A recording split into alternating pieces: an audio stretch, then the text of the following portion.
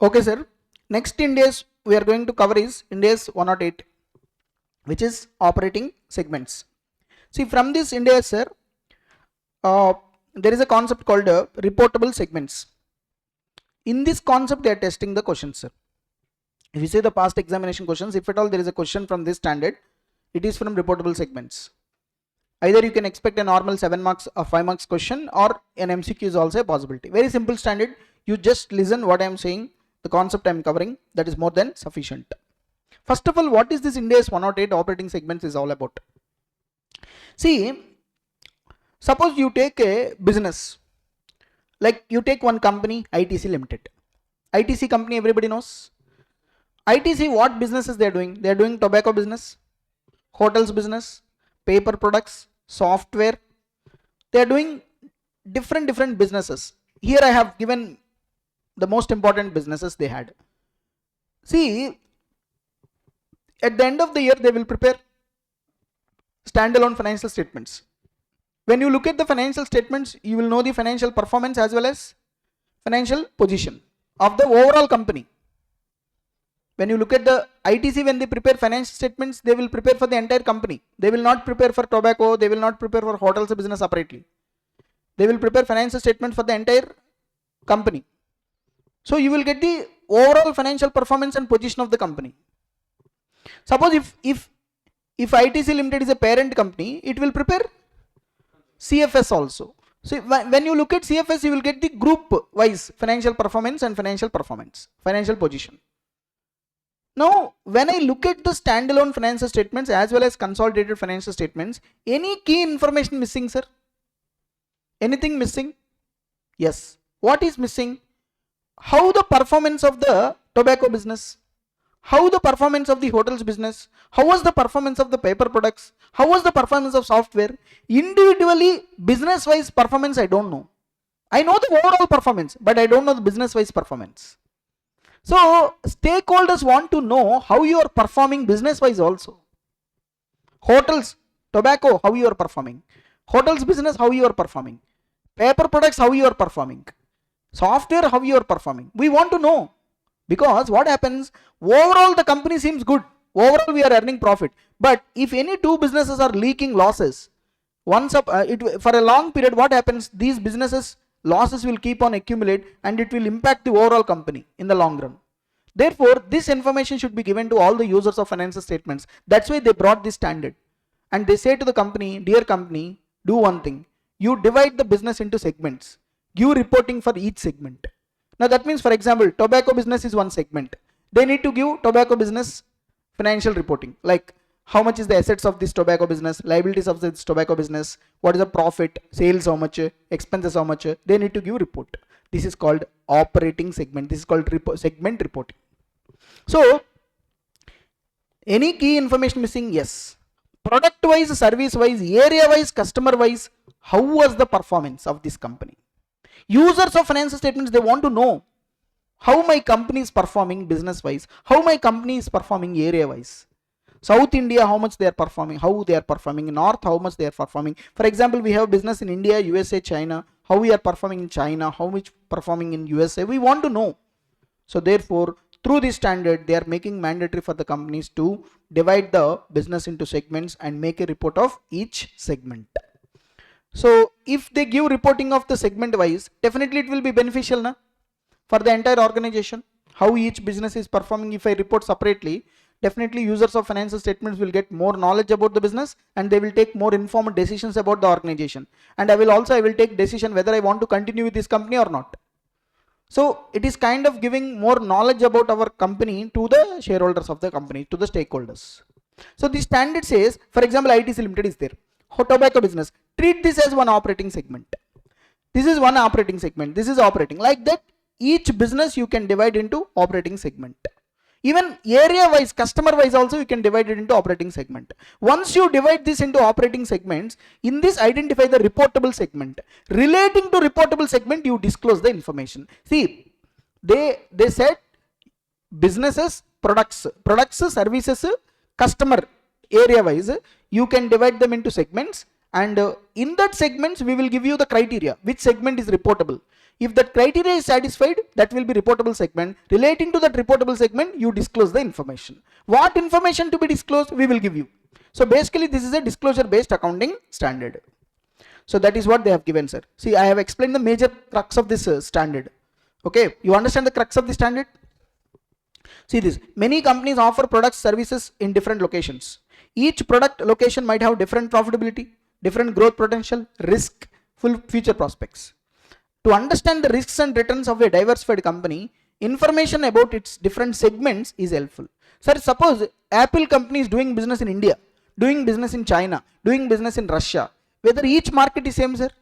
No, Russian market is different, Chinese market is different, Indian market is different. Therefore, they need to understand the risks. The investors of Apple company wants to know what will be the risk of businesses, our businesses, because we are doing business in different areas, we are doing business in different products. What will be the risks? What will be the potential risks? So what will be the growth potential? What will be the profitability? All this they want to know. That's why they brought this standard and asking companies to disclose segment wise, product wise, area wise, customer wise, nothing but. Overall company data might not provide enough details about individual segments. This is what I told. When I look at the P&L account, overall I know, but product wise, business wise, how you are performing, I don't know. That's why they brought the standard. So what is the main idea of the standard, sir? Core idea, simple. To establish principles for reporting financial information about segments, different segments, nothing but different products. It helps the users of the financial statements to better understand the performance.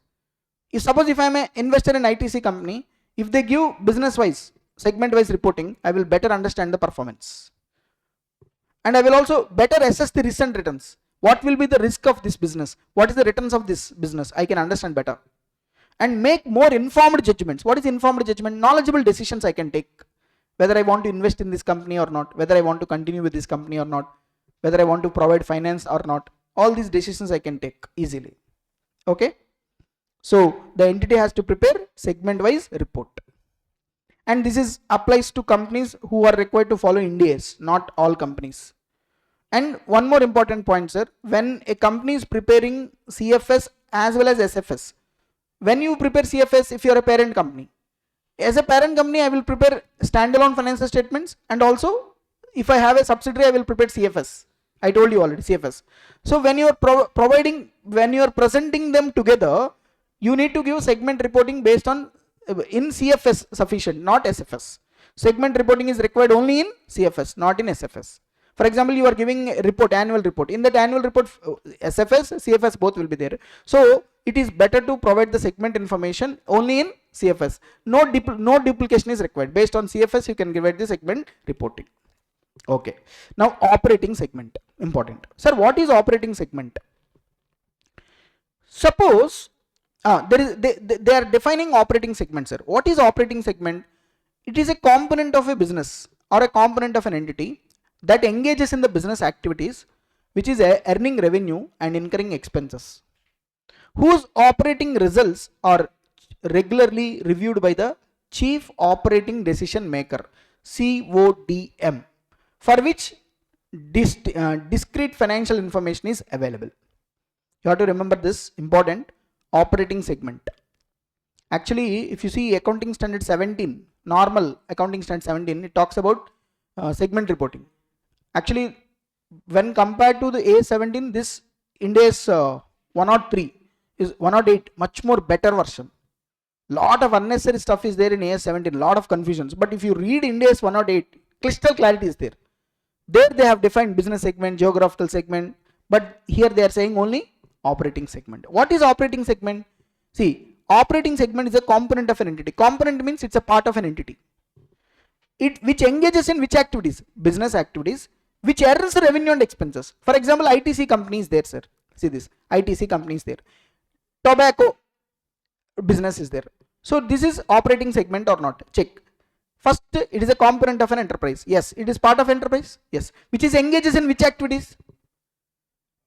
Business activities. See this, they are saying it should engage in business activities. Yes, it is doing business. From that I am earning what? Revenue and incurring expenses. Definitely revenue is earning, expenses is incurred to run this business. So first condition satisfied. Second, whose operating results, that is profits or losses, reviewed by CODM, important sir, Chief operating decision maker. CODM, or we can call him as CVO or CEO, whatever. It must be regularly reviewed by them. That much important. For example, if it is not important, he won't review. No? Somebody of that stature is reviewing means this is compulsorily one of the important integral part. And last one, for which discrete financial information, that is income, expense, assets, is available. So relating to that business, everything is available separately. How much is the income, how much is the expenses, how much is the assets, how much is the liabilities. Suppose for example, ITC company is having hotels business. It is a component, doing business activities, right, which is reviewed by CODM. And last one, discrete information is available.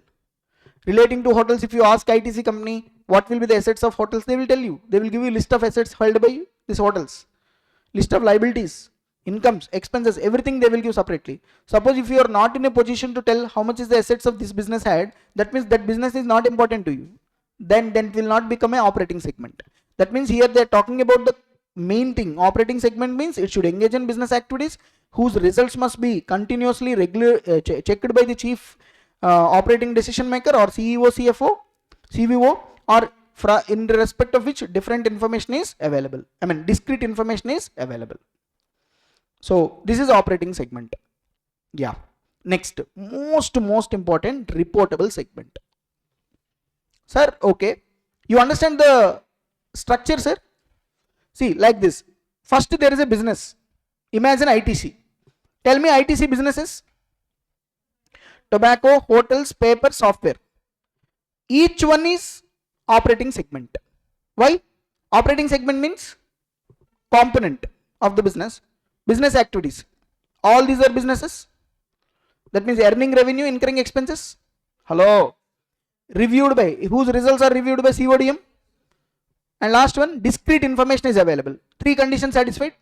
Then it becomes operating segment. See this, operating segment. Now they are telling reportable segment.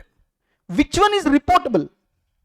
See here, an operating segment is a component of an entity for which separate segment information is disclosed in the financial statements. Okay. An operating segment becomes a reportable segment if any one of the following criteria is met.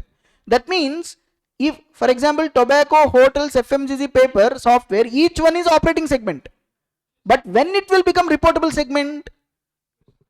Based on the criteria given. They are telling 5 criteria. Actually, if any one of the following criteria is satisfied, then that will become reportable segment. An operating segment will become reportable segment if it satisfies any of the following criteria. Important, because they will test a question on this. Generally, they will give you segments and they will ask you which one is reportable. Then you need to see whether any one of the following criteria is satisfied or not. If any one of the following criteria is satisfied, that will be reportable segment. What is that criteria, sir? Simple. First one you see, revenue criteria. I can say first one is segment revenue criteria. What is the segment revenue criteria? Simple. Sir, any particular operating segment revenue is 10% or more of the combined revenue of all segments. Combined revenue of all segments together. If any particular segment, operating segment revenue is 10% or more, minimum 10 of combined revenue of all segments. Here revenue means external, internal, both. External revenue means sales made to outsiders. Internal means within the segments department, within the segments sales will happen, that will be inter-segment sales. Both will be included. Hello. So tell me, first criteria, revenue criteria, segment revenue criteria. If any segment wants to become a reportable segment, that segment revenue should be 10% or more, or more than 10%. 10% or more, minimum 10%. It can be more than also. 10% is the criteria of combined revenue of all segments. Revenue, here revenue means internal, external, both will be considered. Hello. That means here you see, suppose for example, check this. There are 4 segments, five segments are there, A, B, C, D, E. Each segment revenue 10, 30, 50, 70, 40 given. Tell me total revenue 200. Apply 10%, 20. So any segment having 20 or more is a reportable segment. A is having how much? 10. So it is not a reportable segment as per revenue criteria. B is having 30. Reportable segment. C remaining all reportable segments. So B, C, D is reportable segment. As per which criteria? Revenue criteria. This is the first criteria. See the second criteria. Important is this one. Most of the students confuse here. So listen to me very carefully. I will explain it. What is this, sir? This is called profit segment result criteria. Actually, this is called segment result criteria. This criteria says result means what? Profit or loss is called result. Okay. Segment result criteria says if any segment result either profit or loss is 10% more of the combined result of all segments. Sir, any segment profit or loss is how much? 10% or more of the combined profit or loss of all the segments. Sir, here combined result means what, sir? Simple. First take segments having profits, all the segments having profits. Okay, all the segments having profits, you take it.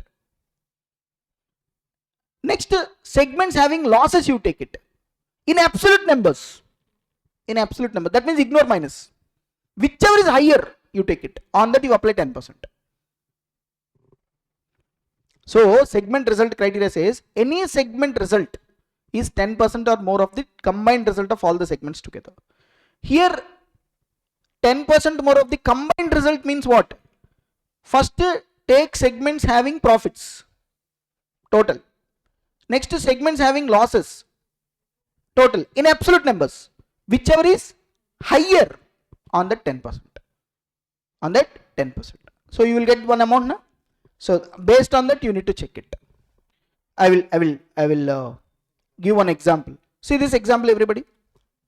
Everybody please check this. There are 5 segments A, B, C, D, E. Okay. Segment A loss, how much? 40. B 10 loss. C, D profits 20, 30. E minus 5. How to check it? Simple. As per segment result criteria, first identify the segments having profits. C and D. How much? 20, 30, 50. Correct? Come to segment having losses. Tell me losses. 40, 10, 5. A, B, E. Tell me total. 55. In absolute number. Ignore minus. How much? 55. Which is higher? 55. Apply 10%. 5.5. So any segment is having profit or loss 5.5 or more, that is reportable segment. Now tell me which segment will become reportable. A, how much? 40. Ignore minus 40, which is more than 5.5. So reportable. B 10. Ignore minus 5.5, more than. C 20. D 30. E only 5, but it minimum criteria should be 5.5. So it is not a reportable segment. So simple. Segments having profits, add. Segment having losses, add. Losses, ignore minus. Absolute numbers you take it. Whichever is on that apply 10%. You will get one amount now. That amount you compare. And ignore minus always. Everybody don't consider minus. So therefore that's how the reportable segment will be identified. So that is what I have given. The profit or loss of that segment is 10% of the combined result of all segments. Combined result is equal to higher of the total profit of all segments which are in profits, or the total loss of all segments which are in losses. Absolute amount you need to take it. You understood? This is which criteria? Result criteria. So we completed 2 criteria. What are those? Revenue, result. All criteria must be satisfied. No, any one. Suppose if any segment satisfied revenue criteria, no need to check second one. Automatically it will be reportable. Suppose it is not satisfying revenue criteria, if it is satisfying result criteria, that's it. Any one criteria satisfied, that's a reportable segment. Next, third criteria, asset criteria. Segment assets criteria. Segment asset criteria. This criteria says any segment asset is 10% or more of the total assets of all the segments. is nothing but reportable segment. Okay, suppose you see, if assets of that segment are 10% or more of the combined assets of all the segments, suppose for example you see assets 100, 40, 30, 20, 10, total 200 in my example, 10% you apply, how much you got? 20. So any segment is having 20 or more assets, that's a reportable segment. So A, B, C, D also, but E is not a reportable segment because E is having assets worth of 10 only. I think you can remember now. Common thing is what? 10%. 10%, 10%, 10%. 10% of revenue, 10% of the combined result, 10% of the assets. The last important criteria is, these three criteria I explained. Last criteria is external revenue criteria. External revenue criteria. Sir, what is this external revenue criteria? If the external revenue of all identifiable reportable segment is less than 75% of the total external revenue of the entity, additional segments shall be identified as reportable segments even if they do not meet the criteria until at least 75% of the entity revenue is included in the reportable segment. Okay, so all the identifiable reportable segments is less than 75% of the total external revenue of the entity. Then you need to add some more revenues, some more segments as reportable segments. At least your reportable segments revenue should be at least 75%. 70% of the external revenue. What is this, sir? Sir, simple, sir. See, listen.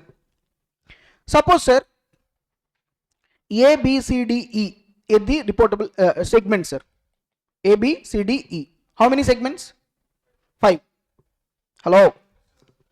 All these segments till now, 3 criteria we applied. What are the 3 criteria?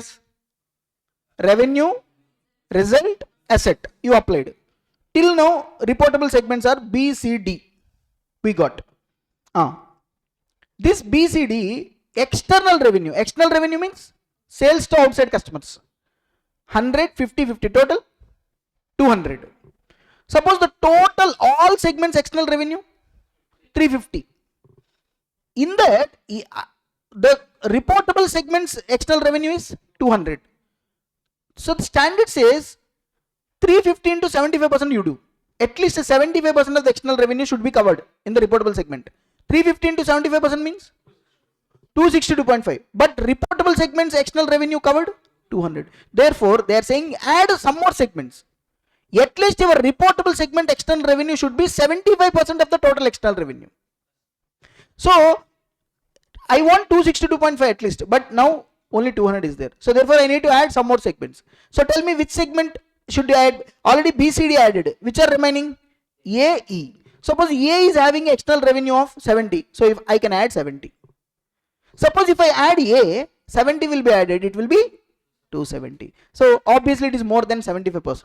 Therefore now A, even though it not satisfied any criteria, has become reportable segment. This is called external revenue criteria. External revenue criteria. So whatever the reportable segments you identified so far, they must cover at least 75% of the external revenue of the entity. If they're not covered, add some more segments as reportable segments to cover at least 75% of the revenue of the organization. Guys, you understood? Sir, you can add E also here, depending upon the external revenue. The minimum thing is what, sir? At least it should cover 75%. Okay. So okay, sir, we identified the reportable segments. So first, operating segment. When operating segment will become reportable segment? When operating segment will become reportable segment? Any one of the following criteria satisfied. What are those? Revenue, result, asset. This one. Result criteria you understood? Total profit of segments having profits, total losses of segment having losses in absolute numbers, whichever is on the 10%. Right? Depending upon. Once it is a reportable segment, what we need to disclose? This is what we need to disclose. Segment P&L account we need to prepare. Segment wise assets and liabilities we need to disclose. Okay? That's it. This disclosure is not required, but this is the main thing. How to identify the reportable segment is the main thing. So we completed, I think, this standard. Relating to the standard, I think questions are there. Let's quickly solve the questions. 1 or 2 questions, not much questions are there. Can you tell me page number?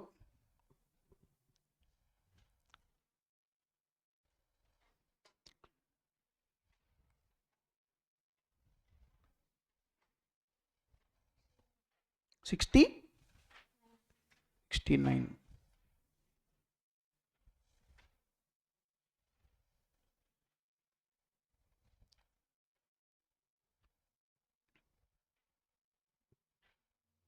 Yeah, I think 2 questions are there, sir. I think first question, one examination question I adopted. I think this recent examination question is also there. I think they have asked in MCQ also one time. No. Okay, see this question, everybody.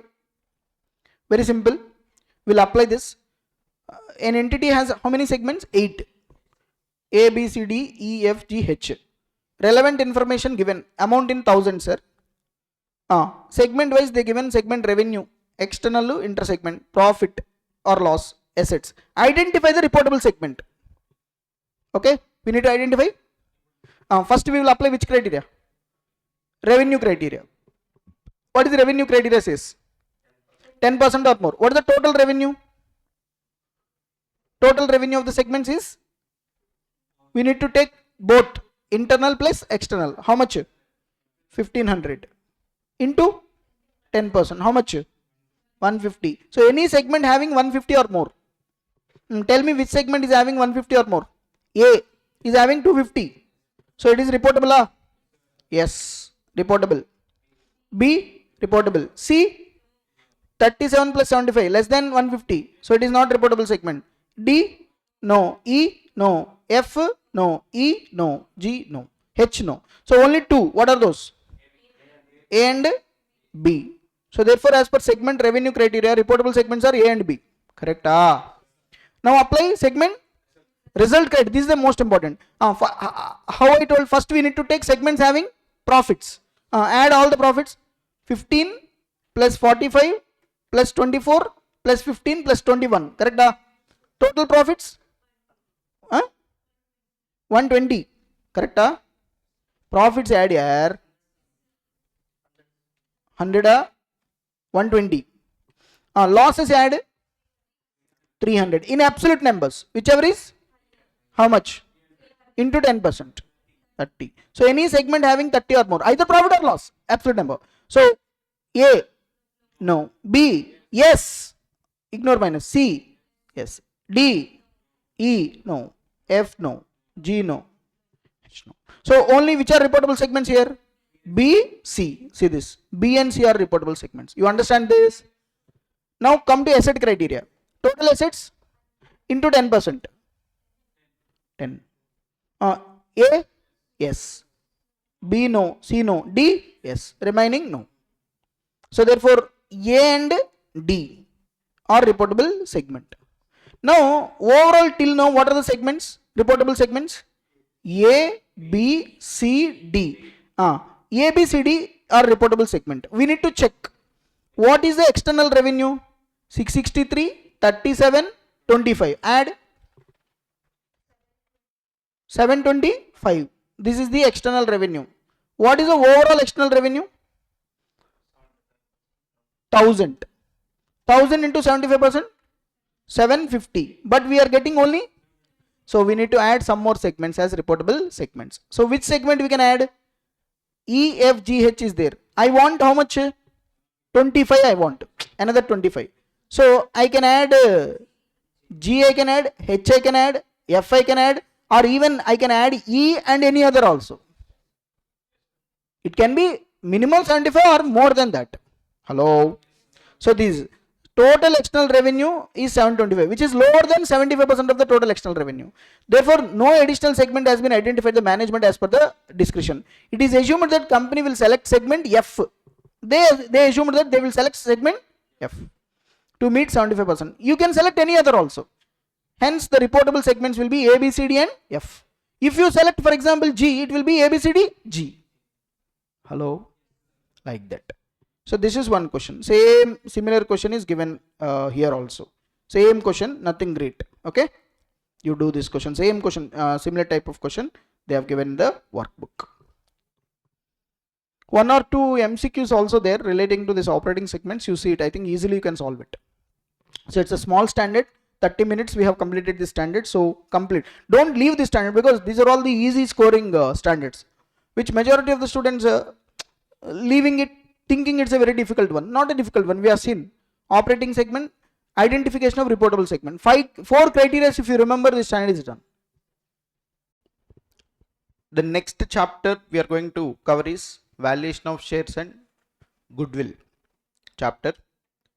You know, very important chapter from examination point of view. Definitely you are going to get one question from this chapter. Maybe an MCQ is also a possibility. Now before starting this chapter, sir, let me tell you that you know, valuation of shares, valuation of goodwill, here there is no proper way to calculate the shares value and goodwill value, but there are some established practices. By using that established practices, we are calculating the value of shares and goodwill. There is no absolute scientific way to calculate goodwill or shares. There are number of ways to calculate the shares. For example, if I want to know the value of a share, I can find out the value of share based on the net assets, based on the income, maybe based on the dividend given by the company, maybe based on the stock exchange quotations. See, there are number of ways to calculate the value of a share. Sir, which method I need to use? Why I need to take this? See, different experts will take different assumptions. So in this chapter, sir, valuation of goodwill and valuation of shares, there is some ambiguity, there is some vagueness in some areas. There is no uniformity. In one place why they are taking this, in another some why they are doing this. Different assumptions, that's it. Okay, that is always there in this chapter, but it is there in your syllabus. We are going to cover it purely from examination perspective. I am going to cover it only from examination point of view, and my main thing is I am going to stick only to the study material. CMA study material is the main thing for us, because we are writing CMA final examination. So CMA study material is main thing. Whatever given in the study material and whatever the way the problems are solved, accordingly I am taking the assumptions. Different books, some not, see, in 100% of the chapter, maybe 4 to 5% there is no uniformity. One person says take this one, another person says they take this one. That is possibility in this chapter. So why I am giving this disclaimer before starting this chapter is because in some problems there is no uniformity. They will make assumptions and accordingly solve the questions. That's where the problem starts. But to the extent possible, I will follow the CMA study material and I will follow the suggested answers given by the CMA, and I will cover this chapter purely from examination point of view. And if you learn this much what I am discussing today, that is more than sufficient for this valuation of shares and goodwill. And trust me, once I am going to complete this chapter, what you need to do is you need to solve the sums. I am going to solve the sums, remaining sums you have to solve. Okay, so let us start discussing this valuation of shares and goodwill. See, in valuation of shares and goodwill, sir, one area is valuation of share, how to value the share of a company. Another area is valuation of goodwill. Is there any interlinking between these two? Yes. If you want to value the share, sometimes you need to know the value of business. If you want to know the value of business, you should know the value of goodwill also. Therefore, before you are going to determine the value of share, sometimes you need to require to determine the value of goodwill. That's why in this chapter we are going to learn valuation of goodwill also. If you see the past examination questions, they are asking valuation of goodwill most oftenly. They are asking valuation of goodwill. So you understand now why valuation of goodwill came into the picture. Actually, the name of the chapter is valuation of shares. But if you want to value the share, definitely you need to value the goodwill also. So goodwill is, because goodwill is the main thing for any business organization. Okay. First, I'm going to focus on the valuation of goodwill. Sir, first of all, tell me what is goodwill? It is the reputation of the organization, fame of the organization, or it is the advantage of the organization. There are number of ways goodwill can be interpreted, right? So goodwill is nothing but an intangible asset. I think everybody knows this. It's an intangible asset. It is not a tangible physical asset. Goodwill is an intangible asset, and definitely it is not a fictitious asset. Something you cannot ignore. For example, I am selling my business to you. When I am selling my business to you, definitely I will consider goodwill also and quote you the price at which I am going to sell my business, right? And you know, it arises due to business reputation, customer connection, brand, location, efficient management. There are number of ways why goodwill came into the picture. So very vast area, goodwill. Why goodwill is there, sir? Location advantage, efficient management, maybe better customer services, customer loyalty, reasonable prices, quality products. There could be number of ways. Fair practices we follow, ethics we follow, transparency we follow. Because of that, we got some reputation in the business, that we are calling it as what? Goodwill. Actually, can you give some value to your reputation? It is not possible. Now, for example, you are in a city, you are a very reputed person. That means you have some respect in the society. Can you measure that respect in terms of money? 1 crore, 2 crore, how much is your respect? Is it possible? But for business, we have to measure it, because in case of business, there are number of circumstances. It is necessary to value the goodwill in order to value the business. For example, I have a tea shop in this area. Now, I want to sell the tea shop to some other person. I have to tell the value of this tea stall, right? Tea stall. In that process, I need to determine the goodwill also. The location advantage, the customers I had, how much counter I am doing, all these are plus points, right? So I have to measure it. My goodwill. For example, in this locality, so many people very fond of me, I have a better connections. So even though my tea is not that much great, they will come and have tea with me. So that is called goodwill, na? So that's what. So why goodwill will come, nobody knows, but it is accumulation of your all intangible factors. Okay. So is there a need to value the goodwill? Yes. Why we need to value the goodwill? When you want to sell your business to somebody, or when you are going for amalgamation, merger with other companies, definitely you need to value the business, right? For that purpose, goodwill has to be valued. And especially when your shares are not quoted in the stock exchange. For example, you are a private company, sir. In case of a private company, shares are not quoted in the market, stock exchange. But these private companies want to sell their business to somebody. For that, they need to determine the value of share. And in that process, they need to determine the value of business. So they have to value the goodwill. Okay. This is not important for us, but just I have given a brief idea about what is goodwill, why goodwill. Okay. Now the most important thing, the examination point of view, they will ask a practical question. They will ask you to calculate goodwill. Okay. Now from here onwards, the most important area, please focus. See, for valuation of goodwill, there are 4 methods available based on the CMA study material theory. I'm telling this. Different textbooks may have different methods, but more or less these are. But according to our material, 4 methods are there: average profits method, super profits method, capitalization method, annuity method. Like that, there are 4 methods are there to value the goodwill. In average profits method, simple average, weighted average. Simple average, weighted average. Now let us start discussing one by one. So what is the first method? Average profits method. Sir, what is this average profits method? See, try to remember the formulas in this chapter. because very, very important. When you're solving a question relating to goodwill or valuation of the shares, the formulas plays an important role. More or less, this is a kind of a procedural oriented chapter. You have to remember the formulas. If you remember the formulas, 50% sum is over. Next thing is that gather the information from the sum and apply it. Okay.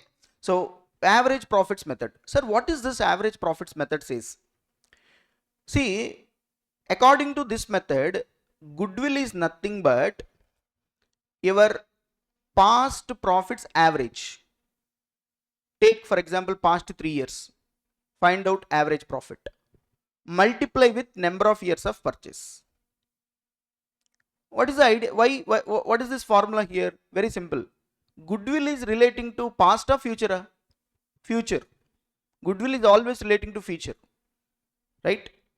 So, how much in future is my goodwill? I'm determining. For that, I will take the help of past profits. See, I can predict my future only based on my past. So therefore, as a business organization, in past, what are my profits? Last 3 years, last 4 years, last 5 years profits. I will make an average. My assumption is at least that much profit I am going to earn in future. And how many years you can earn it? That is called number of years of purchase. For example, my past 3 years, 12 lakhs, 15 lakhs, 10 lakhs is my profits. Right? 12, 15, 10. Make an average. How much came? 12.33 lakhs. Now the assumption is this 12.33 lakhs will continue in future. How many years it will continue? For example, 3 years. They will give you number of years of purchase, they will give you in the question. Say this 12.33 lakhs, I am going to earn it for next 3 years. Therefore, 37 lakhs is my goodwill. This is average profit method says. And that too, which average? Simple average. So tell me goodwill formula in average profits method. Goodwill is equal to average profits into number of years of purchase. What is number of years of purchase? How many years you can continue this profitability? How to find out average profits? Past profits you take it, make an average. And when you are taking past profits, if you observe a trend, apply weights. For example, you know, my last 3 years profits, 5 lakhs, 8 lakhs, 12 lakhs. So can you observe any trend here? Yes, increasing trend. See, 5 has become 8, 8 has become 12. So there is an increasing trend, right? When there is an increasing trend, apply weights. I mean, more weight will be given to the recent profits. What is the recent profit? 12. So that's why 3 given. 8 lakhs, 2 given. 5 lakhs, 1 given. Like this, you need to give the weights. Because there is a trend in the profits. Suppose if you don't observe any trend, follow simple average. Do the simple average. Multiply with number of years of purchase. Suppose if you observe a trend, apply the weights and find out the product. 5 lakhs into 1, 8 lakhs into 2, 12 lakhs into 3. So 5 lakhs, 16 lakhs, 36 lakhs. So divided by 6. How we got 6? Sum of weights. So first find out the amount into weight. So you got 5 lakhs, 16 lakhs, 36 lakhs divided by total weights. You will get 9.5 lakhs. This is average profits. Weighted average profits. Multiply with number of years of purchase. Suppose 9.5 into 3. 28.5 lakhs is the goodwill. So depending upon the assumption, the answers will change here. See, in goodwill chapter, answers will change quickly. If you change the assumption, answer will also change. So this is the first method to calculate goodwill. So what is the first method, sir? Average profits method. In average profits method, simple average, weighted average. When will you apply weights? If you find a trend, apply weights. Okay. Now the most important thing I am telling, FMP, future maintainable profits. Remember this. This is the most important thing. Sir, you are taking what, sir? Past profits and doing the average. Correct? And you are saying this average profit is my future profit. I told you goodwill is future related. So suppose for example, you know, last 3 years average profit is 12.33. You are saying 12.33 is my future profit, but there are certain changes you need to do. In past 2024 you earned 12 lakhs profit, but there are certain items which may not repeat for future, or there are certain items which will not continue. So therefore you need to eliminate the effect of those items and take the adjusted profits, then do the average. For example, in 2024 fire happened, loss came. See, that is an abnormal item. That will not continue for future. Na? Every year fire will come, loss will come. No. But in the year 2024, because of the fire, you have booked a loss. Because of that, the profit has been decreased. Suppose 5 lakhs fire came, fire loss. That was already deducted. Now you need to add back. So therefore, when you are taking the past profits, don't blindly take it. In those years, if any abnormal items, if any non-recurring items already adjusted to the profits, eliminate the effect of those items now. Because this average of past profits, you are saying it is relating to future. So when I'm saying based on past, this is my future, I need to eliminate which items it is not going to be repeated. Which items the nature is not going to repeat it, I need to eliminate it. Which items which are abnormal in nature, I need to eliminate it. That is the most important thing. FMP, they call it as future maintainable profits. So let's see this. Suppose for example, sir, you see future maintainable profits. Last 3 years my profits, sir, 12, 15, 10. What I need to do is, I need to see the information given in the question. Suppose they said in the year 2024, there is an income from non-trade investment. Important. First adjustment, income from non-trade investment, sir. Income from non-trade investment. Sir, if you find any investments for the company, if that investment is non-trade, not trading investment, non-trade means other than relating to my business, if I made any investments, from those investments, whatever the income I got, it is already included in my profits, eliminate it. Important. Why? Because here, when you are calculating the future maintainable profits, you need to consider only income from trade investments. But these are non-trade investments. Na? They are not relevant for calculation of future maintainable profits. So that's why if any income is there from investment in non-trade investments, we need to eliminate it. And also, for example, in the year 2025, fire came. Fire came. Because of that, loss happened. Loss is already adjusted in this 15 lakhs. Loss means it is debited to P&L account. Because of that, my profit has been decreased. Now you need to eliminate the effect. Eliminate the effect means you need to add back. So add back 3 lakhs. Like this, any abnormal items, any extraordinary items, any item which cannot be repeated for future, you need to adjust it. And then find out the adjusted profits. And then do the average of these profits. For example, you know, after making adjustments, I got 10, 18, 10. So therefore, I find out the average, 12.67. Now, important. Once I find the average from this, any expenses I am anticipating for future, I need to deduct it. Any excess expenditure, because these are the past profits. If for example, in future I am going to incur some excess expenditure, that will decrease my future profits. Na? For example, I am going to pay 10 lakhs extra remuneration to the directors. So the 10 lakhs extra remuneration we are going to pay, it is not adjusted in the past profits. But you are taking past profits and considering the average. From this, that excess expenditure you are going to pay must be deducted. Because see, here the idea is what? You are finding the future profits based on the past.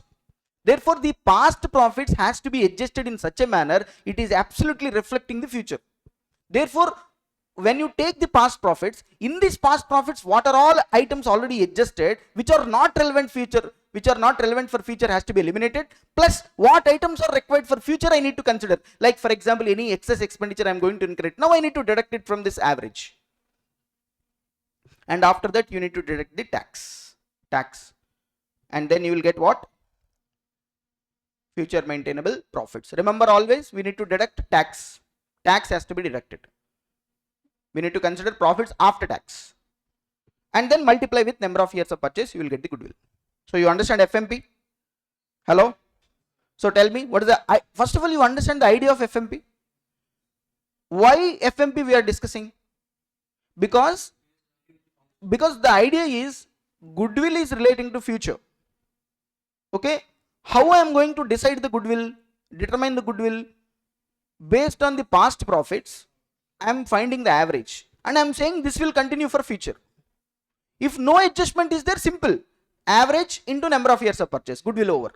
But the problem is these past profits are already adjusted with some items which are not relevant for future, like income from non-trade investment, abnormal items. These items will not be repeated for future. They are not relevant for business, so you need to eliminate because past profits are already adjusted with it. One thing. Second thing, these past profits are not adjusted with the future expenses you are going to incur. Extra expenses that will also be deducted, and then tax expenses. Then you will get FMP. Multiply with number of years of purchase. Then you will get goodwill. That's it. This is the concept of FMP. You understand, guys? Now, so that is what I have given here. So you see, while calculating the average profits for the purpose of valuation of goodwill, certain adjustments are made. Some adjustment, for example, past years, last 3 years I have taken, depending upon the years given in the question, you take first net profit before adjustments and tax. From that you see what items we are deducting. Non-trade income, any income from investment assets. Which investments these are? Non-trade. Any non-recurring income included, minus it, like profit on sale of investments or assets. And anyway, non-recurring losses, that is loss on sale of investments. So these items which are not relevant or which are relating to, abnormal items, extraordinary items, you deduct it. Then you will get the adjusted profits. Find out the simple or weighted average for this. These profits, find out the simple or weighted average. From that, future expenses you have to deduct it, like any notional management remuneration, expenses not incurred in past but you are going to incur in future. Okay, any expenses incurred in past but not incurred in future. For example, in past you are paying salaries 10 lakhs, but in future your salary expenses will be only 5 lakhs. That means you are saving 5 lakhs, right? But in the past expenses already 10 lakhs was deducted. Now you need to add back 5 lakhs. See, somehow these past profits must be reflect what? Future. You understand, guys, what I am saying? Next, tax expenses you deduct. Then you will get future maintainable profit after tax. Because why I am stressing this now? This FMP is, whenever they will ask a question relating to goodwill calculation, FMP is main. If you don't know how to calculate FMP, gone. Goodwill valuation is gone. So FMP calculation is one of the important calculations. That's why I'm focusing it. Right? So you understand what is this FMP is all about? Okay. So this is the first method we completed. So what is the first method for valuation of goodwill? Average profits method. So how to calculate goodwill? Simple average, weighted average. Okay. Formula, tell me. Goodwill is equal to average profits into number of years of purchase. Average profits into number of years of purchase. Average profits means past profits average. When you consider past profits, abnormal items, extraordinary items, non-recurring items, eliminate. Find out the average, simple or weighted. From that, future expenses, notional expenditure, expenses which you are going to save for future, adjust it, minus tax. Then you will get FMP. Okay. Next. So first method completed. And next, examiner favorite method, super profit method. Definitely higher chances that they are going to test this super profit method. Most important method out of all the 4. If you ask me, sir, which method is important, means super profit method. Okay. Super profit method says goodwill is equal to super profit into number of years of purchase. The formula first you need to remember. Super profit into number of years of purchase. What is super profit, sir? Super profit is equal to FMP minus normal profit. FMP minus normal profit. Sir, what is the idea of this super profit? Super profit means excess profit when compared with other companies in the same industry. For example, I am a cement company. There is another cement company. Suppose that company is earning 1 lakh, but I am earning 1 lakh 50. So that 50,000 extra you are earning, na, super profit. Sir, for the capital I invested, what is my normal profit? But how much I am earning? Or how much I am going to earn? Excess. Why I am earning excess? Because that is only your goodwill. So they will interpret goodwill mostly as goodwill is nothing but excess earning capacity. What is that? Excess earning capacity. Why? See, both are same industry companies, but why one company is earning more with the same amount of capital? Because they had some X factor, right? That X factor is goodwill. That's why here goodwill is equal to super profit into number of years of purchase. So the formula is super profit into number of years of purchase. And you need to find out what? Super profit. Because number of years of purchase they will give in the question. Now how to find out super profit, sir? FMP minus normal profit. FMP I told now how to calculate. Take the past profits, adjust the non-recurring items, abnormal items, simple and weighted average you do, minus future expenses you deduct, tax expenses you deduct, you will get FMP. Minus normal profit. Sir, what is normal capital employed? Normal profit, simple. Capital employed into normal rate of return. What is the capital you employed in the business into normal rate of return? So normal profit is equal to, see, capital employed into normal rate of return. Sir, sometimes instead of capital employed, they will take average capital employed. What is that? Average capital employed. They will take it. So you understand the sequence? So tell me, goodwill under super profit method formula. Come on. Goodwill is equal to super profit into number of years of purchase. What is super profit? FMP minus normal profit. FMP we discussed. How to find out normal profit? Capital employed into normal rate of return. Normal rate of return is also generally given in the question. So you need to find out capital employed. What is capital employed? Assets minus liabilities. But remember, when you are finding the capital employed, you take the assets of the business excluding non-trade investments. Non-trade investments you cannot consider for calculation of capital employed, because this non-trade investment is amount invested outside India, outside business, which is not relevant for capital calculation. Non-trade investment means I told you, no, sir, which is not relating to trade. Therefore, that's why in calculation of FMP also we eliminated income from non-trade investment. Same manner here, when you are ascertaining the capital employed, don't consider non-trade investment. But can I tell you one important thing? In valuation of shares, not valuation of goodwill, in valuation of shares, next time I'm going to discuss it, there is a method, net assets method. In that net assets method, we are going to find out the capital employed. When you are valuing the shares, when you are considering the net assets, you should take non-trade investments also. But when you are valuing the goodwill, don't consider non-trade investments. You remember this? Because there in valuation of shares, you are considering the entire value of the business. But here in goodwill, you don't consider non-trade, only trade capital employed.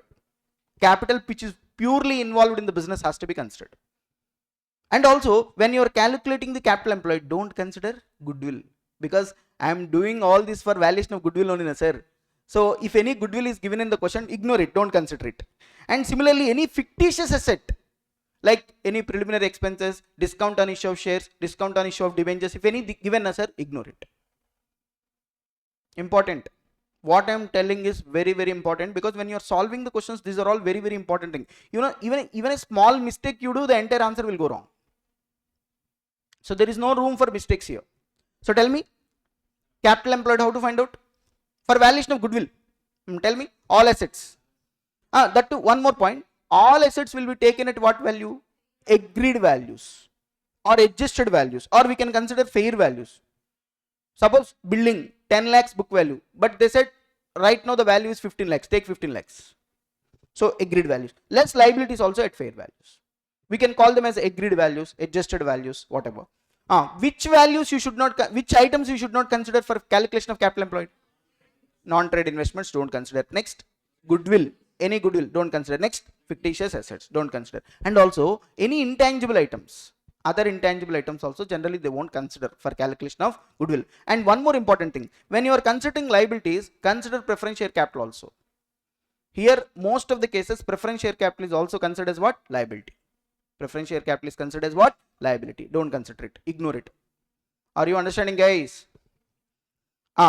Sometimes, sir, in some problems, instead of capital employed, they will tell you apply average capital employed. See, this is capital employed. Which capital employed? Closing capital employed. On the date you are determining the goodwill, on that date in the business, what is the capital employed, you will take it. But sometimes you need to take average. How to find out average? Opening plus closing divided by 2. Important here. Opening capital employed plus closing divided by 2. Or if I improvise this, important. We don't generally apply this. Improvised formula we will apply. What is the improvised formula, sir? Simple. Opening capital plus closing capital employed. If I improvise this, suppose opening capital employed plus, sir, how to get closing capital employed? Opening capital employed plus current year profit. How to get closing capital, sir? Opening plus current year profit. Then you will get closing capital. Na? So can I say closing capital is equal to opening capital employed plus current year profit? Hello? Opening capital employed plus closing capital employed divided by 2. How to find out closing capital employed, sir? Opening plus current year profit. Now if I improvise this, opening capital employed, it is 2 opening capital employed plus current year profit divided by 2. Now if I further improvise it, opening capital employed plus half of current year profit. The final formula is average capital employed is equal to opening capital employed plus half of current year profit. You know how we got this? Basic mathematics share. See, opening capital employed plus closing capital employed divided by 2. That is average capital employed, correct? If I improvise this, I know opening capital employed plus closing, how I got it? Opening plus current year profit divided by 2. So then it will become 2 opening capital employed plus current year profit divided by 2. If I further do it, simplify it, 2 opening capital employed divided by 2 plus current year profit divided by 2. Therefore, opening capital employed plus half of current year profit. This is one way. You can ascertain average capital in another manner also. I mean, suppose here the formula is opening plus closing divided by 2. How to find out opening capital employed? Closing capital employed minus current year profit. Same formula. Suppose closing capital employed minus current year profit plus closing capital employed divided by 2. So 2 closing capital employed minus current year profit divided by 2. So if I further simplify it, minus current year profit by 2. So therefore, closing capital employed minus half of current year profit. Okay. There are 2 ways to ascertain the average capital employed. Average capital employed is equal to opening capital employed plus half of current year profit, or average capital employed is equal to closing capital employed minus half of current year profit. If you consider opening capital employed plus half of current year profit, then you will get average. Or if you consider closing capital employed, you need to minus current year profit. Hello? Then you will get the average capital employed. You understand, guys? Because in problems we are going to apply this. So that's it. This is super profit method. So you understand super profit method? So tell me how to calculate goodwill under super profit method. Super profit into number of years of purchase. Super profit is equal to FMP minus normal profit. How to find out normal profit? Capital employed into normal rate of return. Normal rate of return. How to find out capital employed? Assets minus liabilities. At what values? Agreed values, adjusted values, fair values. Which items we should not consider? Non-trade investments, goodwill, fictitious assets, we should not consider it. And how to, sometimes instead of closing capital employed, we will take average capital employed. What is the formula for average capital employed? Opening capital employed plus half of current year profits, or closing capital employed minus half of current year profits. Depending upon the information given in the question, you apply it. So this is which concept, sir? Super profit method, super profit method. So this is second method we have completed. Of course, I am going to solve the questions also. First I discuss 4 method formulas, then I am going to solve it. Okay. Next to what I told, third method, capitalization method, important. Capitalization method is another method, sir. Sir, how to find out goodwill under capitalization method? Here, sometimes they will ask you capitalization of super profit. There is, in capitalization method, there are 2 ways, 2 alternatives are possible. One is capitalization of super profit method. Another one is capitalization of average profits or FMP method. Suppose in the question they asked capitalization of super profit method. Find out goodwill under capitalization of super profit method. Then the formula is goodwill is equal to super profit divided by NRR. Super profit divided by NRR. You will get goodwill directly. So goodwill is equal to take super profit. You know how to calculate super profit? Tell me. FMP minus normal profit. That will not forget it. So find out super profit divided by normal rate of return. Normal rate of return in the industry they will give you. Suppose your super profit is 20,000, sir. Normal rate of return is 10%. So your goodwill is 2 lakhs. Your goodwill is 2 lakhs. That's it. Because super profit is excess profit. Your normal rate of return is 10%. So therefore, if I average it for that, so it will be 2 lakhs is the goodwill. If when this formula will be applied, if it is a capitalization of super profit, so the formula is super profit divided by NRR. Suppose sometimes they will ask you find out goodwill based on capitalization of average profit or FMP. Then you do the capitalization of FMP first. What is the formula, sir? FMP divided by NRR. You do FMP divided by NRR. From that you deduct the capital employed. See, the idea is very simple, sir. Future maintainable profit, how much you are earning, FMP, divided by what is your normal rate of return. That means 2 lakhs is my earning capacity, my future profit, sir. My normal rate of return is 10%. That means 20 lakhs is my business capitalization, business value based on the profits. How much capital you employed? The difference is goodwill, nothing but. See, simple logic, sir. Suppose my FMP is 2 lakhs. That means in future I am going to earn 2 lakhs, my business, with a normal rate of return of 10%. So if you want to earn 2 lakhs at 10% NRR, what should be the value, capitalization value? What is the value of capital you are going to invest? 2 lakhs divided by 10% means 20 lakhs. But how much capital you are investing? Maybe suppose 18 lakhs. The difference 2 lakhs is goodwill. Common sense. See, what's the difference between these two? Here I am applying what? Super profit. Super profit means already I deducted normal profit from the FMP. Only difference I am taking. That is super profit. That's why directly I applied NRR. Super profit divided by NRR. I got the goodwill. But here I am considering FMP capitalized value. So that means FMP divided by NRR if I do, ideal amount to be invested to earn this will come. From that actually how much capital I am investing, if you deduct, the difference is nothing but my goodwill. For example, 20 lakhs should be there, but I invested only 10 lakhs, my capital employed. That means 10 lakhs goodwill. Goodwill. That is the idea of this capitalization method. So first two methods focuses on profits. This method focuses on the value of business. What is that? Value of business. And what is the last method? Annuity method. Sir, what is this annuity method? Very simple, sir. See, annuity method means super profit into annuity factor. Sir, tell me, goodwill is relating to past or future? Future. FMP is relating to future or past? Future. FMP is future. That the name itself says future maintainable profits. How much profits I am maintaining for future, right? Future, I am going to maintain this much profit. But what is today's value is important, na? All this goodwill now we are calculating relating to future, but I want present value. So convert this into present value. That is annuity method. For example, my FMP is 20,000, sir. See, for example, I will give you best example. Suppose my SP, super profits, 20,000. 3 years. I am saying I can maintain this super profit for how many years? 3 years.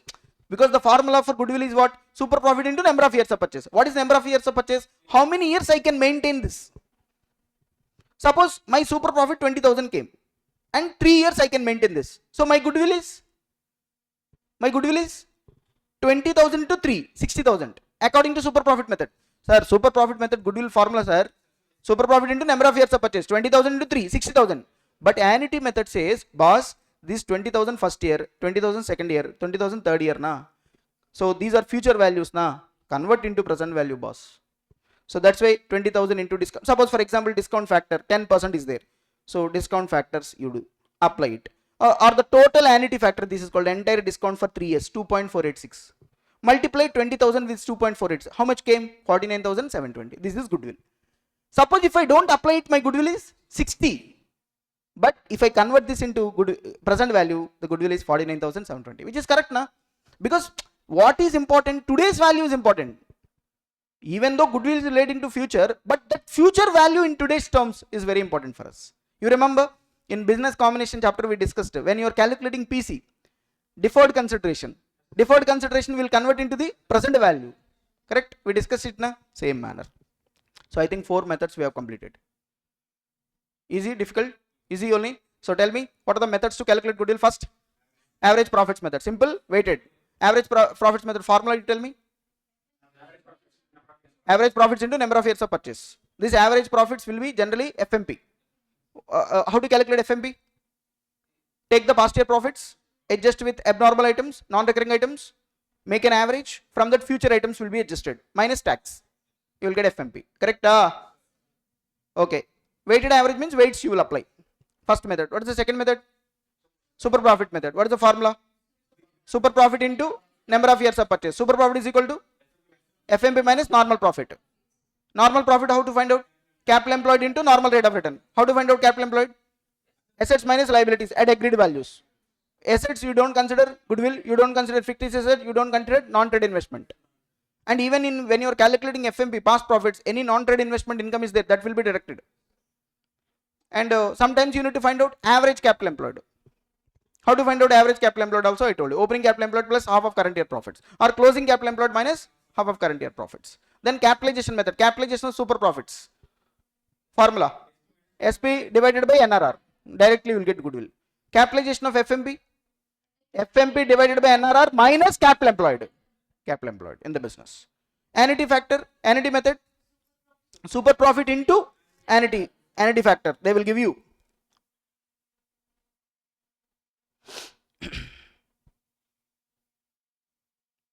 See this, the formula goodwill, annuity rate into super profit. Annuity rate will be always be given in the question. Okay. Now let's solve some questions relating to valuation of goodwill, sir. So we have completed the valuation of goodwill. So topic. So let's solve some questions relating to valuation of goodwill. Okay, sir. Relating to valuation of goodwill, let's see some questions, sir. First, problem number 8 from study material, sir. See this question. See, there is a partnership firm XY Limited, a partnership firm, earned profits during the past 5 years as follows: 2017, 18, 19, 20, 21. I don't know how XY Limited is a partnership firm, but anyway they have given, doesn't bother about it. Last 5 years profits given, sir. Determine goodwill in each of the following independent cases. Okay. Tell me, first case A. It was decided to value goodwill on the basis of 2 years purchase of the average profits of the last 5 years. Tell me goodwill. Last 5 years average you do, multiply with 2. So 27,000 plus 36,000 plus 37,200 plus 42,000 plus 46,800 divided by 5. How much? 37,800 into 2. So what is the goodwill? 75,600. Second bit. It was decided to value the goodwill on the basis of 3.5 years purchase of average profit of the last 5 years after giving weights of 1, 2, 3, 6, 8 to the profits chronologically. Sir, here you need to apply weights. So 1, 2, 3, 6, 8 you need to apply. Okay. So see this. In this question what we need to do? For each profit you apply weight. 27,000 into 1, 36,000 into 2, 37,200 into 3, 42,000 into 6, 46,800 into 8. Divided by total weights. 1, 2, 3, 6, 8. So you will get I think 41,850. Correct? Multiply with how many years they are saying? 3.5 years. Multiply with 3.5. So you will get 146,875. That is the goodwill. Very simple. Past profits, apply the weights divided by total weight products. Question case C. It was decided to value goodwill on the basis of 3 years purchase of what?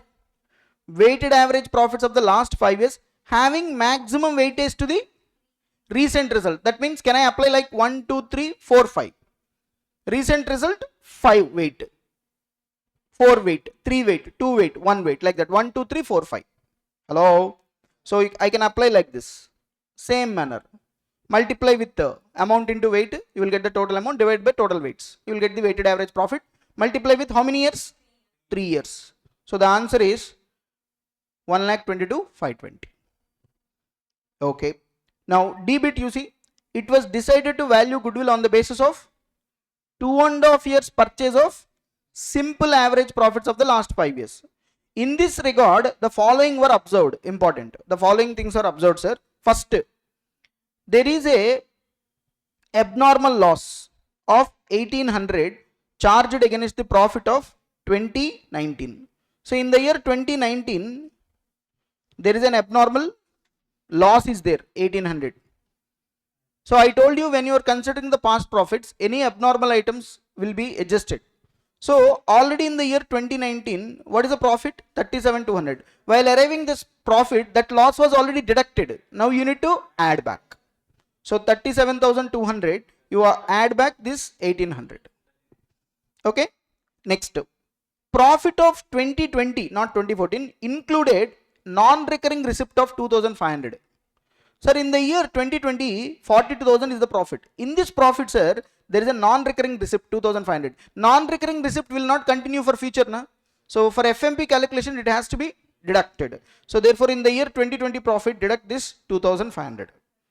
Okay. And next, closing stock of 2021 was overvalued by 2,400. See, in the year 2021, closing stock was overvalued by 2,400. When the closing stock overvalued, what happens? Your profits will increase. When closing stock is more than opening, obviously your profits might have been improved. So therefore, from this 46,800, deduct this 2,400.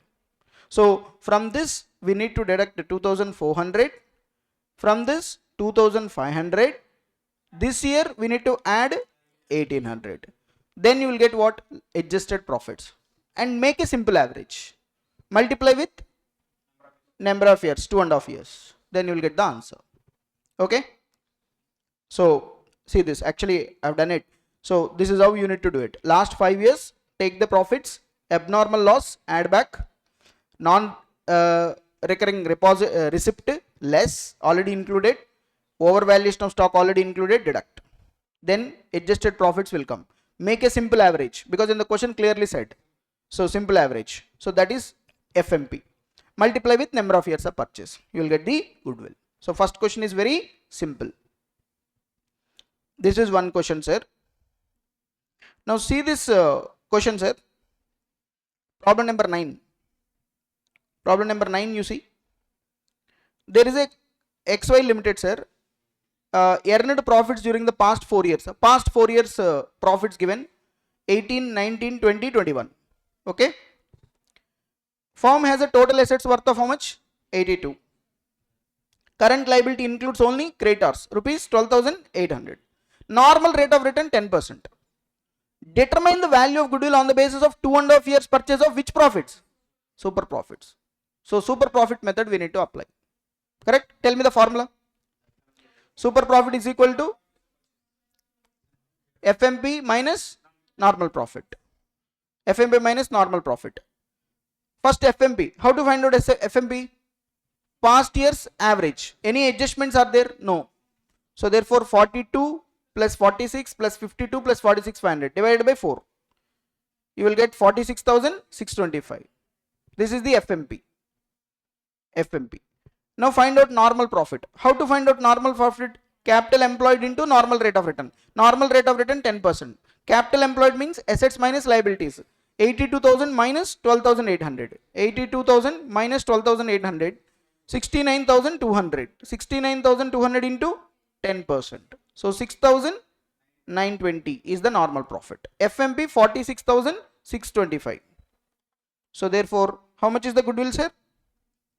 Sorry, super profit 39,705. The difference between FMP and normal profit. Multiply with number of years of purchase, which is 2.5 years. So you will get a goodwill of 99,263. Okay. So these are all very simple application oriented questions, sir. Easily we can do it. Now, relating to goodwill, I am going to solve one important question, sir. June 2025 examination question. We'll see it.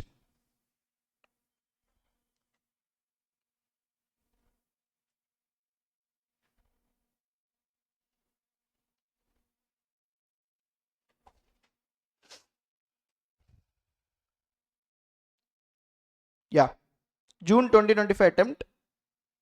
5 marks. There is a question, sir. Sorry, not 5, 7 marks. There is a question. which is exclusively value of goodwill based on super profit method. They asked June 2025 attempt. Okay, let's solve this question.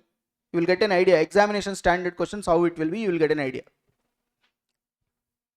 Important question this is. Say this.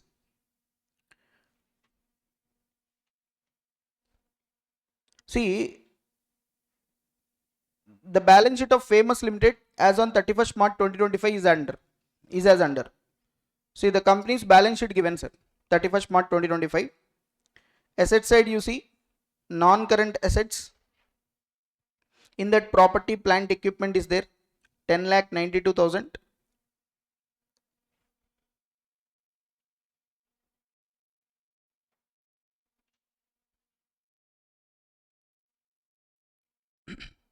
Property, plant, equipment, 10,92,000. Financial assets are there. In financial assets, you see investment in 6% government securities. Face value given 2,80,000, 2,24,000 given value. Cost. Other non-current assets, share issue expenses is there, 84,000. Fictitious asset, nothing but. Correct? Share issue expenses is a fictitious asset. Now come to current assets. Inventories is there. Stock in trade taken at 90% of the market value. That means undervalued. Financial assets, trade receivables, debtors is there. Cash and cash equivalents, balance with banks is there. When it comes to equity and liabilities, equity share capital, other equity. Current liabilities, financial liabilities is there. Trade payables, provisions. Then notes to accounts, if you check, equity share capital, authorized, issued, subscribed, fully paid, 11,200 equity shares of 10 each. Other equity, we have other reserves, retained earnings, opening balance. Net profit after tax is also available. Current year profit after tax given. Net profit after tax given. If you see the additional information, the property, plant, equipment are understated by how much? 6,72,000. That means we need undervaluation happened. And have suffered a further depreciation of how much? 2,80,000. This property, plant, equipment suffered a further depreciation of 2,80,000. The company is doing similar business as that of the Famous Limited are earning market return of how much? 10% on capital employed. Similar companies in the industries are earning 10% on capital employed. So what is this? NRR, normal rate of return. Next, profits over the 3 years have been increased at 70,000 per annum. So over the 3 years, sir, profits are increasing how much, sir? 70,000 per annum. That means there is an increasing trend. So we need to apply weights. Correct? For valuation purpose, stock is to be considered market price. They have taken it 90% now. We need to consider it market price. Consider 50% tax rate. Based on above details, you are required to compute value of goodwill based on 3 years purchase of which profits? Super profits. So based on the information given, they are asking us to calculate the value of goodwill based on super profit method. Okay. So how you are going to approach this? First formula you write. I am telling you, you follow like this. First, whenever they have asked a question relating to valuation of goodwill, see the method they are asking. Goodwill. Suppose in this question they are asking super profit method. So goodwill is equal to super profit into number of years of purchase. This is the basic formula. Number of years of purchase they given. How many years? 3 years. Available from the question. So one thing I know already. Now I want super profit. How to find out super profit? FMP minus normal profit. So let's focus on first FMP. FMP. I want FMP. How to find out FMP, sir?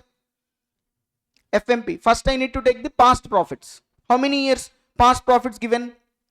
You know, current year what is the profit, sir? Given here. See this. What is my net profit after tax? 3,36,000. So 3,36,000 is my current year profit.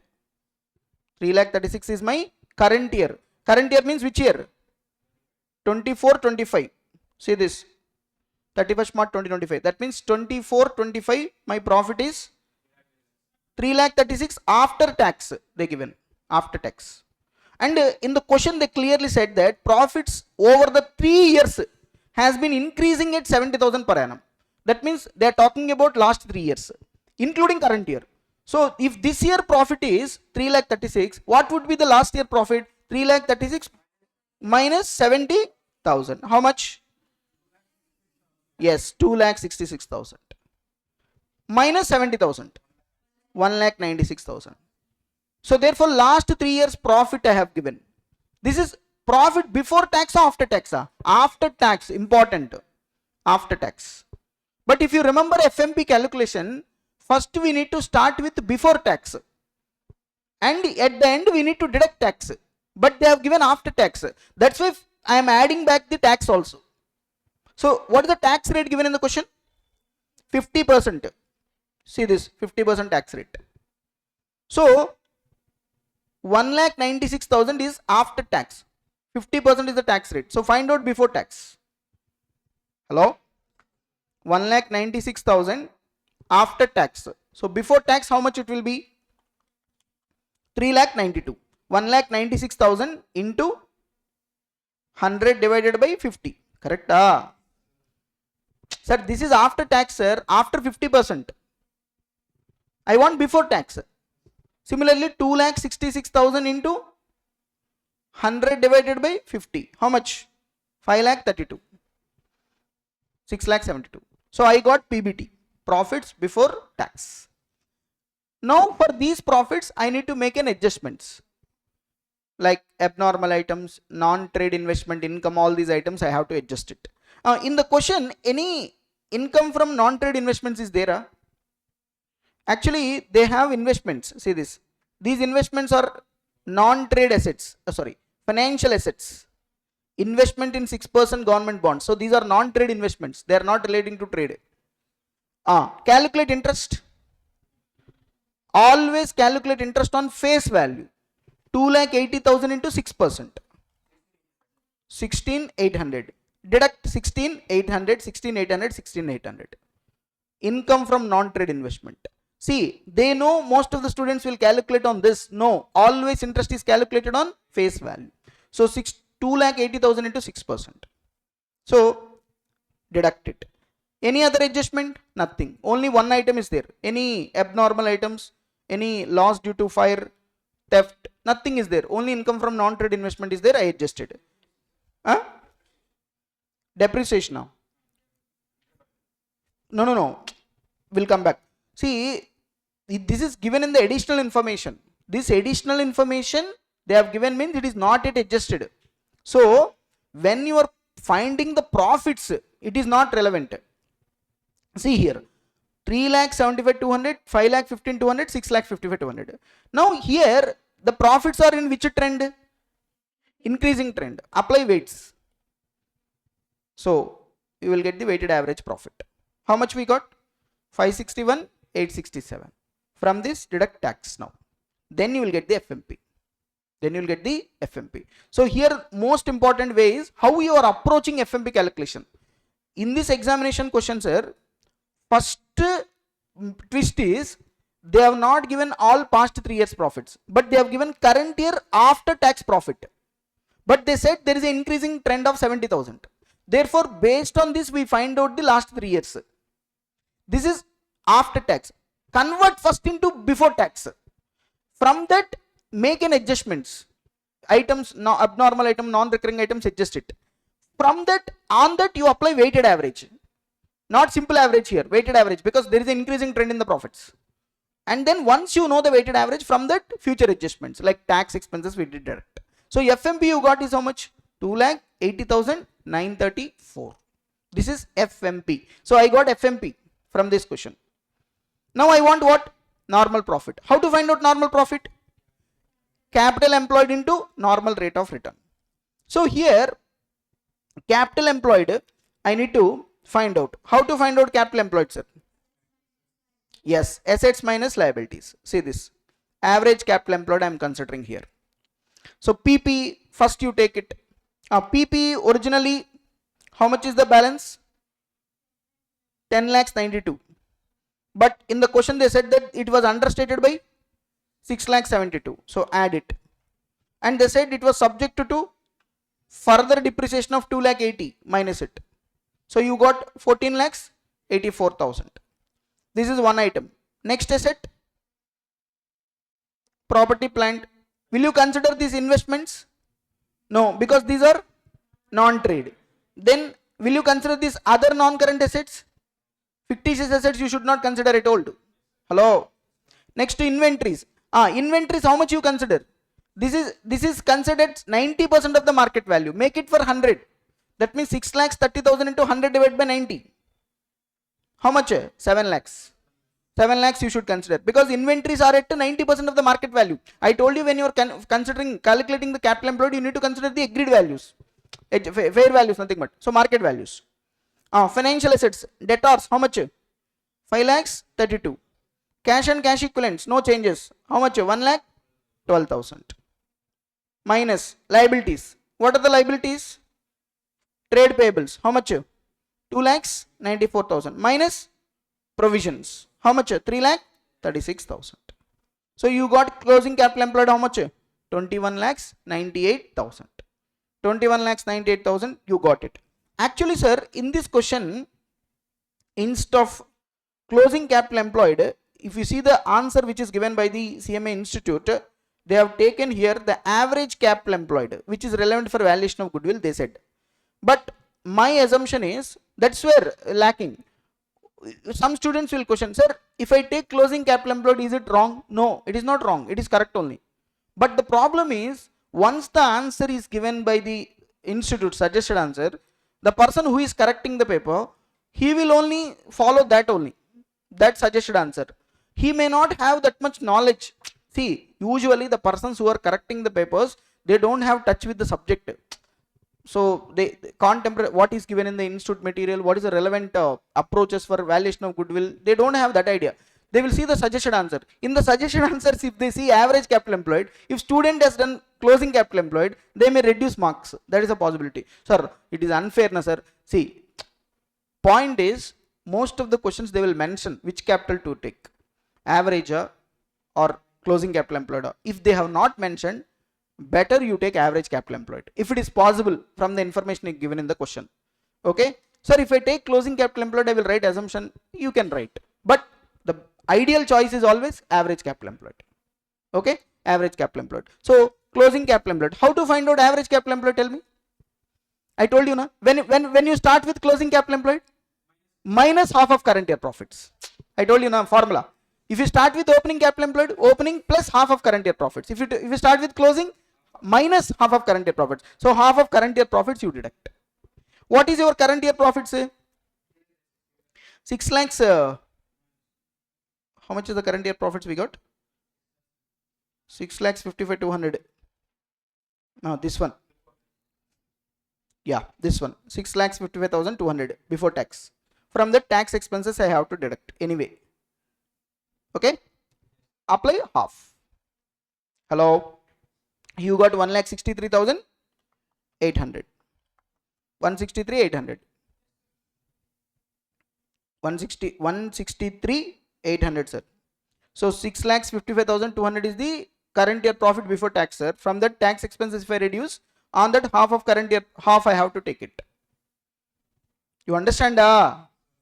See here, already current year profit we got na 6,55,200. This one, after adjusting this 6,55,200, this I have to take it. 6,55,200. So average capital employed, how much they got it? 20,34,200. Correct? 2198 closing capital employed minus half of current year profits. So 20,34,200 as per the suggested answer given by the CMA Institute. 20,34,200. Okay. Now once I got the average capital employed, I need to apply normal rate of return on average capital. I will get normal profit. So 20,34,200 into 10%. So how much I got? 2,03,420. So 2,03,420 is my normal profit. What is my FMB? 2,80,934. This one 2,03,420. So what's the difference, sir? 77,514. Super profit. Multiply with number of years of purchase. How many years? 3 years. So I got 2,32,542. 2,32,542. 2,32,540. They got it. So 542 approximately. So they rounded it off actually. That's why they got 232,540. I have taken as it is 2,32,542. So this is the question they tested in the examination relating to super profit method, sir. So that means you need to understand that they are not asking an easy question relating to valuation of goodwill or valuation of shares. You have to definitely work it out. You have to work it out. You have to read the question carefully. You have to solve it.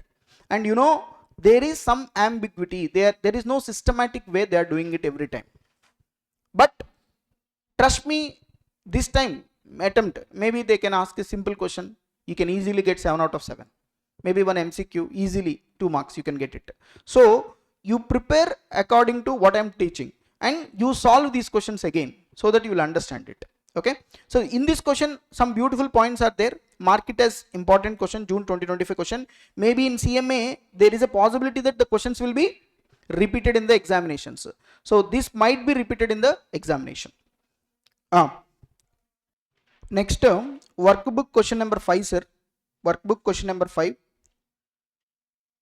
From the following information supplied to you, ascertain the value of goodwill of New SKT Limited, which is carrying business as retail trader under which method?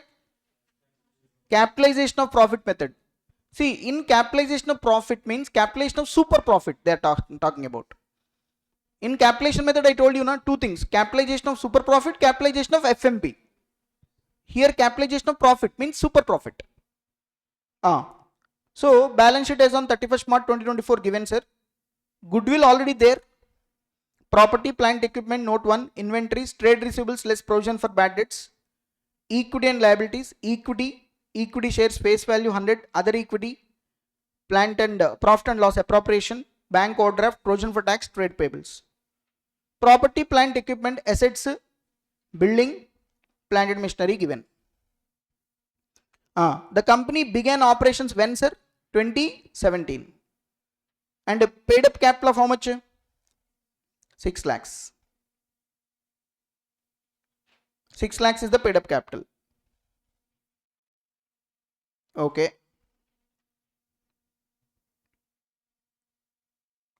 The profits for the recent years after taxation given, sir. Sir, after tax profits given, sir. You know, 2020, what is the profit? 45,000 loss. 2021, 98,000. 2022, 1,25,000, 1,38,000, 1,50,000. Loss in 2020 was due to prolonged strike. So this year why we got loss? Because of the strike of the labor. The company has been paying income tax at an average rate of how much? 25%. But the rate is expected to increase to 30%. Income tax is going to be increased to 30%. Dividends are distributed at the rate of 12% for the year ending 31st March 2024. So company is going to distribute the dividend distributed at 12%.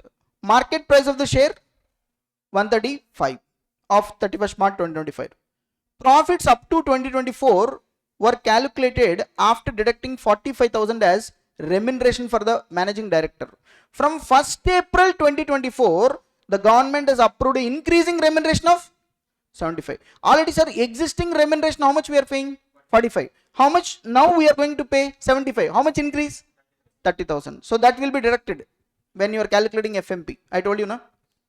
The company has secured a contract that allows for the procurement of materials at advantageous prices with the benefit estimated of 65,000 per annum for the next 5 years. So savings in some cost. 65,000 advantage is there. This will also be taken for future calculation of FMP. Okay. First of all, in this question, always remember the formula. Which method they are asking? Capitalization of super profit method. Can you tell me the formula? Super profit divided by NRR. Super profit divided by NRR is the formula. Correct? So, super profit divided by NRR, sir. So, first I need to find out super profit. How to find out super profit, sir? FMP minus normal profit. So, goodwill is super profit divided by NRR. Super profit is equal to FMP minus normal profit. But sir, in the question, if you see NRR given, check it. If you see the question, NRR is not there. In this question, one of the important point is NRR is not there. Normal rate of return. Normal rate of return is not available from the question. We need to find out it. See, there is a formula to ascertain the normal rate of return in this question. Dividend per share divided by market price per share. Look at the question and tell me what is the dividend per share. Actually, company distributed dividend of 12%. Correct? So 12 dividend per share divided by what is the market price per share? 135. Hello? 135 dividend per share 12. See here, face value is 100, sir. Assumption. Equity shares, they have not given face value 100. So dividend is 100 into 12%, sir. 12 rupees. So dividend per share 12 divided by market price per share 135 into 100. So 8.88. Approximately 9% is the NRR. So in this question, if you observe, NRR they have not given, we calculated. So important, sir. See, calculation of NRR, dividend per share divided by market price per share, which is 9%. Okay. Now, one by one we will see. First, I need to find out FMP. Tell me, what are the past years they have given for me? How many years they have given? 5 years. But the important point is, when you are considering the past years, if you see 2020, how much loss is there? 45. This is considered as abnormal year. Don't consider it. For example, why sir? Logically, why sir? See, if you observe the recent profit, tell me how much? 1,50,000. Before 138. Before 98. Before minus 45. Therefore, if you observe the last 5 years, these three are reflecting the future trend. These two are abnormal in nature. So their assumption is based on the past profits. When you are calculating FMP, when you are considering the past years, consider only normal years. Abnormal years don't consider it, because in the year 2020 strike happened, strike. Will that strike, because of that strike I got a loss. So therefore it is a kind of an abnormal item, abnormal year. Don't consider it, because it is not going to reflect my future profits. So ignore it. Similarly, once the strike is happened, next year you see 98,000 is the profit I got it. So they consider that also abnormal year, because the effect of this, if you observe here, the profits you see 125, 138, 150, more or less the same, more or less increasing. But this year there is a difference. So therefore this year is also abnormal year. Therefore I can say first 2 years are abnormal years. I don't consider for FMP calculation. Again, here subjective thing. If you see the CA final materials, see CA final, this chapter is there way back. Now it has been removed, as I told you already. Valuation of goodwill. Actually, in many textbooks they followed this. Any year, abnormal year is there, please ignore it. Don't consider it, because it is not reflecting the future tense. For example, sir, I will give you an example. Suppose you are a good student, sir. 6 exams. All 5 exams you got 90 plus. One paper you got only 40 or 50 marks. Now, or for example, every time you will come first in the class. For example, one attempt you have not come first. That means what is the future expectation? For example, last 5 times you are the first. Only one time you have not topped the exam. That means what is the future prediction, sir? Again you are going to top next. Will you say based on that one case you are not going to get top marks? No, you have to see the probability also. 4 times you repeated the same thing, right? So that's why when you are considering the past profits, consider the normal years. So that's why here you see, I consider the normal years. That means 2022, 23, 24. See this, 22, 23, 24. 125, 138, 150. Correct? So 125, 138, 150. I consider. Okay, these are all what? These are all after tax, PAT. So now what is the income tax rate? I mean tax rate, sir? 25%. In future it is going to increase 30, but these are the past years. Past years the tax rate is only 25. Now I want PBT. So therefore 25. These are after tax now. Find out before tax. So 1,25,000 into 100 divided by 25. Can you tell me how much? 1 lakh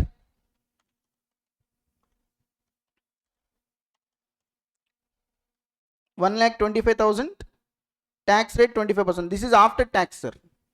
So this 1,25,000 is equal to 75, right? How much is for 100? How much, sir? 1,66,667. 1,38,000. 1,38,000 into 100 divided by 75. How much? 184,000. 2 lakhs. This is the PBT, profit before taxes. Here, can you observe the increasing trend? So weights applied. So weighted. So I got 1,89,111. What is this? Weighted average profit of the last 3 years. From that, future expenses I need to deduct. In future, what is the remuneration going to be increased, sir? 45,000 will become 75. So how much increase? 30,000. Deduct it. And also, there is a contract. Because of that contract, we have saved a benefit of how much? 65,000. So we need to add, because we are getting benefit. So add 65. Then you will get FMP. From that, you need to reduce the tax. When you are considering the tax, which tax? Future tax. Future tax will be 30%. You are understanding, guys? FMP is future related, but past profits are already 25% tax. That's why when I am ascertaining PBT here, 25% profit tax I have taken here. So these are after adjusting this 25% taxes. And finally, when I find out one single amount, from that I need to reduce a tax rate of 30. So I got FMP of 156,878. Guys, how to find out FMP is the most important thing. Take the past year profit. Always observe, is it after tax or before tax? If it's before tax, no problem. If it is after tax, first you need to convert into before tax. Before tax. Once you convert into before tax, then make the adjustment year-wise. Year-wise adjustments. Here, year-wise adjustments are not there, but there is an increasing trend. So applied weights. Okay. Then I got the weighted average profit. In this weighted average profit, future adjustments like excess remuneration I am going to pay, any savings happened in future, adjusted. So I got it. From the tax for the future I deducted. So I got 156,878. So FMP got it. Next one, normal profit. Because I want super profit. FMP minus normal profit. How to find out normal profit? Capital employed into normal rate of return. So here, capital employed we need to find out. So let's find out capital employed. So capital employed. First take the assets. Goodwill will you take? No, because I am finding goodwill only na. So goodwill I don't take. Next plant, property, plant, equipment. In that first building. How much is the building value? 2 lakh? 35,000. Take it. Next plant and machinery. How much? 2 lakh? 25,000. As it is you can take it. Next inventories. 3 lakhs? 10,000. No adjustments are there. Next, trade receivables 2 lakh 40,000. Total assets 10 lakh 10,000.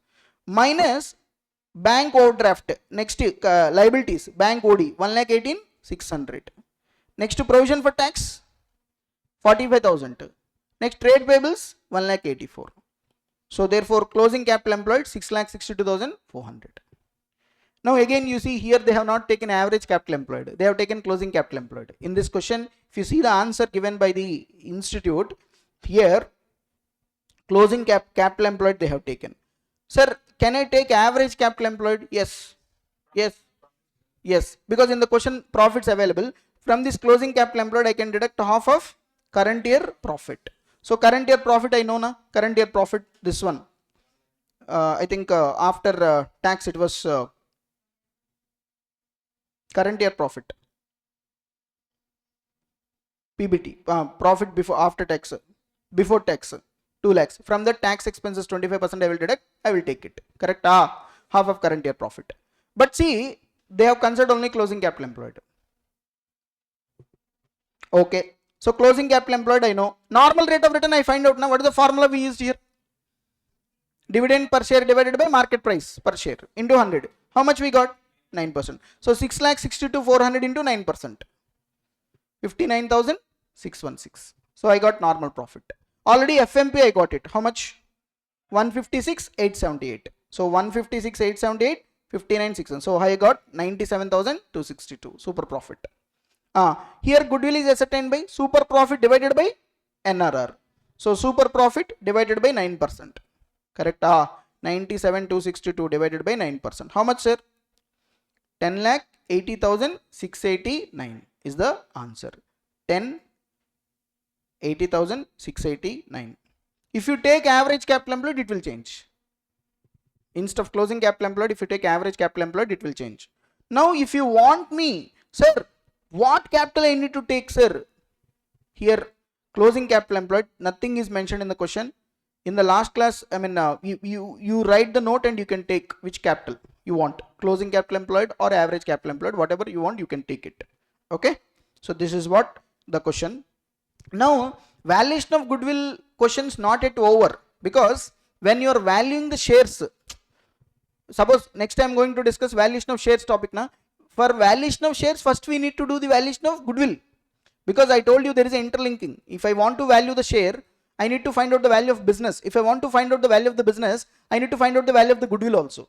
So goodwill, sometimes they will ask a separate question relating to valuation of goodwill, we will do it. Sometimes they will ask a valuation of share. In that valuation of share, they will mix valuation of goodwill also. So therefore, in that you need to calculate first value of goodwill, then valuation of share. Both have to do it. Okay. Okay. Next, valuation of shares, sir. We have discussed valuation of goodwill. So there are broadly 3 approaches are there for valuation of shares. 3 approaches. What are the approaches, sir? Income approach, net assets approach or assets approach, fair value approach. Like that, there are 3 approaches for valuation of share. How to find out the value of a share? 3 approaches are there. Now see, in this approaches, sir, asset approach important, sir, and income approach, dividend yield method, DCF, discounted cash flow method, fair value approach. These 3 methods are very, very important. So if you ask me, if you see all the questions from the CMA material or the established methods, intrinsic value method, also known as net assets value method, also known as asset backup value method. Whether you call it as intrinsic value or net assets value or asset backup value method, same only. This method is very, very important, sir. And yield method is important, dividend yield method important. Sometimes maybe discounted cash flow method can also be tested. These 3 are extremely important. Now, fair value method is not a separate method. Actually, if you find the value of the share as per intrinsic value, if you find the value of share as per dividend yield method, if you find out the average of both, then you will get the value under fair value method. Okay. Now, main focus will be given to these methods only. So first let us discuss asset method, asset approach, net assets method. We'll discuss it to find the value of share. First of all, as I already told you, why we need to value the share. What is the need for valuation of share? Suppose if you want to fix the price of unquoted shares when they are sold. Unquoted means your shares are not listed. So if your shares are not listed, then you have to decide the value of share when you want to sell those shares, when you want to issue the shares. And also to know the value of shares when someone buys many shares to get control. Suppose if you want to acquire more than 50% shares in any company, definitely you need to value the share of that company. And also when you want to give shares to employees, okay, in case of mergers, takeovers, to pay value to shareholders who do not agree with reconstruction, to find value of shares kept as security for loan. For example, by giving shares as security, we want to take a loan. So definitely banks need to do the value of share, na? Or bank will ask for what is the value of your shares, they will ask. You need to find out the value of your share. And also to compensate shareholders when shares are taken by government. to settle disputes by valuing controlling shares. So there are number of reasons why we are going to value the share. This is not relevant, but just to get that link, I'm explaining this, the reasons for valuation of the shares. Main thing is methods we want. What are the different methods for valuation of shares? Three approaches, as I told you: income approach, assets approach, fair value approach. In that, first we are going to focus on the assets approach, net assets or asset backing approach, we'll see. Okay. Sir, in net assets method, how to find out the value of the share? Simple. Value of the share is equal to net assets divided by number of equity shares. Simple formula. Suppose if your net assets is 10 lakhs, number of equity shares 2 lakhs, the value per share is 5 rupees. Okay. But when you are considering the net assets, important, consider the agreed values, adjusted value, like how we ascertain the capital employed in case of valuation of goodwill. In case of valuation of goodwill, capital employed means assets minus liabilities at agreed values, adjusted value. Here also same. But here the most important thing is non-current investment should also be considered. But in capital employed, for the purpose of valuation of goodwill, we have not considered non-current investment. Sorry, non-trade investment. Non-trade investments we have not considered, but we have to consider here. One thing. Second thing, goodwill also we need to consider. Goodwill also to be considered when you are calculating the net assets. Okay. So, suppose look at this example, sir. There is a company, the balance sheet of the company given. Assets, buildings, furniture, stock, market value, investment, face value 4 lakhs, 3 lakh 35,000, debtors, bank, preliminary expenses. This side you see 1,008% preference shares of 100 each fully paid, 4,000 equity shares of 100 each fully paid, reserves, P&L account, creditors. Building is now worth 3 lakh 50. Determine the value of equity share based on NA method, net assets method. Tell me, asset side if you see buildings, what is the fair value of the building given? 3 lakh 50. Take 3 lakh 50 now, because buildings now worth is 3 lakh 50. So 3 lakh 50. Furniture 3,000. If nothing given, book value itself is the value, fair value. Stock 4 lakh 50. Investment, will you take face value or book value? Book value only. Face value will not consider. If market value given, that will be taken. Debtors 2 lakh 80. Bank. What about preliminary expenses? We don't consider, fictitious asset. Minus liabilities. Which liabilities? Creditors. Will you deduct any other liability? Preference share capital will also be deducted, because I told you now preference share capital is also a liability generally for this purpose. So we will deduct it. So you see here, building 3 lakh 50, furniture, stock, investment, debtors, bank balance. Okay, except preliminary expenses, we consider everything. Liability side you see, creditors 8% preference share capital, we deduct it. So what is the net assets available to the shareholders? 13 lakhs 30,000 divided by number of equity shares. So what is the number of equity shares here? 4,000. See this number of equity shares. Sir, here net assets means net assets available to equity shareholders.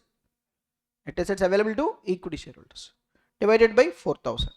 So what is the intrinsic value or value of share? 332.5. This is how the value of the share will be ascertained under net assets method. Okay. So when you are calculating the value of the share under net assets method, what are the important things you need to remember? First, to find out the net assets. When you are finding the net assets, include investments also. Non-trade investments will also be considered. Goodwill will also be considered. And when you are considering the liabilities, preference share capital with arrears of dividend should also be deducted. Okay. Preference share capital will also be deducted, considering this as a liability in general, including dividend.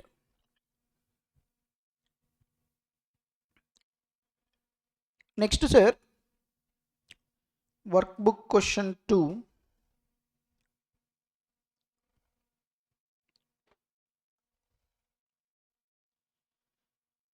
Suppose come to this question, sir.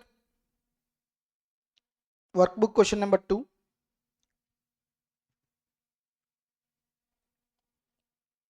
See this question. See, on 31st March 2023, they have given the balance sheet of a company AK Limited. Goodwill already given 70,000. Other property, plant, equipment 6 lakhs. Current assets given. Equity and liability. Share capital given 5 lakhs. Face value suppose 10. Other equity, general reserve, P&L account, debentures, current liabilities given. Okay. On the specified date, tangible property, plant, equipment were independently assessed at 4,50,000. So agreed value of property, plant, equipment given, sir. So we will consider this value. Goodwill was valued at 80,000. So you are not required to value. They themselves valued the goodwill. So this will be considered for calculation of net assets. Net profits for the 3 years given 2021, 21, 22, 22, 23. Of these profits, 20% was allocated to general reserve. A proportion deemed reasonable for the industry in which the company operates. The fair return on investment for the industry is estimated at how much? 18%. Actually, calculate the value of company share using which method? Net assets method. Second method, yield method. Yield method I have not explained it. First we will see net assets method. Yield method, once I completed the theory, we will come back and solve it. Here tell me net assets method, how to find out the value of the share. First we need to find out net assets. Tell me what assets you will take. Goodwill will you take? Yes. What value you will take? 80,000 you have to take it, because that is the agreed value. So see this, goodwill 80,000. Next, property, plant, equipment, right? Property, plant, equipment agreed value given. How much given? 4,50,000 given. Take it. 4,50,000 you have to take it. Correct? Next, current assets. Current assets we have 4,40,000 as it is, no changes. Minus liabilities. Liability side, if you see what liabilities we have, debentures, current liabilities. Debentures how much? 1,40,000. Current liabilities 1,50,000. So what are the net assets? 6,80,000. Divided by number of equity shares. How much? 50,000. Number of equity shares 50 only, no sir? Yes. Suppose 5 lakhs is there. Each one face value 10 rupees. So 50,000. So what is the value per share, sir? 13.6. Very easy. So what is the notable points here? Goodwill considered. Non-trade investment should also be considered. And while deducting, preference share capital will be deducted. Okay.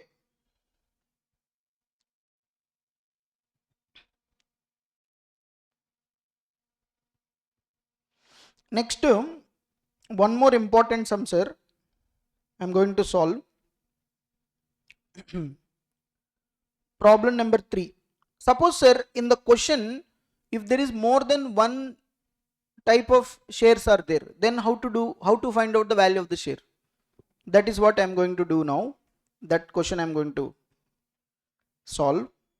Problem number 3, important question this is actually. Yeah, this question. Okay. So see this question. Study material, problem number 3, sir. See, following is the balance sheet as on 31st March 2021 pertains to S Limited. Rupees in lakhs, sir. Asset side, goodwill at cost, other fixed assets, current assets, loans and advances. Liability side, you see share capital, 180 lakhs equity shares of 10 each fully paid, 90 lakh equity shares of 10 each 8 paid up, 150 lakhs equity shares of 5 each fully paid up. So what's the difference between the last problem and this problem? In last problem, there is only one type of equity share. Here you see, within the equity shares, 180 lakhs equity shares of 10 each fully paid, one class, 90 lakh equity shares of 10 each 8 paid up, another, 150 lakhs equity shares of 5 each fully paid, another. Like this they have given. Now reserves and surplus given, secured loans, current liabilities, provisions. What they are asking, see, you are required to calculate the following for each one of 3 categories of equity shares. Sir, each one of 3 categories of equity shares, you need to find out the following. What is that first one? Intrinsic value on the basis of book value of assets and liabilities, including goodwill. So intrinsic value means which method? Net assets method. Net assets method is also known as intrinsic value method. Okay. So here they are asking intrinsic value on the basis of book value of assets and liabilities, including goodwill. Tell me. First, what we need to find out? Net assets. Tell me. Take one by one assets. First, goodwill. How much? 420. No changes. Other fixed assets. Any changes? No. 11,166. Same as it is. Next, current assets. Same. 2910. Next, loans and advances. 933. So assets as it is because no changes given. Less liabilities. Liability side you see we have secure loans. Correct? How much? 4,500 minus current liabilities. How much? 1,242 minus provisions. How much? 960. So total 8,727. Correct? This total. Check it. 15,429 minus 4,500 minus 1,242 minus 960. Correct? So 8,727. Sir, here I have 3 categories of equity shares. Right? Now, first category you see 10 rupees face value fully paid. Second category 10 rupees only 8 paid. Third category 5 rupees 5 fully paid. So will the value per share is same or different? Different obviously. Value per share will different because 10 rupee share you paid 10 fully. 10 rupee share you some shareholders paid only 8. So 5 rupee share fully paid. So obviously the value of the share will be different. Now how to find out the value of the share here? See, first to do one thing. Tell me what will be the unpaid shares. This one 90 into how much? 2. How much? 180. They need to pay 2 rupees for 90 lakhs. That means 180 lakhs will be what? Notional call. Notional call. Suppose if this amount is called. If this amount is called. How much capital will become? Tell me. It will become 900. If this amount is called, sir, it will become 900, sir. Hello? So can you tell me the total? 1800, 900, 750. Total? 3450. And once I call this 180, my assets will improve by 180. Net assets will also improve by 180. Hello? So 8727 plus 180 notional call. 8727 plus 180 notional call. Tell me total. 8907. This will be the total net assets divided by total capital. Divided by not number of shares, total capital. Total capital will be how much? 3,450. 1800, 900, 750. Hello? 1800, 900, 750. How much? 2.58. Can you tell me what is this 2.58? Value per share for 1 rupee. Because net assets divided by share capital I am doing. So I got per rupee value. Now each share paid up value is there, multiply with it. Then you will get the value per share. You understand, guys? See, this is intrinsic value per rupee here. Because I am multiplying, I am dividing with the total share capital, not with the number of shares. So therefore, what is the intrinsic value per rupee? 2.58. Now, first category you take. First category, what is the intrinsic, what is the paid up value? 10. So 10 into 2.58. 25.8 is the value per share. If your paid up value is 10. Second, if the paid up value is 8, 8 into 2.58. 20.64. Last one, if the paid up value is 5, 5 into 2.58. 12.9. This is how we need to ascertain. So, once again, very simple. Whenever there are multiple categories of shares are there, okay, you check once. So, whether they are fully paid or partly paid up. If any partly paid is there, if I make a notional call, what is the amount? Add it to the net assets. Divided by total share capital you do. Then you will get the intrinsic value per rupee, 1 rupee. Multiply with the paid up value. Then you will get the value per share for each category.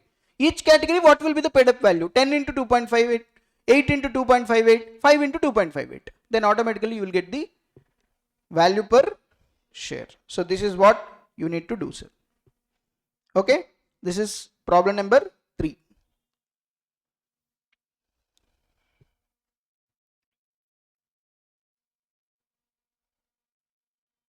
Next,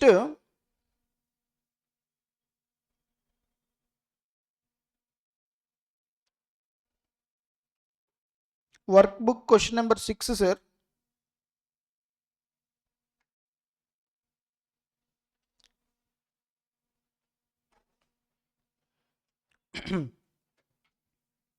See, this workbook question number 6 is a mix of both, like goodwill as well as valuation of share. Both will be there. Now see this question. On December 31st December 2022, balance sheet of OFC Limited given, sir. Property, plant, equipment, note 1, inventory, trade receivables, equity share, other equity, P&L account, trade payables, overdraft, provision for tax, dividend equalization fund. Property, plant, equipment, building, plant and machinery is there. Company have 16,000 equity shares of 100 each is there. Company net profit after deducting all working expenses and making provisions for depreciation taxes are as follows. That means profit after tax given. Correct? PAT. On 18, 19, 20, 21, 22. These are the profits. What is the current year actually? 22 is the current year. Here they are following calendar year. Okay. So current year is this 3,05,000. Next, as of 31st December 2022, buildings were revalued at 8,15,000. Plant and machinery at 5,35,000. Considering the nature of company's operations, 12% return on capital is deemed reasonable. That means NRR. Okay.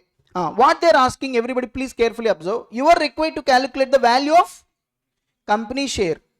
The revised property, plant, equipment values should be incorporated into calculation, and goodwill should be determined based on 5 years purchase of annual super profit. Ignore depreciation on the increase of property, plant, depreciation. So ignore it, depreciation. So tell me here what they are asking. They are asking value per share. If I want value per share as per net assets method, I need to take including goodwill. So for that I need to value goodwill. Goodwill I need to value here under which method? Super profit method. Can you tell me the formula? Super profit into number of years of purchase. See this, super profit into number of years of purchase. How many years of purchase? 5. Now I need to find out super profit. How to find out super profit? FMP minus normal profit. Now find out FMP first. FMP means past year's profits average I need to consider. Correct now? Okay. So profit after tax given. Any tax rate given in the question? Nothing. So convert into PBT, weights, all these things not possible here. So simply tell me the average of the last 5 years. Average. These 5 years average, sir.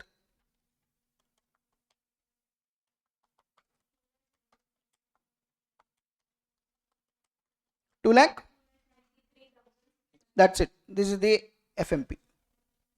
Because here in this question no adjustments are there. Generally, actually this is PAT, sir. I told you in earlier problems, if it is a PAT, first we convert into PBT.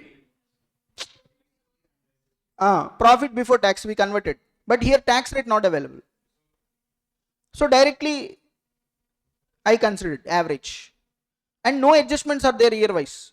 Like income from non-trade investments, any exceptional items, all these items not there, no sir. Hello? That's why. Sir, that's why depending upon the information given in the question, you have to answer. FMP I got it. Next I want normal profit. Normal profit, how I am going to get it? Capital employed into NRR. Find out capital employed. See, capital employed here, one by one you take. First, building. Building revalued amount given. How much? 8,15,000. Take it. Next, property, plant and machinery. Plant and machinery 5 lakh 35. Agreed value is given. Take it 5 lakh 35. And then next assets. Inventory how much? 10 lakh 50. Take it. No adjustments are there. Next trade receivables 4 lakh 65. Take it. Minus liabilities. Liabilities you see, you tell me one by one. Bank OD 63,000. Trade payables 2 lakh 41. See this 2 lakh 41 63. And also there is a provision for tax 1 lakh 42. Dividend equalization reserve is not, equalization fund is reserves. It will not be this one. Okay. So closing capital employed. Here nothing mentioned, so therefore I considered average. So from this current year profits I deducted half of current year profits. So what is the half of current year profits? Or current year profit 3 lakh 5,000 into 1 by 2. How much? 1 lakh 52,500. See this. So I got average capital employed 22,66,500. Very simple. Sir, this capital employed I am finding for which purpose? Valuation of goodwill. Valuation of goodwill. So 22,66,500 into normal rate of return. You will get normal profit 271,980. So FMP 293,600 minus normal profit 271,980. So what is the difference, sir? 21,620. This is SP, super profit, into number of years of purchase 5. So goodwill is 1,08,100. So there is nothing great here. In this question, straightforward, everything is there. Now I need to find out what? Value of share. If I want to find out the value of share as per net assets method, first I need to consider net assets. Already net assets I calculated for valuation of goodwill. How much I got it? 24,19,000. But in this 24,19,000, what is missing? Goodwill. So now I valued the goodwill also, right? That valued goodwill you take it 1,08,100. Now it will be 25,27,100 divided by number of shares. What will be the number of shares in this question, sir? I think we don't have categories, only we have one category, right? So 16 lakhs. So that means 100 rupees is the face value given. 16,000 equity shares of 100. So therefore the 157.94 is the value per share. So this sometimes they will ask questions like this. They will mix both. Like for example, valuation of goodwill, valuation of the shares. Like this, if you see the past examination questions, they tested both. So in single problem, they are covering both. Okay. Majority things will be valuation of goodwill and remaining finishing touch will be given for the valuation of the shares. You understand this question? Yes. So this is the first method for valuation of share. So we completed. So next method, sir. So for valuation of the shares, first net assets method or intrinsic value method we completed. Very simple method. Next method, income approach. In income approach, there is one method called dividend yield method. This is the most important method, sir, in income approach. Sir, based on the dividend, we are ascertaining the value of the share. Okay, dividend yield. Okay. What is the formula here? Value per share is equal to what is the rate of dividend expected and what is the normal rate of dividend. See, in the industry, the companies in the industry, what is the normal rate of dividend they will give and what you are expected rate of dividend into paid up value per share. Suppose for example, expected rate 8%, 8, normal 10, paid up value per share 10. So obviously 8 rupees is the value per share. This is how we need to find out the value per share under dividend yield method. So you have to remember this formula. So can you tell me the formula? Expected rate of dividend divided by normal rate of dividend into paid up value per share. Sir, how to find out this expected rate of dividend? Simple. What is the profits available for equity shareholders divided by what is the total paid up equity share capital. Suppose in the company 10 lakhs profits available to whom? Equity shareholders. What is the total paid up equity share capital? 80 lakhs. So that means the capital they invested 80 lakhs, but the profits available in the company is 10 lakhs. So obviously they will expect 12.5% dividend. Correct, sir? Because see, simple sir, 10 lakhs profit is available to them divided by 80 lakhs they invested. So obviously 12.5% is the expected dividend from the company. So take profit. How to find out the amount available to equity shareholders? First, take profits of the company. From that, we transfer amounts to reserves, minus it. Any income tax we pay, deduct it. Preference shareholders dividend. If preference shares are there, we pay preference dividend, na? That will be deducted. Remaining amount belongs to equity shareholders. So look at the link. Dividend yield method, the formula is expected rate of dividend divided by normal rate of dividend. Okay, expected rate of dividend is nothing but profits available to equity shareholders divided by total paid up equity share capital into 100. What is the profit available to equity shareholders? Profit of the company minus transfer to reserves minus income tax minus preference dividend. Sir, when we prepare P&L account, incomes minus expenses, you will get profit before tax. From that we will adjust tax and we will transfer to reserves. We will pay preference dividend. Whatever the amount left, that is belongs to equity shareholders. That is what amount available to equity shareholders. What is the amount available to equity shareholders? Nothing but profit divided by what is the paid up value of their capital into 100. You will get expected rate. Normal rate they will give in the question. Normal rate of return they will give it in the question. So expected rate divided by normal rate. This is the formula to value the share. The idea is very simple, sir. Here 10 rupees if you pay to the company and you are expecting 8 rupees dividend, normal in the industry 10 rupees dividend. So proportionately if you see 8 rupees should be the value per share. So based on these expectation versus normal, I am adjusting my paid up value. That will be called as value per share. According to my expectation, according to the industry normality, I am adjusting the value per share. This is one of the very simple ways to calculate the value per share. And already we solved one question, problem number 3. Problem number 3 we solved as per this method, na? I mean net assets method is this question. Same question if you see, they asked find out value per share on the basis of which method? Dividend yield method also they are asking. Already we calculated value per share as based on intrinsic value. Now they are asking value per share on the basis of dividend yield. What is the normal rate of dividend in the industry? 15%. Whereas Glories Limited has been paying how much? 20% for the last 4 years. So therefore, what is the normal rate of dividend? 15. What is the expected rate? 20. Expected to maintain the same for the next few years. That means 20% is the expected rate of dividend which company is going to pay, but in the industry 15% is there. What is the paid up value per share? 10 rupees, 8 rupees, 5 rupees. Accordingly you adjust, because in this question 3 categories of shares are there, na? Hello. Tell me how to find out value per share. First step, simple. Expected rate divided by normal rate into paid up value. First you take when the paid up value is 10, expected rate 20, normal rate 15 into 10 rupees. So 13.33 is the value per share. When the paid up value is 8, 20 divided by 15 into 8, 10.67. When the paid up value is 5, 6.67 is the value per share. You understand this method?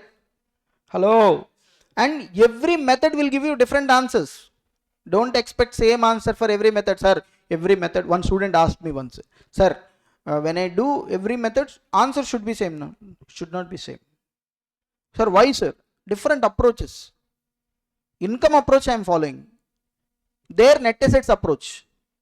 So when you change the approach, obviously value per share change. So that's why I said value of the shares is one of the very vast areas. There is no systematic way. These are all established practices, and there could be n number of possibilities how the value of the share will be done. But here we are discussing the most important things purely for examination point of view. Okay, sir, you understand this? Yeah. One more question, sir. December 2024 question we are going to solve, sir. December 2024 attempt. December 2024 exam question. Yeah, this question, sir. December 2024, very good question actually. This question also actually they are asking valuation of goodwill as well as intrinsic value. I mean value of the share as per intrinsic value method. See this question, everybody. This type of questions they will repeat in the examination. Following is the balance sheet of Rukmini Limited as on 31st March 2024. Okay. Asset side, non-current assets, property, plant, equipment, 24 lakhs. Financial assets, investment in 10% securities, 4 lakh 80. Which investment is this? Non-trade investments. Investment in securities. Current assets, inventories, trade receivables, bank balance. Equity and liabilities, share capital, 2 lakhs equity shares of 10 each. Other equity, reserves, 15 lakhs. Liabilities you see, non-current liabilities, debentures, current liabilities, trade payables. Look at the additional information. Nominal value of investment is 5 lakhs. That means face value of investment is how much? 5 lakhs. Cost is 4 lakh 80. Now tell me why this face value of investment will helpful for me to calculate interest. Very good. Income from non-trade investment we will deduct now while ascertaining FMP. Next. See this. Following assets are revalued. PPE, inventory, trade receivables. These are the revalued amounts, so we will consider it. Revalued amounts only we will consider it. Average, see this, average profit before tax of the company is how much, sir? 12 lakhs. So before tax, the average profit is 12 lakhs and the rate of taxation 30%. See this, goodwill may be valued at 3 years purchase of what? Average trading profits after tax. So they are asking average trading profit after tax, whatever we got it, into 3 years. Then you will get the goodwill. And also, see this, ascertain the value of equity under which method? Intrinsic value method. So first we need to do valuation of goodwill or intrinsic value method? Valuation of goodwill we need to do, because that valued goodwill we will consider in calculation of net assets method. Okay. First, let us start with the valuation of goodwill, sir. How I am going to ascertain the goodwill, sir? Goodwill is equal to average profits of last 3 years into number of years of purchase. So goodwill is equal to average profits before tax. What is the average profits before tax they given? 12 lakhs they given. See this, given average profit before tax 12. This is before tax minus tax. In this income from non-trade investment is included na? We need to adjust it. Hello. What is my investment? 5 lakhs into 10%. How much? 50,000. Deduct. From the tax. Tax rate how much? 30%. Tax rate given 30%. So 8 lakh 5,000 is what? Average profits after tax. Into number of years of purchase. How many? 3. 24 lakh 15,000. Guys, very simple. Any difficulty is there? Nothing. Directly you have to read the question carefully and we have to write. Only adjustment is this, income from non-trade investment. Okay, now I got the goodwill. Now once I got the goodwill, next I need to find out value of the share under net assets method. First I need to consider net assets. Net assets of the business. Tell me net assets. What are the assets I need to take? First PPE I have to take now. Revalued amount 36 lakhs. Inventories 11 lakhs. Trade receivables 13 lakh 50. So therefore 36 lakhs, 11 lakhs, 13 lakh 50. Goodwill also I should take. Already I calculated how much? 24 lakh 15,000. And then investments, not investments, inventories.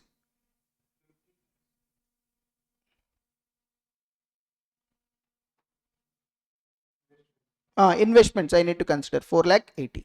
Because see, this is valuation of shares. When you are valuing the shares under net assets method, all assets including goodwill, non-trade investment should also be considered. But here we should not consider. When you are valuing the goodwill purpose capital employed, you don't consider non-trade investment. But for the purpose of valuation of the share under net assets method, including investments I need to consider. See, this is inventories.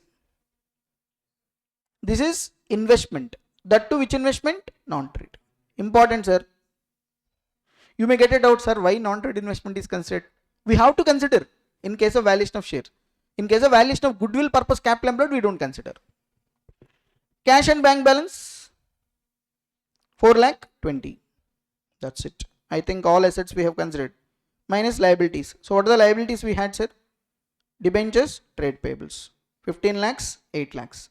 So what is the net assets available to equity shareholders? 70 lakh 65,000. 70 lakh 65,000 divided by number of shares. What is the number of shares here? 2 lakhs. Only one category. So 70 lakh 65 divided by 2 lakhs. How much? 35.325. 35.325 is the value per share. See this, 35.325 based on intrinsic value. So in this question, what is the important point according to you? According to me, the important point is when you are calculating the net assets for valuation of the shares, you consider non-trade investments. You consider goodwill. Goodwill which is already valued. And please understand, when you are calculating goodwill, here clearly said 3 years purchase of average trading profits. That's it. Don't apply simple super profit method and all. So here clearly said average trading profits after tax.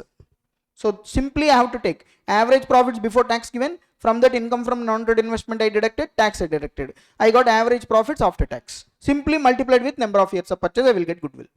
What information they are given in the question, based on that you have to do. Okay. So these are the questions. So we have completed dividend yield method. So tell me how to find out value of share under dividend yield method. Expected rate of dividend divided by normal rate of dividend into paid up value per share. How to find out expected rate of dividend? Profits available to equity shareholders divided by capital, paid up equity share capital into 100. How to find out profit available to equity shareholders? Profits minus tax minus transfer to reserves minus preference dividend. Then you will get profit available to equity shareholders. So here we are calculating value of shares from whose point of view? Equity shares. We are finding the value of equity shares from equity shareholders point of view. Okay. That's it, sir. Sir, in income approach, one more model is there. What is that? DCF model. DCF. Actually, till now I completed two methods. One is net assets, intrinsic value. In income approach. In income approach, I completed dividend yield method. Now next DCF, discounted cash flow model. Till now DCF not tested in your exams. Maybe they can test this time. DCF model they can test. Okay, from this chapter there is a possibility they can test DCF model. So let's discuss it, DCF model. Okay. Next, discounted cash flow method, sir. Sir, based on the cash flows generated by the business, we are going to decide the value of share. See, when you want to decide the value of the share, there are different approaches. One approach is net assets, another approach is dividend, another approach is cash flows generated by the entity. That's why this method is called what? Discounted cash flow method. See, this cash flows the business is going to generate, we will convert into present value. That's why this method is called discounted cash flow method. See, your value of the share is decided based on the ability to generate the cash flows. Okay. You have to remember some formulas here in DCF model. First formula, value of share. What is value of share? According to this model, value of the share is equal to value of equity divided by number of equity shares. What is the formula? Value of equity divided by number of equity shares. You will get the value per share. Next, how to get value of equity? Value of equity is equal to value of business minus debt capital. What is that? Value of equity is equal to value of business minus debt capital. Sir, please understand, sir, this is according to the CMA study material, absolutely study material. If you see, this is the pattern. So DCF model, how to find out the value per share? There are two questions also there in the study material. I am going to solve them. So what is the value per share? Value of equity divided by number of equity shares. Very simple. What is the value of equity? Value of business, total value of your business. From that, if you reduce debt capital, remaining is nothing but value of equity. See, in the value in the company, the total business, the total capital, debt plus equity. If I remove debt, what is remaining? Equity. That is what? Value of business is minus debt capital. Now, next, what is value of business? This is most important.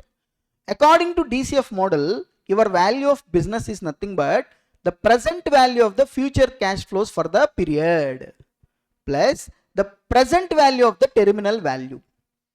So, present value of the future cash flows for the projected period plus the present value of the terminal value. If you see this, if you convert the future cash flows and the terminal value into the present value, and if you add both of them, you will get value of business. So what is the value of your business? The value of your business is nothing but the value, the cash flows you are going to generate. But at what value? Present value. So what is the formula for value of business? Present value of the future cash flows for the projected period plus present value of terminal value. You add both of them, you will get value of business. Okay. So I want cash flows. So value of business is present value of future cash flows. Sir, what is cash flow, sir? DCF model. According to DCF model, cash flow is equal to NOPAT plus depreciation or amortization. Net operating profit after tax. In value added statement we have seen na? EVA model. What is the formula for EVA? EVA formula. NOPAT minus WACC into capital employed. Same. There I told you about this NOPAT. NOPAT is nothing but EBIT minus 1 minus tax. EBIT into 1 minus tax. Yesterday we discussed na? Same here. NOPAT is EBIT into 1 minus tax. That means earnings before interest and tax. From that you reduce tax expenses. You will get earnings before tax. Earnings after tax. This one, for that you add back depreciation. Then you will get the cash flows. Why we need to add depreciation? Because depreciation is a non-cash expenses. I am ascertaining cash flows. Because of depreciation there is no outflow of cash na. Suppose if I said my profit is 100 rupees. While arriving this profit, depreciation is also deducted 10. So whether this depreciation 10, is there a cash outflow? No. Therefore, this 10 will be added back to NOPAT. Automatically you will get the cash flows of the organization. So how to find out cash flows, sir? EBIT and NOPAT plus depreciation. And one more adjustment, working capital changes. Plus or minus working capital changes. Current assets, current liabilities, working capital changes, we will add, we will less. Increase we will add, decrease we will less. Then you will get the cash flows. Sir, you have to remember, sir, there is no other way. DCF model, if at all they ask a question, you have to apply it. But very simple, trust me. Once you learn this, it is a very easy. So, step by step. DCF model. First, value of share is equal to value of equity divided by number of equity shares. Done. Value of equity is equal to value of business minus debt capital. What is value of business? Present value of the future cash flows for the projected period plus present value of the terminal value. Then cash flows. Look at the linking I am giving. Linking cash flows. Cash flows is equal to NOPAT plus depreciation plus or minus working capital changes. NOPAT means EBIT into 1 minus tax. Now, next. Actually, DCF model says cash flows are divided into two categories. One is FCFF. Another one is FCFE. FCFF means free cash flows to firm. Firm means business. FCFF, free cash flows to the firm. How to find out free cash flows to the firm? From cash flows, you reduce capex. Capex means capital expenditure. From cash flows, if you reduce capex, whatever amount remaining, that is free cash flows to the business. Free cash flows means that can be used for any purpose. Free cash flows to the business. Free cash flows to the equity. FE means free cash flows to the equity. How much available to equity shareholders? FCFF minus interest. We will pay interest na, to the debenture holders, secured, loan providers. That interest you deduct it. And any net debt issued will add back. But when you are adding interest net of tax, you have to add. Net of tax. Yesterday when we were discussing value added statement, WACC calculation, KD will be taken only after tax. Same here also, net of tax, because interest is always give you tax savings. So that's why interest net of tax we have to consider. Guys, very simple. Cash flows are two types. FCFF, FCFE. FCFF means free cash flows to the business. How to find out? Cash flows minus capex. Free cash flows to the equity. This is equity. Free cash flows to the equity. That means how much amount available to equity shareholders? Simple. FCFF minus interest net of tax plus any net debt issued by the company we will add. Then automatically you will get FCFE. So I think you have to remember 7 formulas. How many? 7 formulas you have to remember. Now I will ask one by one, you have to tell. You first of all, you understand the basic logic behind this DCF model. Here in DCF model, how we want to decide the value of the share? Based on the value of equity. How to find out value of equity? Based on value of your business. How to find out value of business? Based on the cash flows. So in net assets method, based on net assets, I am deciding the value of your share. In dividend yield method, based on the normal expected rate, I am deciding the value. Here, based on your ability to generate the cash flows, I am deciding the value. So see, that's why I said, when you want to determine the value of the share, there are different approaches people will adopt. So therefore, value of share is equal to value of equity divided by number of equity shares. Value of equity is equal to value of business minus debt capital. What is value of business? Present value of the future cash flows for the projected period plus present value of the terminal value. Next, what is cash flows? Cash flow is equal to NOPAT plus depreciation or amortization plus or minus working capital changes. NOPAT is equal to EB8 into 1 minus tax. Then cash flows are two types: FCFF, FCFE. FCFF means cash flows minus capital expenditure, because capital expenditure is not available to the business. See, suppose 100 rupees is my cash flows. In that 30 rupees I want to spend for capital expenditure. So 70 rupees only my free cash flows. Now, how much is to equity? FCFE. FCFE means FCFF minus interest net of tax plus net debt issued. You have to remember these 7 formulas, then you will get it. Okay. Sir, here, see this, sir. Suppose, sir, there is a company. Everybody, please concentrate.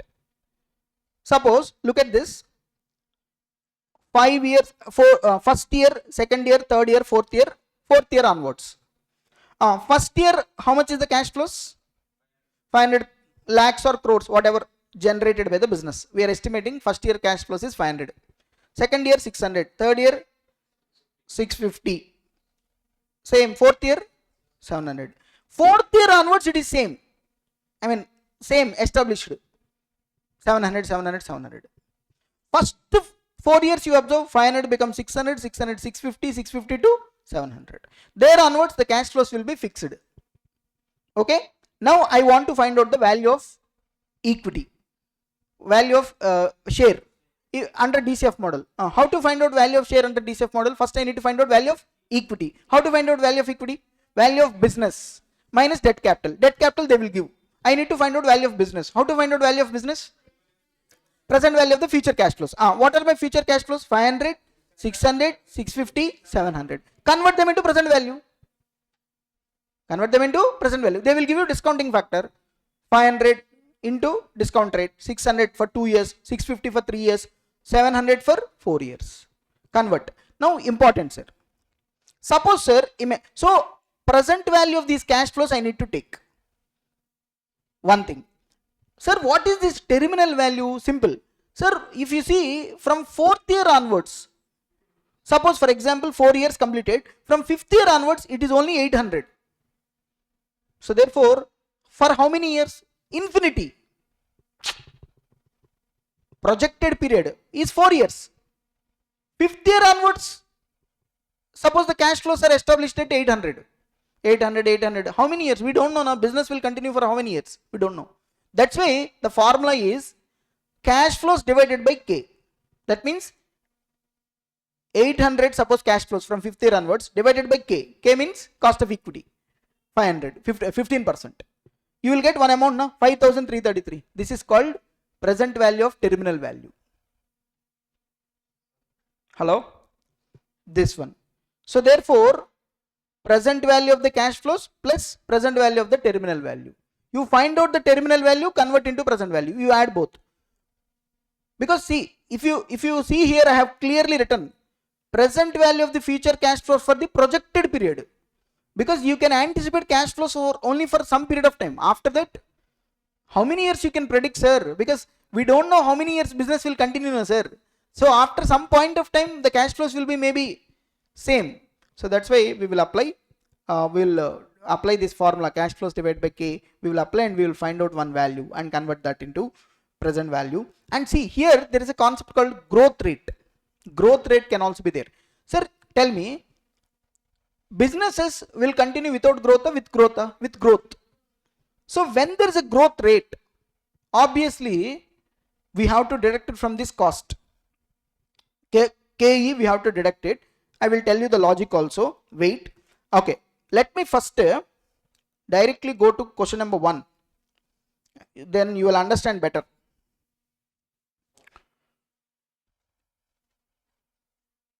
See this question, sir, everybody. Question number 1. Problem number 1 is DCF model.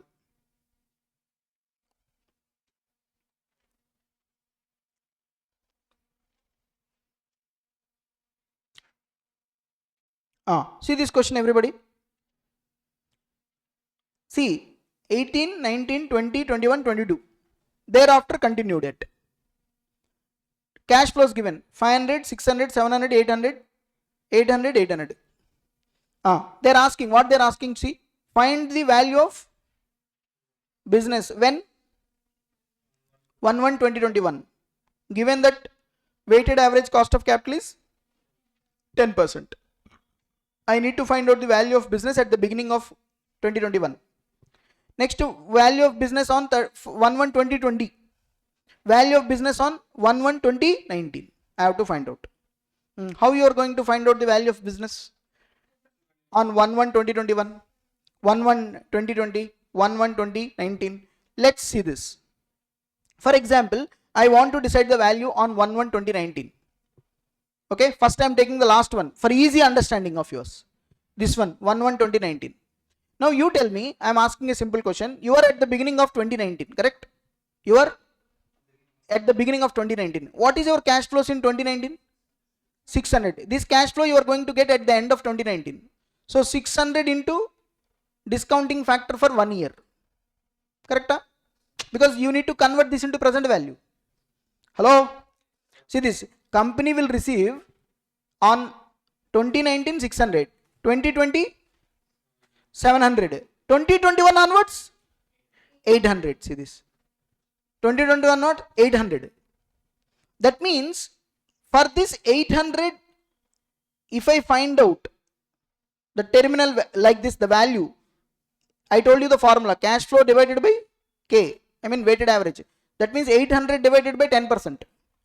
How much, sir? 8,000. So from 2021 onwards it was 8,000. Because from 2020 onwards you see the cash flows established at 800. First 3 years projected period.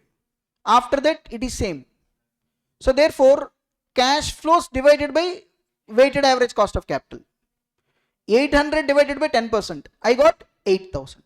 So therefore if you see on first,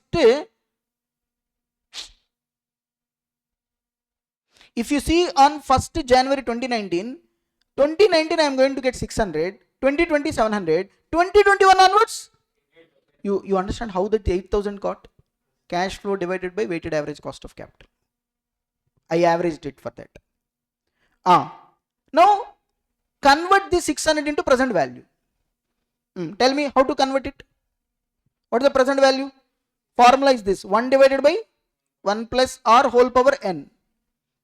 600 into 1 divided by 1 plus r. R means 10%. Rate 0.1 for 1 year. Multiply with. So 600 divided by 1.10. Correct? How much I got? 545.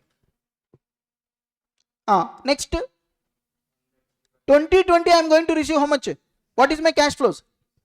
I need to convert this 700 into present value. That means the value as on 1/1/2019. That means discounted it for 2 years.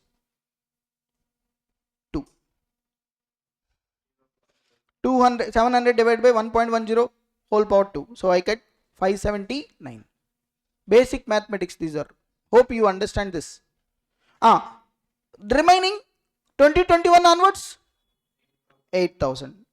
This is also will be discounted for how many years? 2 years. Why? Because I am on 1/1/2019. See this. I want present value on 1/1/2019. So if you observe carefully, till here okay. From this year onwards 800 established. Therefore the value is 8,000 for the rest of the period. So that 8,000 I need to convert it for today's value. That means before 2 years. That's why it is discounted for how many years? 2 years. Hello? So discounted it for 2 years. See this. So 6,611 I got. So now I will add both, all of them. 545, 579, 6611. So therefore value of business is equal to present value of the future cash flows plus present value of terminal value. What is the present value of the future cash flows? 545, 579. What is the terminal value, present value? 6611. So total 7,735 is the value of business. Total 7,735 is the value of business. Okay. Now suppose find out the value of business on 1/1/2020. Tell me, if I am on 1/1/2020, what I am going to receive? Company will receive. In 2020 I am going to receive 700. 2021 onwards 8,000 established. So this 700 I need to discount it for how many years? 1 year, because I want the present value on January 1st 2020. So therefore 700 divided by 1.10. How much? 636. And this 8,000 I need to discount it for 1 year. This 8,000 also I need to discount it for 1 year now, because this is from 2021 onwards. I want the value on January 1st 2020. So 1 year I need to discount it. Same 7273. So therefore if I add 636 plus 7273, I get how much? 7909. And last one, 1/1/2021, what is the value of business? Sir, from 1/1/2021 onwards, what will be my cash flow, sir? 800 divided by 10%. 8,000 is the present value. No need to convert, because that day only, that is the value. The present value at the beginning of the 2021. This is 800 divided by 10%. So 8,000 is the value of business. Okay. So this is how I need to do the thing, sir. See this. Actually, if you see 1/1/2019, 7735. How much we got? Same 7735. Next, on 1st January,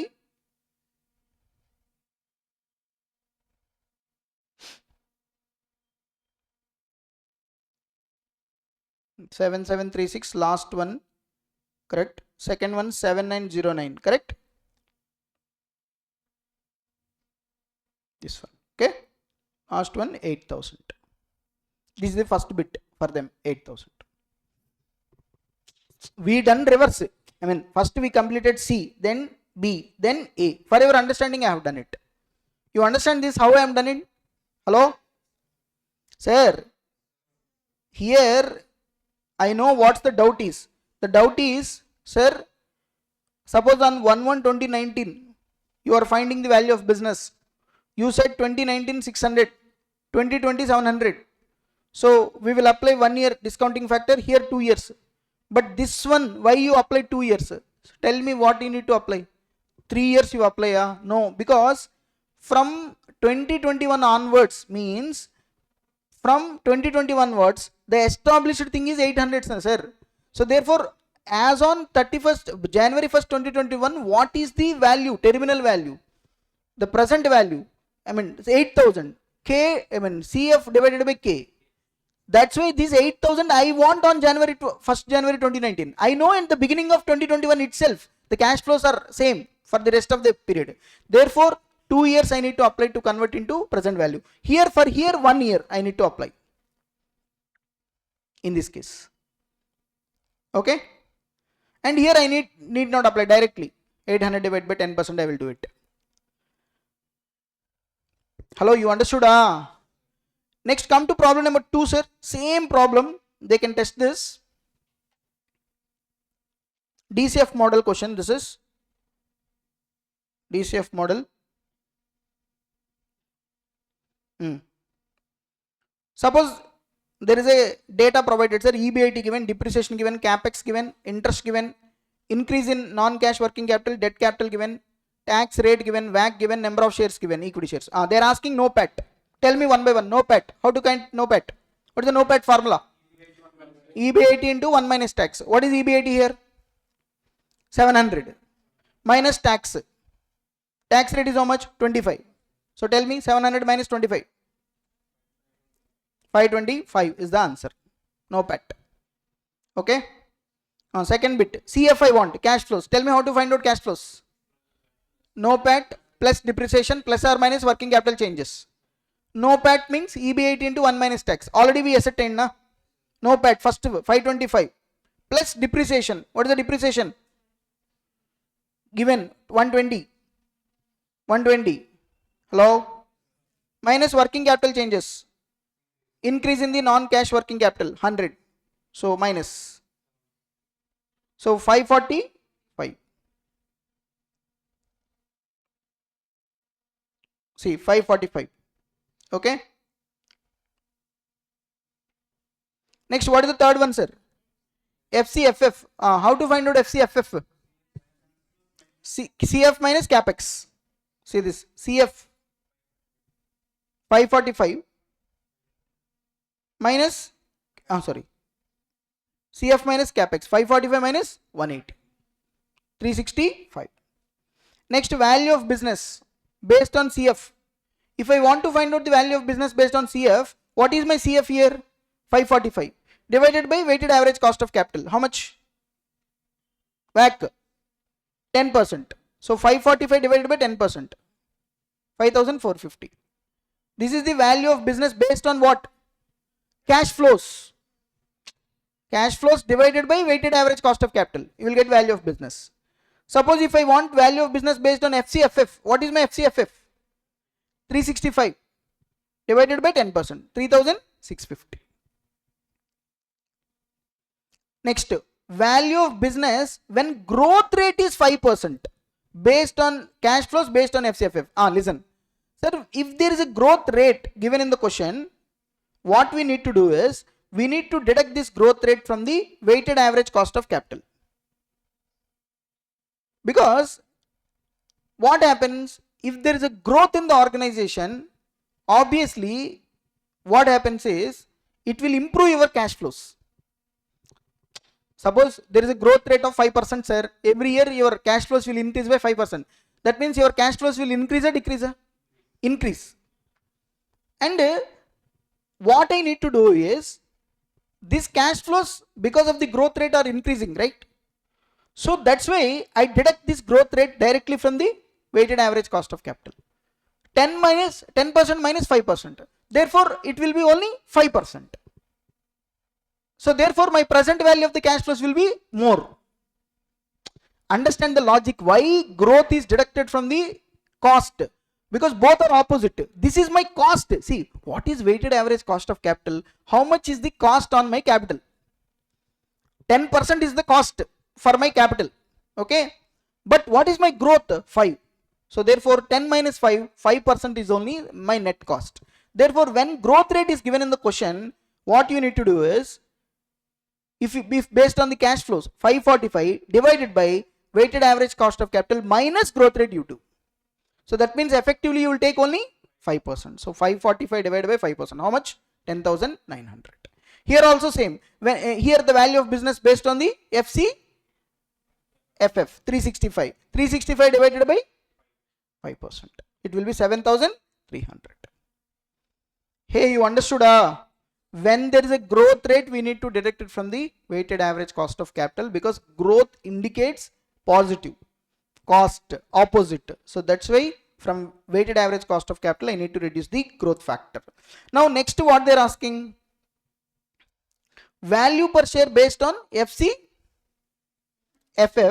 when the growth rate is 5%. Sir, they are asking value of share. How to get value of share? Value of share under DCF model. Value of equity divided by number of equity shares. What is value of equity? Value of business minus debt.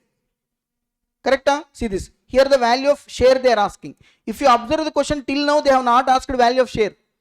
They are all value of businesses they asked. Read the question carefully. That's why.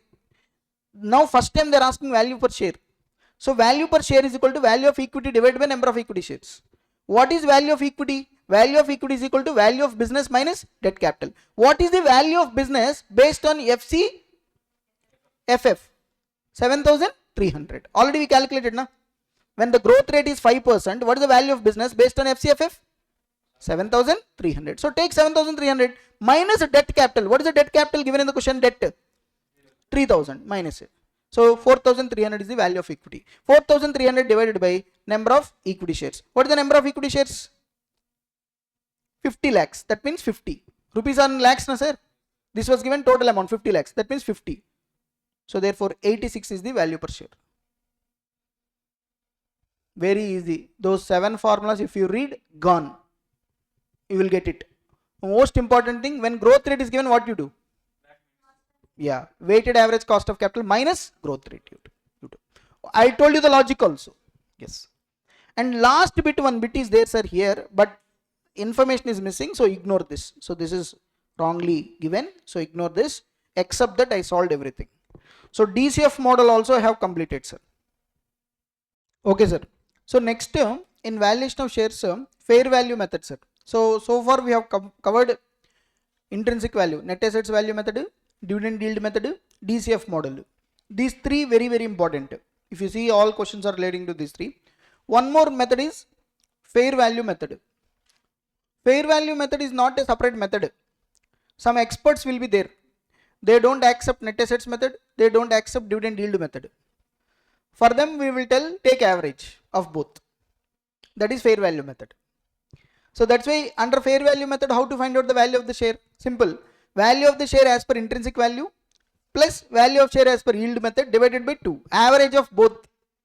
For example, if I got value of share as per net assets method 100. Value of share as per intrinsic value method I got 70. So 170 divided by 2 I will do. So 170 divided by 2, it will be 85. This is the value per share. They are happy because they are not accepting net assets. They are not accepting yield method. So in India, that category is also there, much portion. They don't accept anything. So for them, we will say, okay, you don't accept both of them, but you can take both of them, right? Average you take it. Because according to their point of view, if you are deciding the value of the share as per net assets method, that is not correct. Because you are not considering income. When you are deciding the value of the share as per income, dividend, you are not considering the worth of assets. So that's why combination of both we need to apply to decide the value per share. So that is, okay. See, there are some valuers who do not accept either intrinsic value or yield value for ascertaining the value of the shares. They prescribe fair value method, which happens to be the arithmetical mean of the intrinsic value method and yield value method. Intrinsic value method means net assets value. So this provides the better indication that the value of the shares more than the earlier two methods, obviously. So that's why fair value is equal to intrinsic value plus yield value divided by 2. So there are some questions they will ask both. Sometimes, sir, you can decide the value of the share some other methods also. See, there is no restriction how the value of the share will be decided. There are number of ways. But these are the established methods. But sometimes we have some other methods also for determination of value of the shares. There are some questions also. Problem number 13, like that, some questions are all there. I will show you. Suppose first you see question number 14. Problem number 14. I will show you how examination questions can be asked. Problem number 14 you see. Suppose in this question, what is the information given?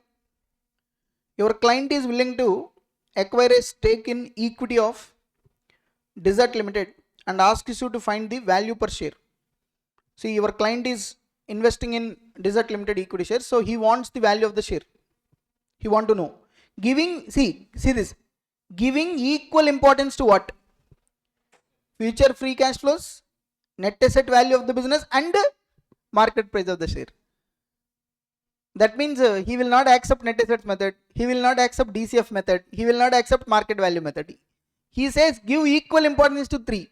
That means we need to find out the value of share under net assets method, value of the share under the DCF model method, value of the share under the market value approach, find out the average. That is the value of the share. Correct? Share in the group. Accordingly, you collected the following data. What is the data collected? EPS given. How much given EPS? 320. Next. Free cash flows for the last year, how much? 40. Management expects growth. How much growth?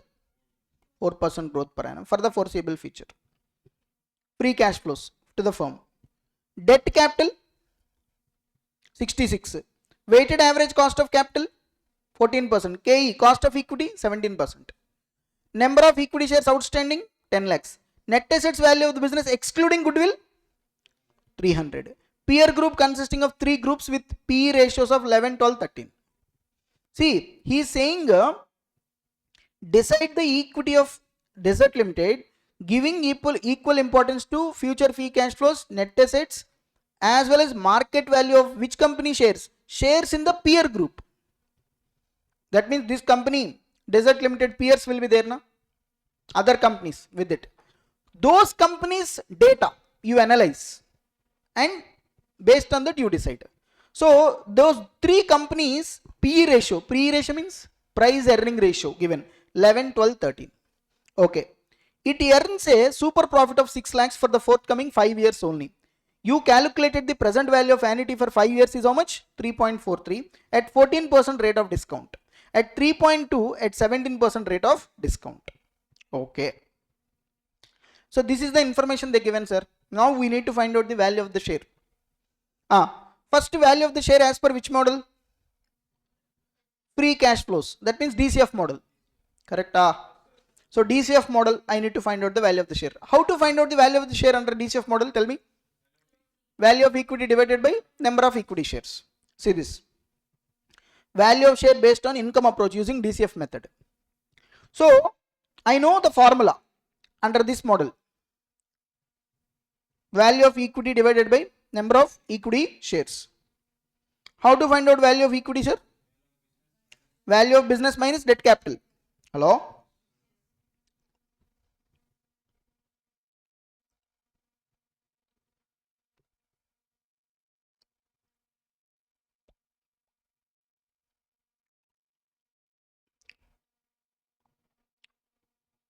Yeah.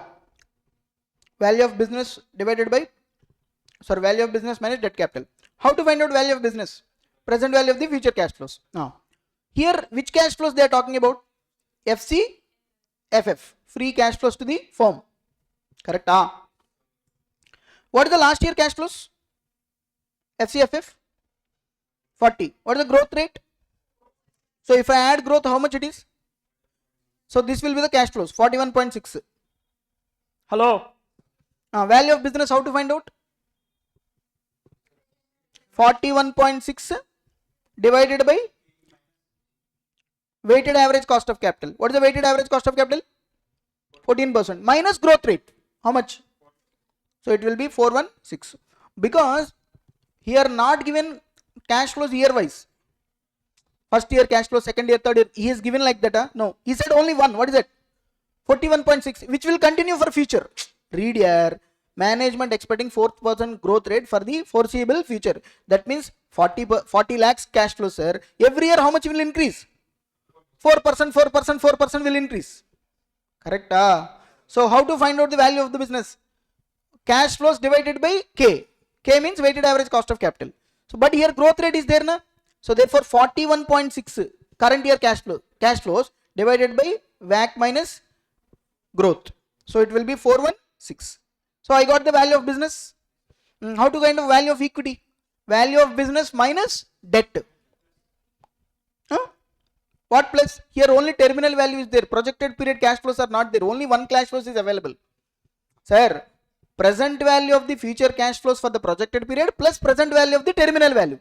In that question, first year, second year, third year available. Fourth year onwards, 800 terminal value. But here, year wise breakup is not available. Na? So directly 41.6 is the cash flow for infinite period. So that's why 41.6 divided by weighted average cost of capital minus growth. That's it. 416. So 416 is the value of business minus debt. Now what is the debt capital? 66 given. Hello. So 416 minus 66, how much? 350. Divided by number of shares. Number of shares? 10 lakhs. So that what is the value per share? 35. Done.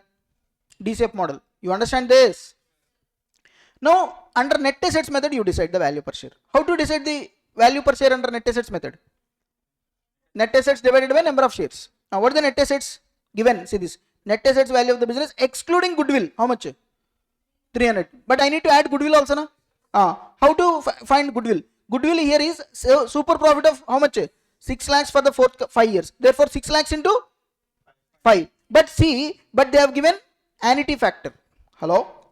So annuity method we need to apply. Say this.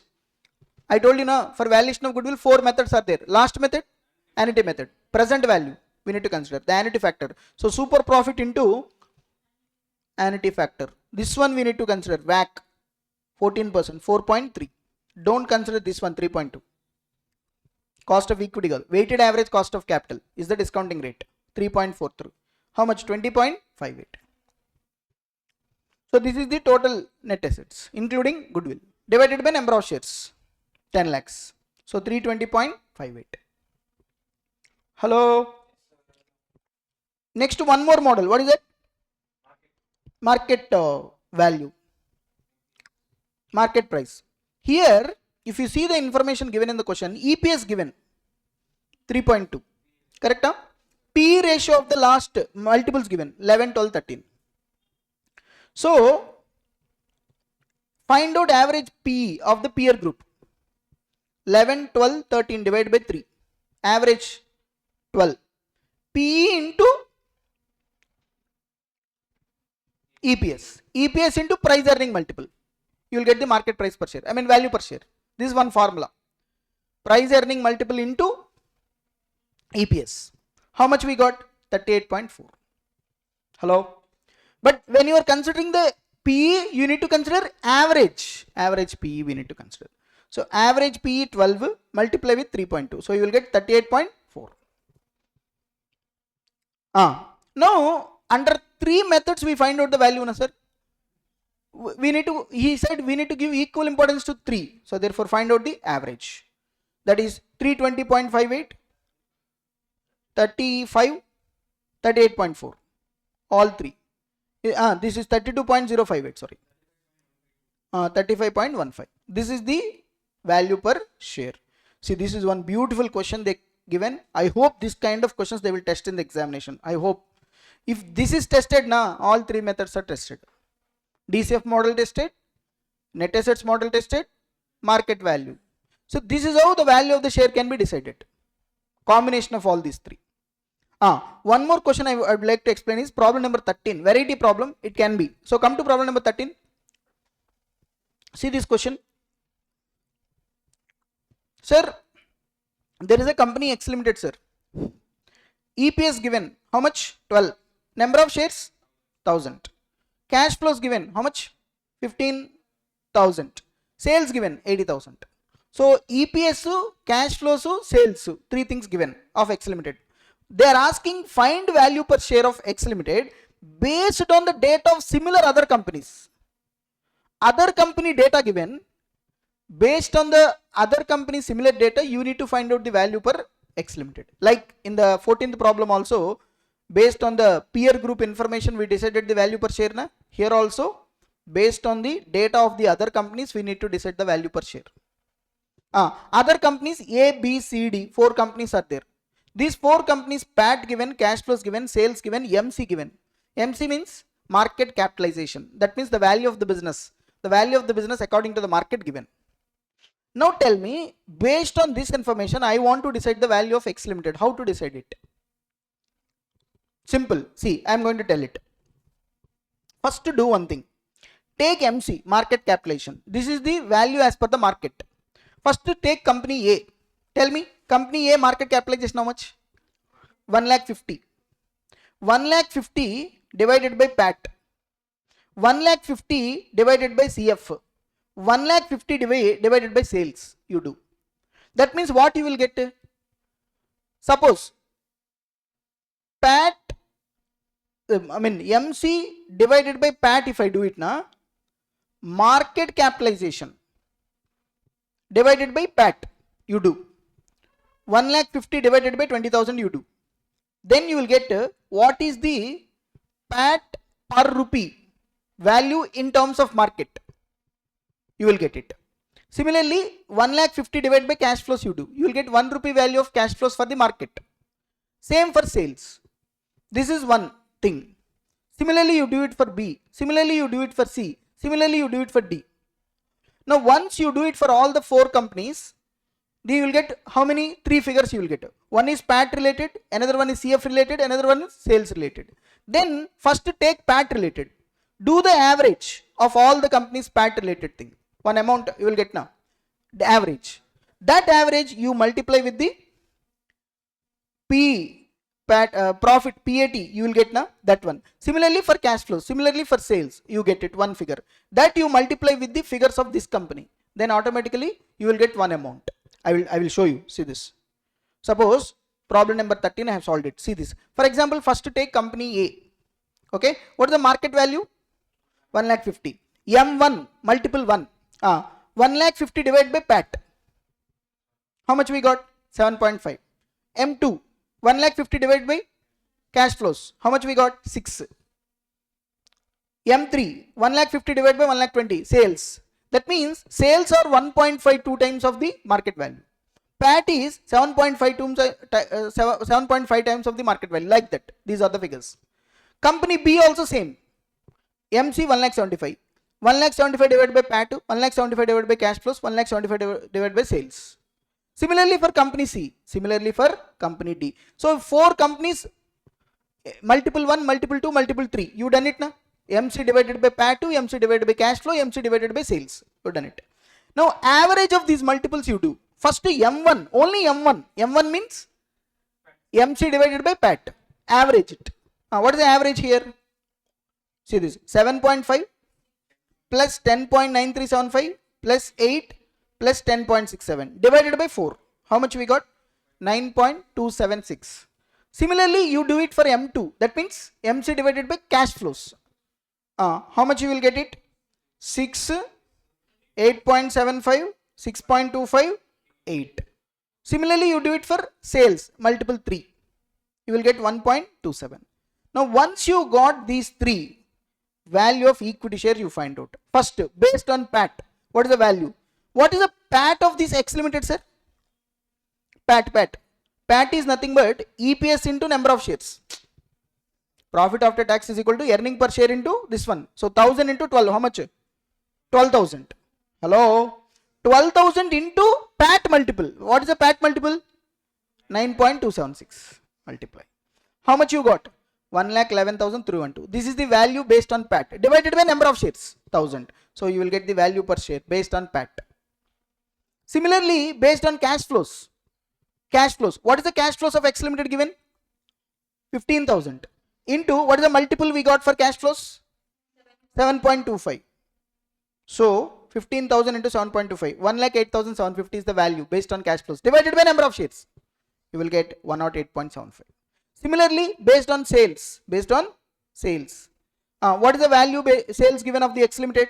80,000 into multiple 3. What is the multiple 3? Cash sales 1.27. So you will get the total value based on sales 1,01,600 divided by number of shares. So 101.6. So based on PAT, based on cash flows, based on the sales, I got the amount figures divided by 3 average. This is the value per share of the company. That means what is the difference? 14th problem, 13th problem, both are same only.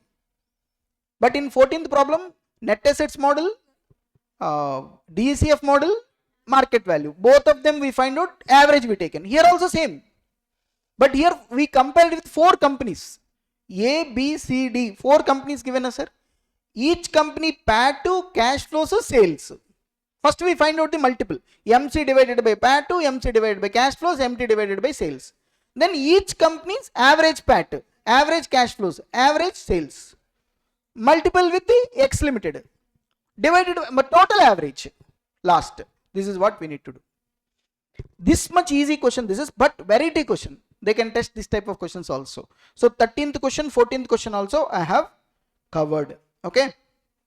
So this is how the questions will be solved, sir. And remaining questions you have to solve on your own, sir. Once you try, I think you can get it. Some unnecessary questions are there in this chapter, sir. You can leave those questions. I will tell you which questions are not required. I mean, some mistakes also there in the presentation wise.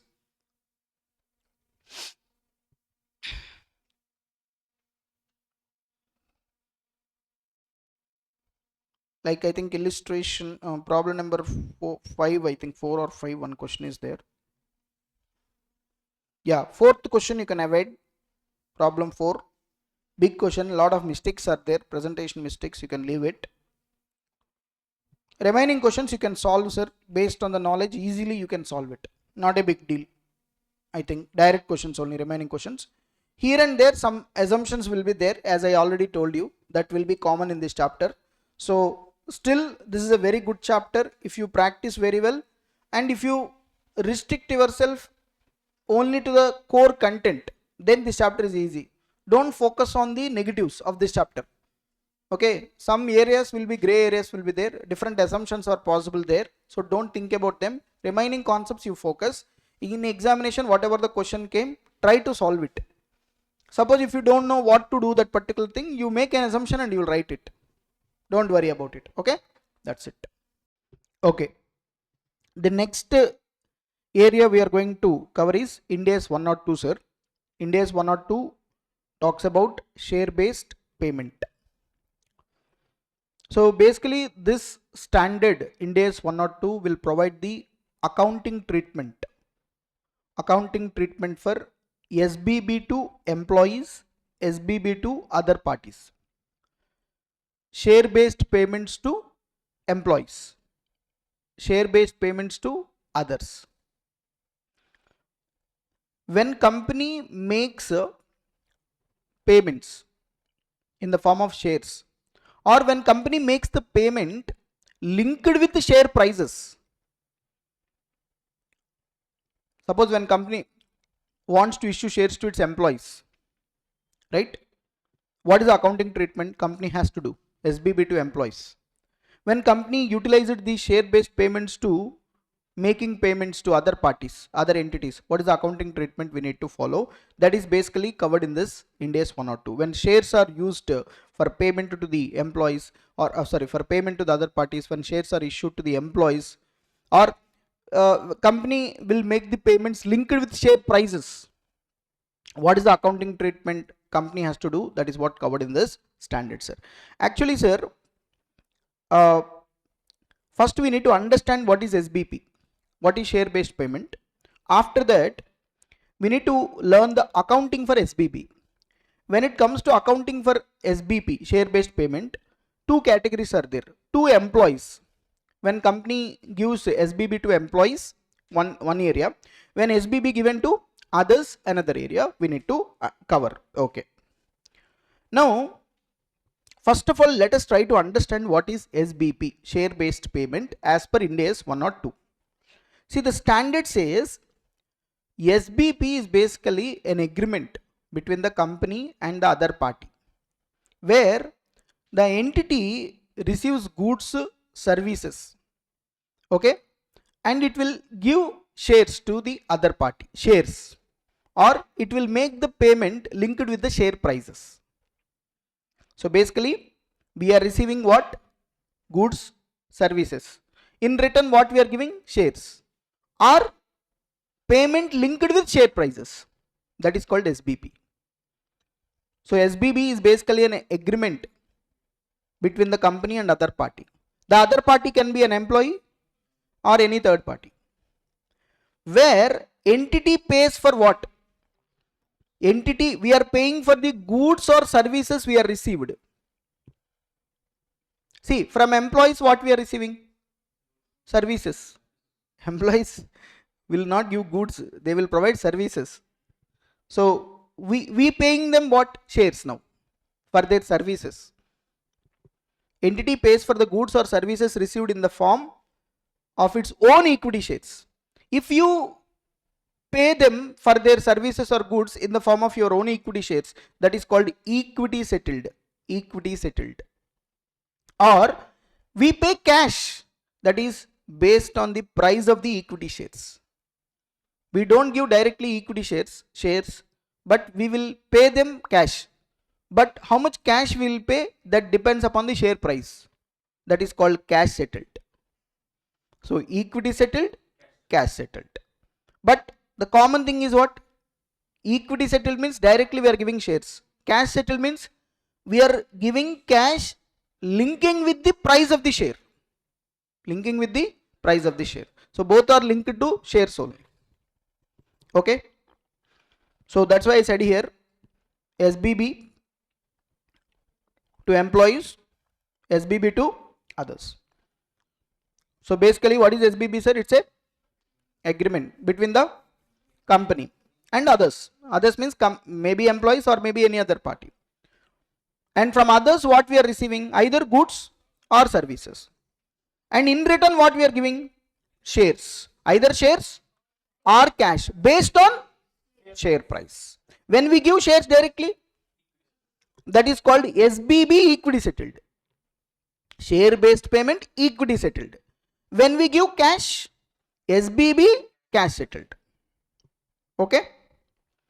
So this is share based payment.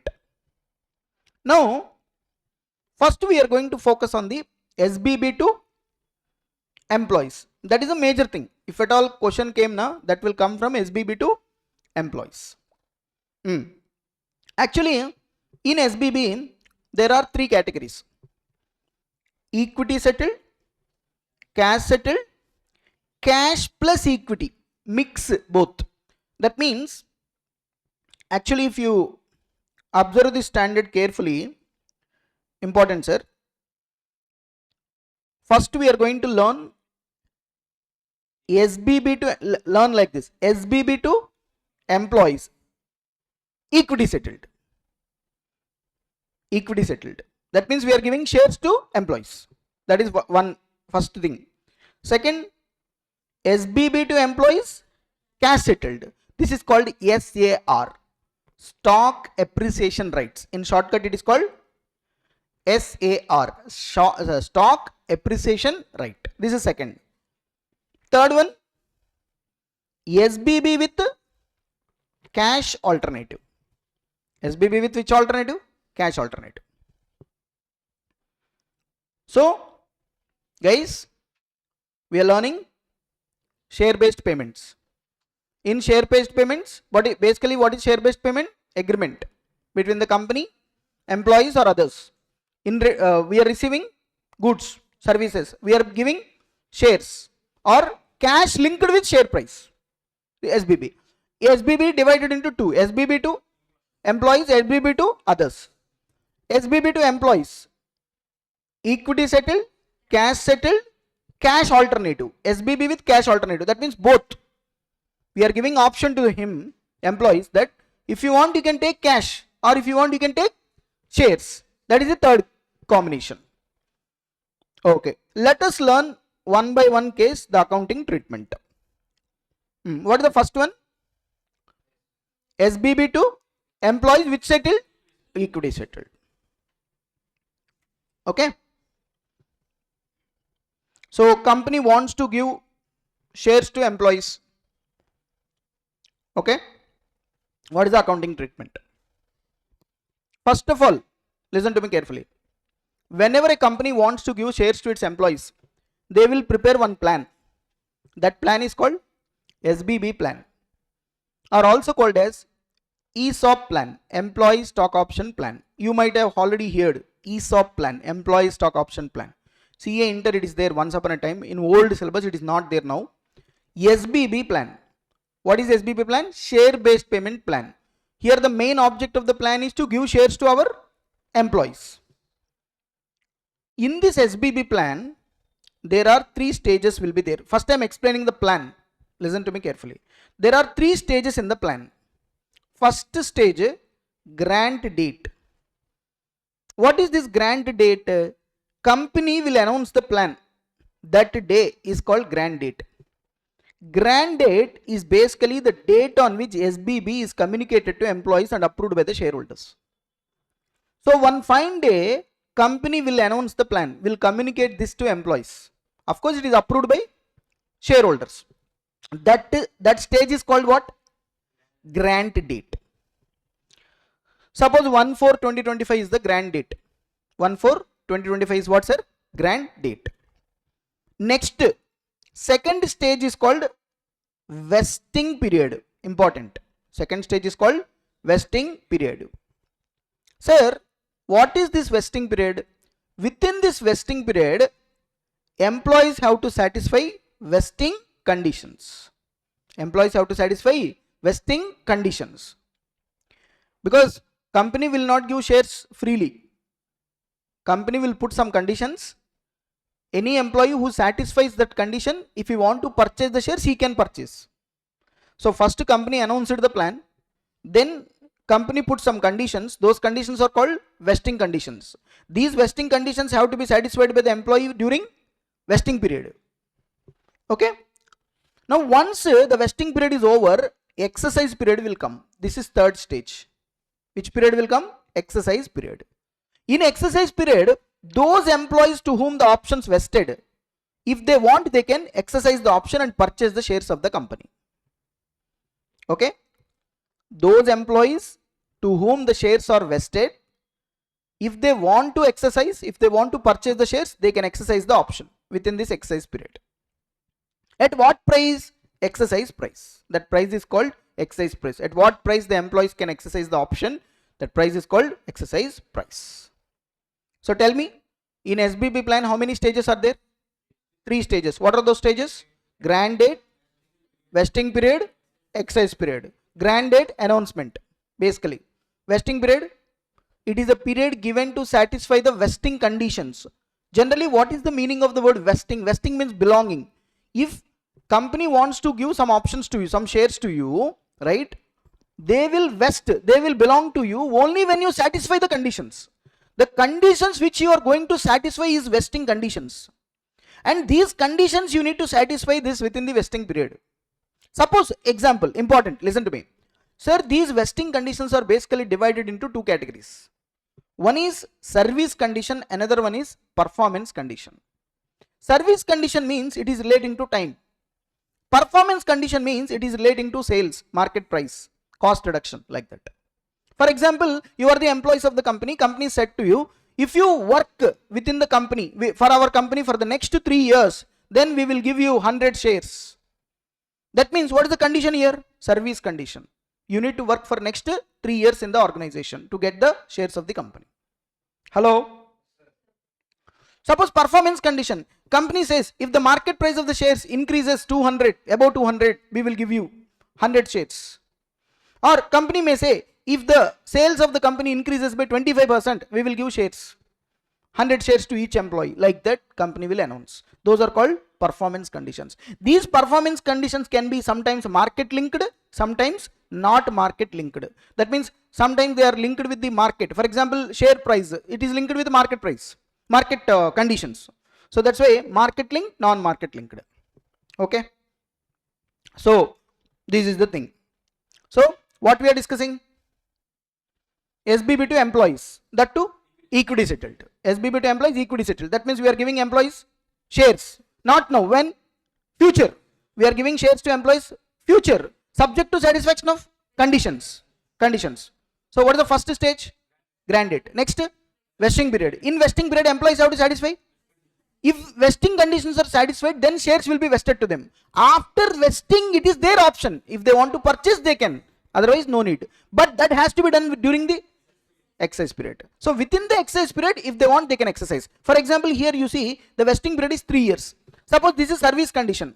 Company put you need to work for next 3 years. So from 1/4/2025 to 31st March 2028, 3 years will be the vesting period.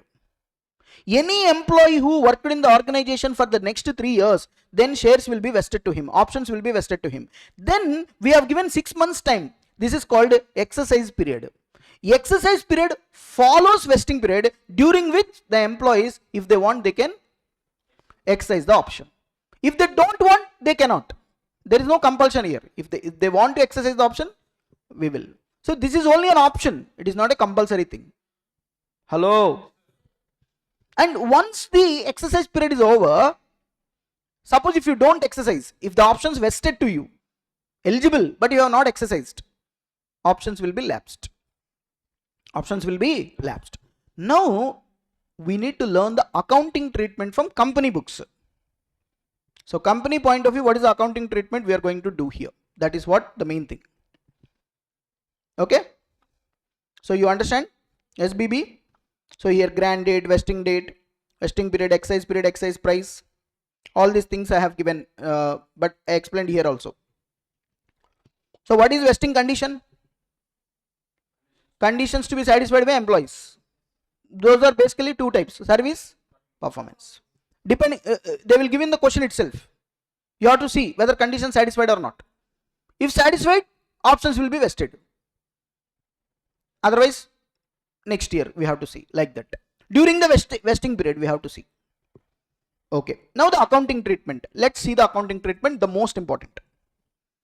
First, I am taking one example.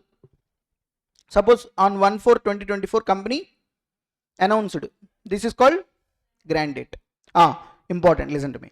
Suppose company announced the plan for 100 employees.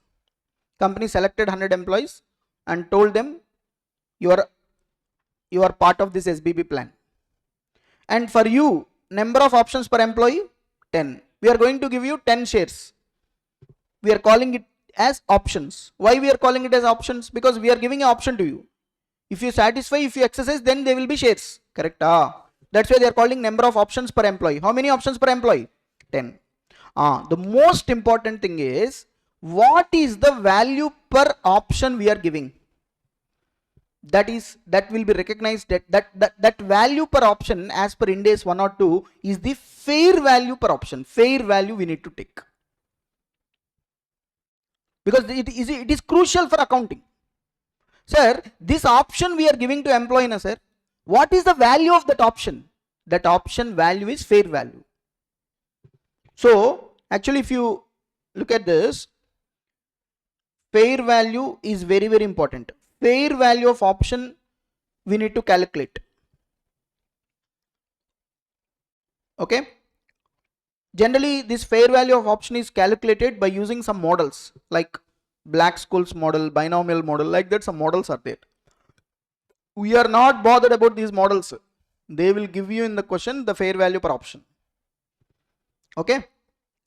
You know, we have discussed fair value measurement Ind AS.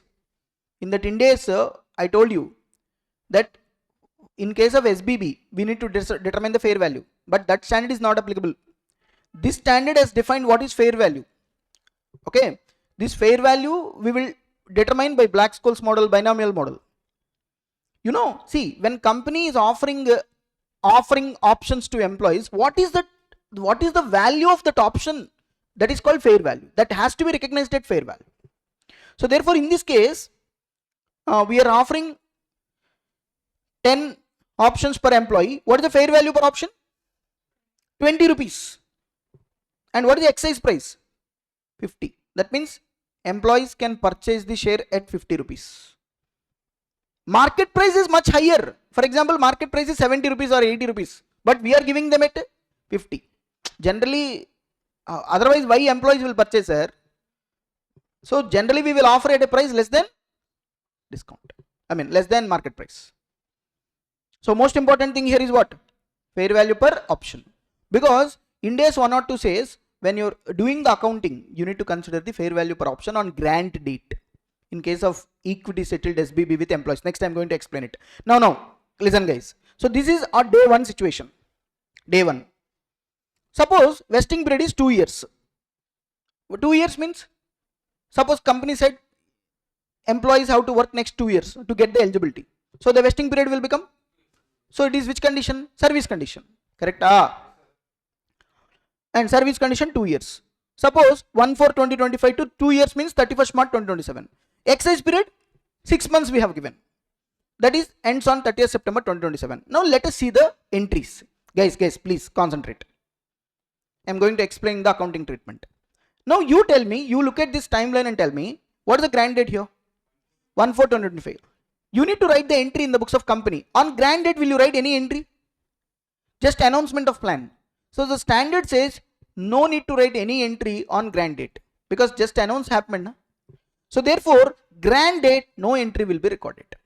Grant date, no entry will be recorded. Remember, so on grant date, nothing will be recorded. What is the next stage? Vesting period. Within the vesting period, shall we do any accounting entry? Shall we write any? Shall we do any accounting? What is the accounting we need to do? Think from company point of view. Company want to give shares to employees. they framed one policy, 100 employees, each employee 10, fair value per option 20, exercise price 50. 2 years time we have given. Now within this vesting period, will you do any kind of accounting? The standard says yes. Within this vesting period, you need to amortize the fair value of the options you are giving to the employees. That means here the vesting period is 2 years. Now within this 2 years, company has to amortize the fair value of options which are expected to be vested. Common sense, use it. Suppose you are at the end of the first year. See, SBB accounting will be done on real time basis. What is real time basis? At the end of the year, what is the information available? Based on that, you need to do the accounting. Suppose you are at the end of the first year. What is the first year end? What is the first year? 31st March 2026. 31st March 2026. Actually, how many employees we selected? 100. Imagine first year 15 employees left. 15 employees left, sir. Tell me, sir, how many employees will be there? 85 into number of options per employee 10. That means how many options? 850 options will be vested to the employees. 850 into what is the value per option? 20 divided by 3 divided by 2, because vesting period is 2. So therefore you need to understand the formula. During the vesting period, we need to calculate the SBB expenses. How? Simple. Number of employees expected to satisfy the vesting condition. How many employees are expected to satisfy the vesting condition? Actually, we begin with how many employees? 100. But how many left in the first year? 15. That means by the end of the year, we know only 85.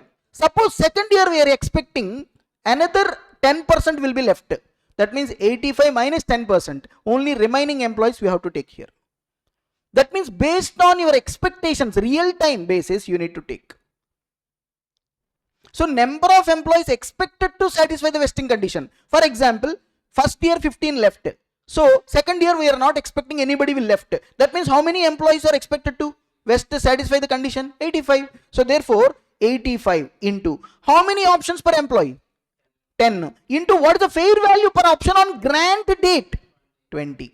You need to take the fair value per option on grant date. When you are doing the accounting for SBB to employees on equity settled, the standard says fair value per option on grant date. Grant date you need to take. What is the grant date fair value per option? 20 divided by vesting period into vesting period already completed till date. This is the amount you need to amortize. Minus already the employee benefit expenses already recognized, you deduct it. Therefore you get the SBB expenses to be recognized during the year. Now in this case, you tell me now, how many employees expected to satisfy? 85. How many options per employee? 10. What is the fair value? Divided by vesting period into how many years completed? 1 year completed. So how much expenses? 8,500. Correct? 85 into 10 into 20 divided by 2 into 1. How much? 8,500. Any expenses already recognized? Nothing. This is the first year, na sir. So therefore 8,500 will be the SBB expenses to be recognized. That means what company is doing, sir? Company is anticipating the future losses. Because of this ESOP plan, what is the value of ESOP we are giving? The value of ESOP we are giving is 85 employees if expected to satisfy the vesting conditions. Each employee 10 options, 850 options will be vested. In the worst case scenario, if these 850 options are exercised, option value is 20 rupees. So 850 into 20 divided by 2. So 8,500 will be amortized. First year 8,500, second year 8,500. As of now, that is the position. And for this, what is the entry we will write? Important. Company point of view, the entry is employee benefit expenses account debit to SBB reserve account.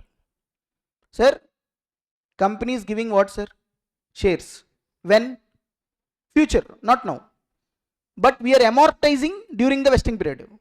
So therefore, how much amount you amortize during the year, that will be your expenses. Employee benefit expenses. That will be transferred to P&L account. Equivalent you create SBB reserve. Sir, what is this SBB reserve? This is other equity. Because as of now, this is other equity. In future, it will become share capital if they exercise.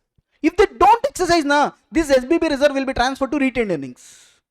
As of now, it is blocked in the other equity. See, I am giving shares to employees in future if they exercise. As of now, I know that I have to give shares. See, when you want to settle something in equity, definitely you need to transfer to equity only, na? But you cannot transfer directly to equity share capital. That's why first I transfer to other equity. So as of now, it is other equity.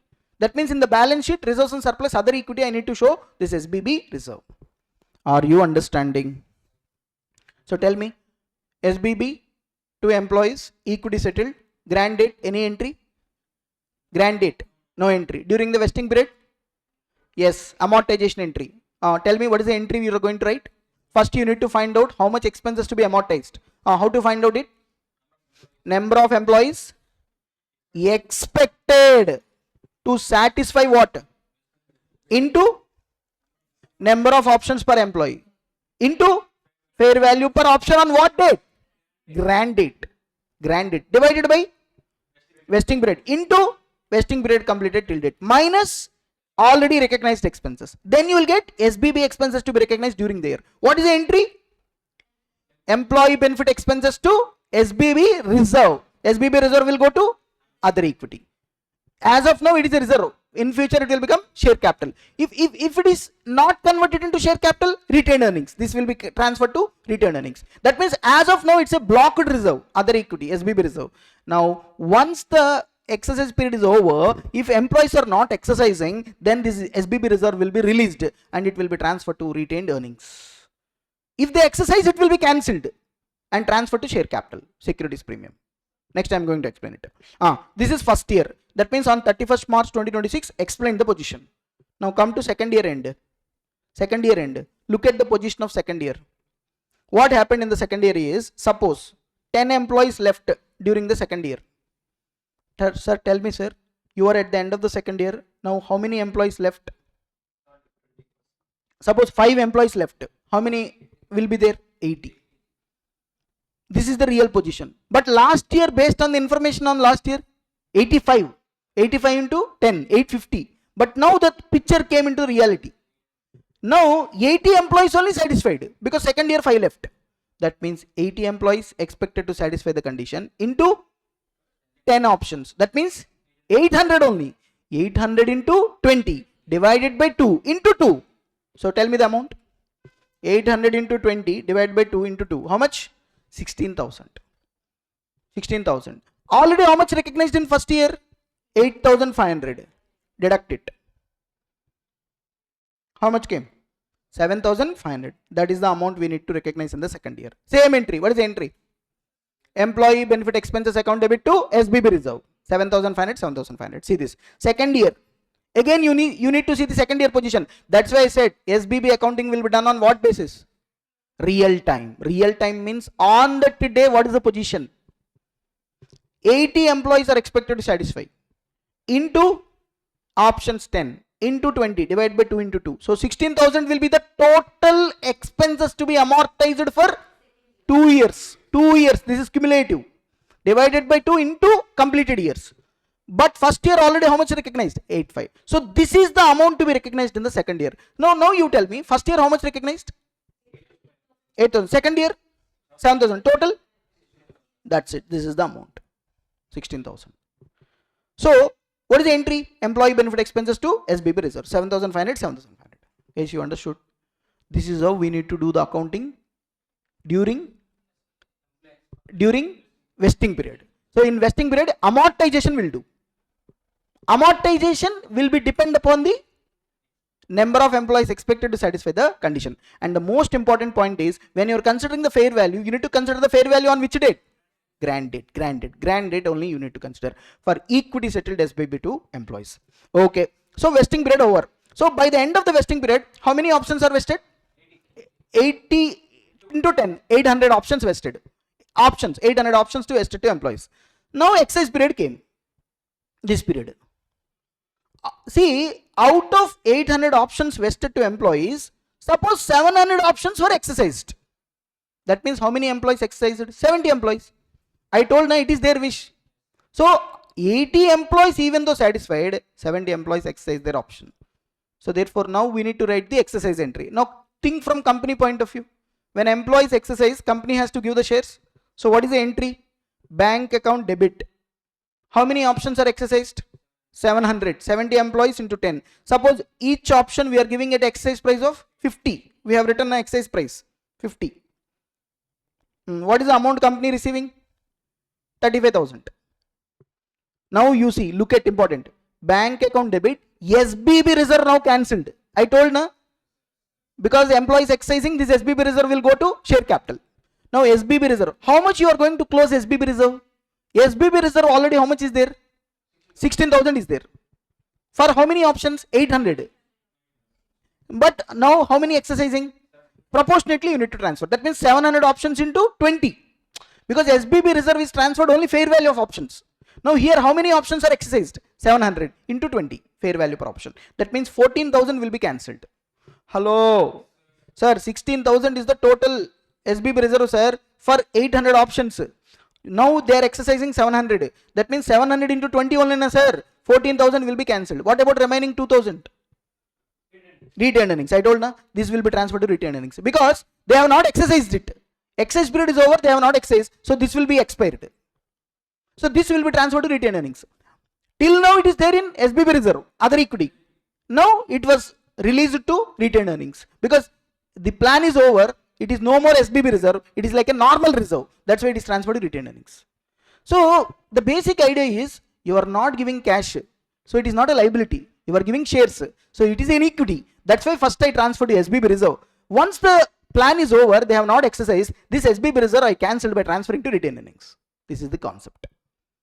Hey, understood? Important pa. See this. So bank account debit, SBB reserve.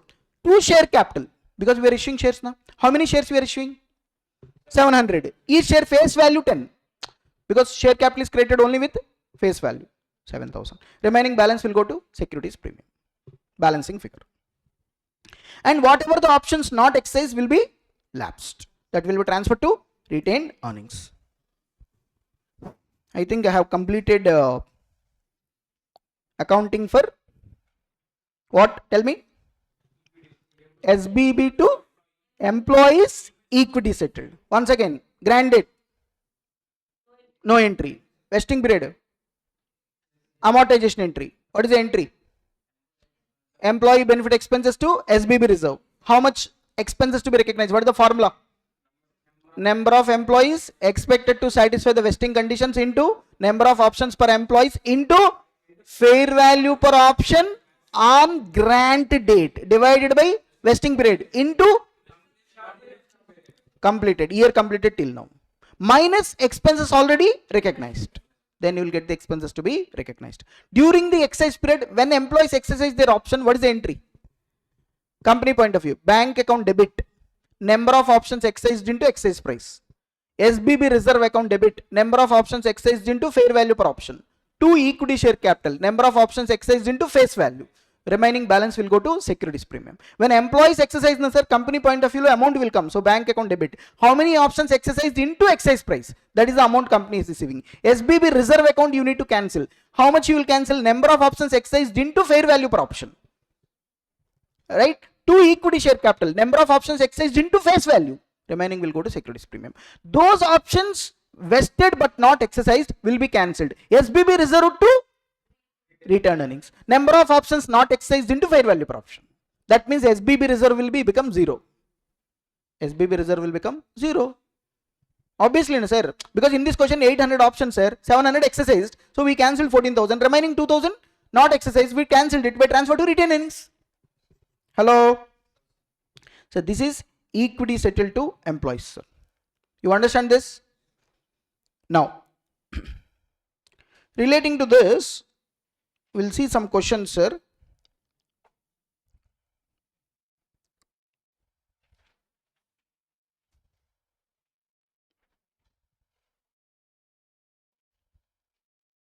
All questions will be same actually here.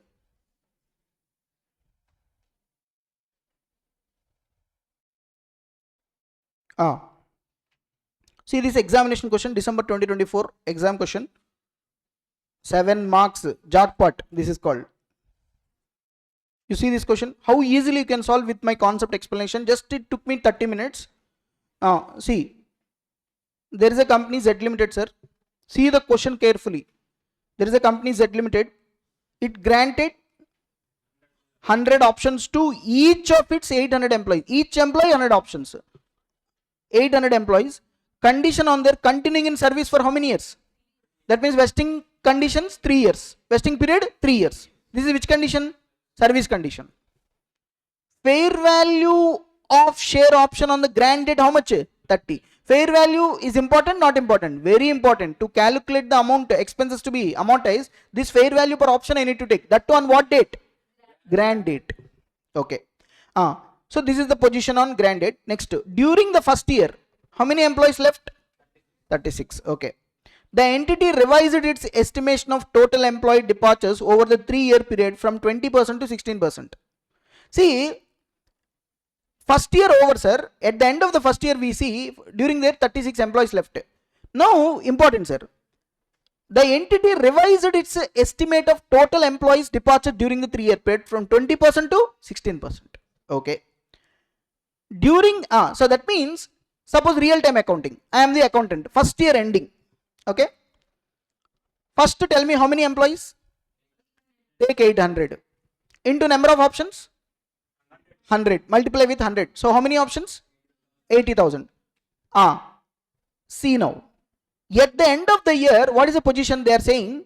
Estimated departure over 3-year period is reduced from 20% to 16%. That means overall 3-year period, if you see, 16% will be departures. So 80,000 into 84% you write, that's it. Because out of 100, 16% will be gone. So 84 only is expected to satisfy.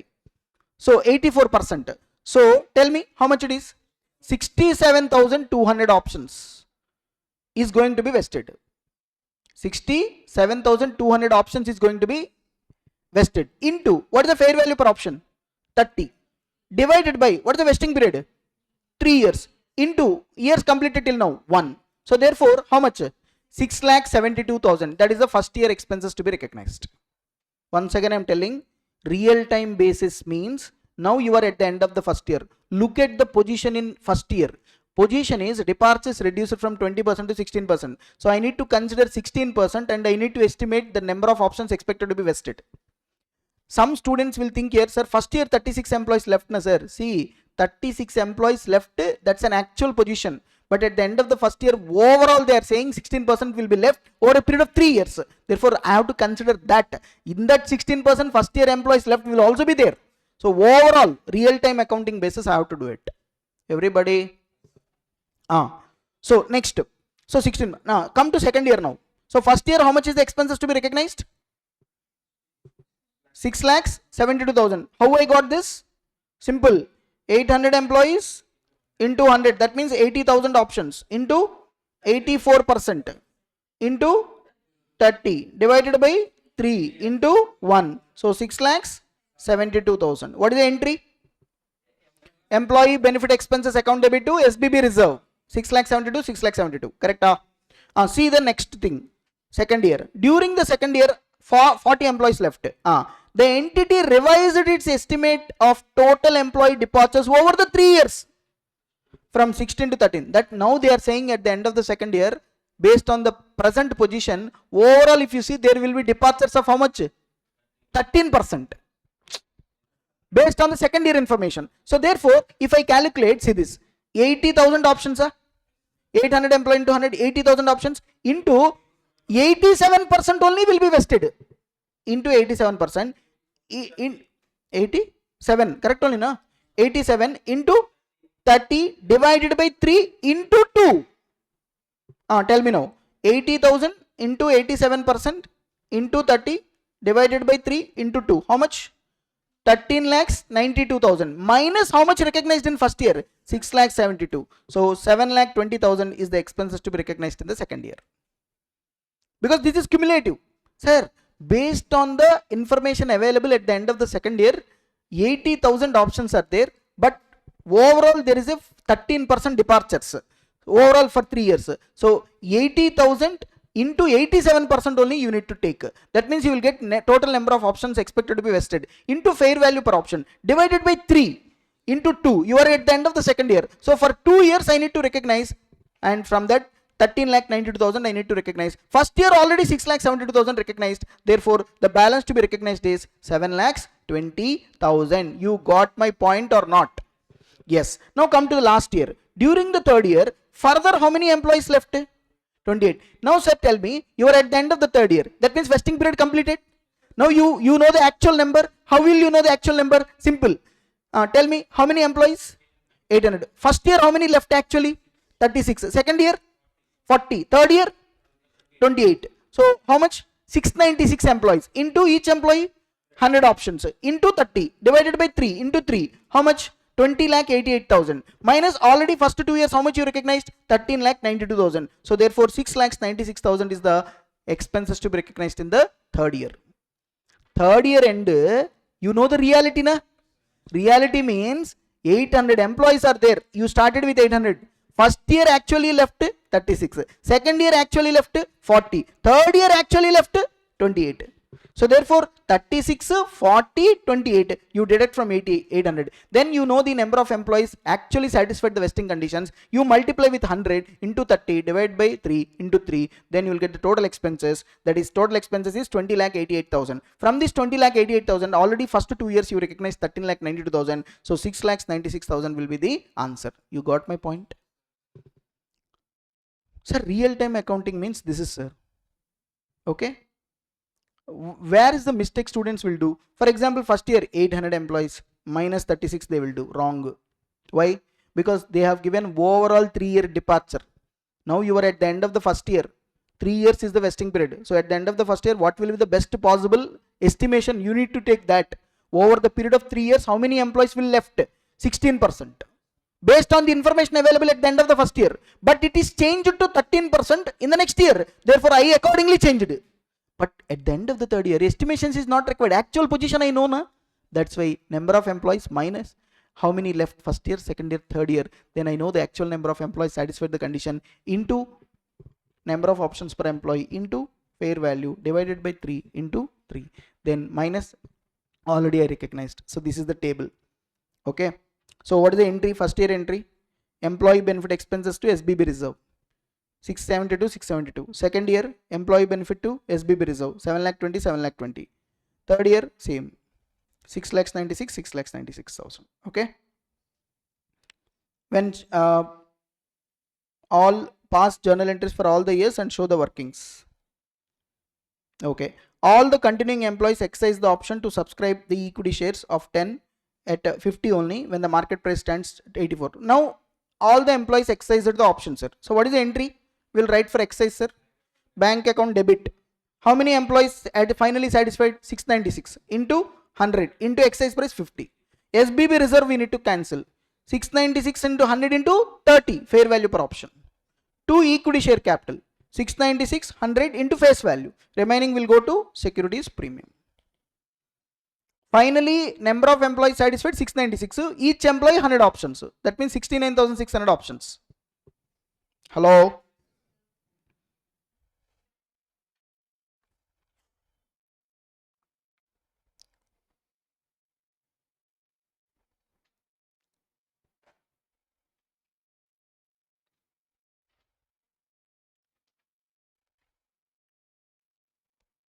Now, sir,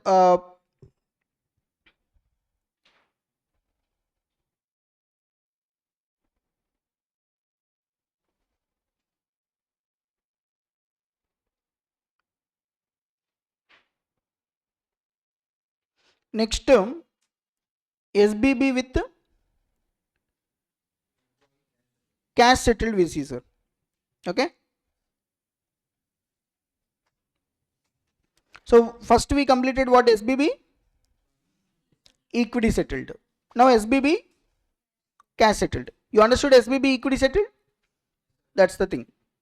Now come to SBB cash settled, sir.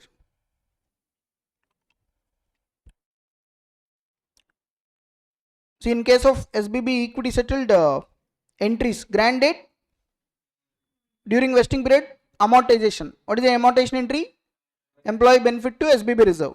Suppose if you recognize excess expenses, you need to reverse it. Same entry will be reversed. For example, every year you are amortizing the expenses. Now sometimes suppose the expenses you recognized, already recognized, is more than the expenses to be recognized. Then you need to reverse it. And during the exercise period, when employees exercised, bank, SBB reserve, equity share capital, securities premium. Suppose any options not exercised, SBB reserve to retained earnings. Now come to the second one, sir. Accounting for cash settled SBB to employees, SAR. SAR means stock appreciation right. Now here, what is the idea? Listen. See, company wants to give benefit to the employees, but they don't want to give shares directly. But they want to give benefit to the employees linked with shares. See, it's a modern concept, sir. Earlier, company will not give any shares to employees. Earlier, 20 years back, 30 years back. Now, each and every company almost trying to give shares to the employees. Some companies, they want to give benefits to the employees linking with shares. One, that option is SAR, stock appreciation right. Sir, what is this stock appreciation right? For example, company may say, suppose today the price is 150, share price. Suppose at the end, if the share price crosses 200, this 50 increase we may give to you. This increase in share price we will give you in the form of cash. That means the payment of cash is linked with what, sir? Share price. This is called SBB, cash settled to employees. Now, here the most important thing is, look at this example, everybody. SBB cash settled option. 1/4/2025, sir. How many employees are there? 100. Number of SAR per employee?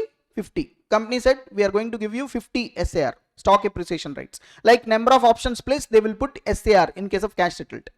What is the fair value option on grant date? 60. This SAR fair value per option on grant date is 60. Now, same grant date, no entry will be recorded. In case of cash settled also, grant date, no entry will be recorded. Now, here also suppose vesting period 3 years. Same like SBB equity settled. How many years is the vesting period?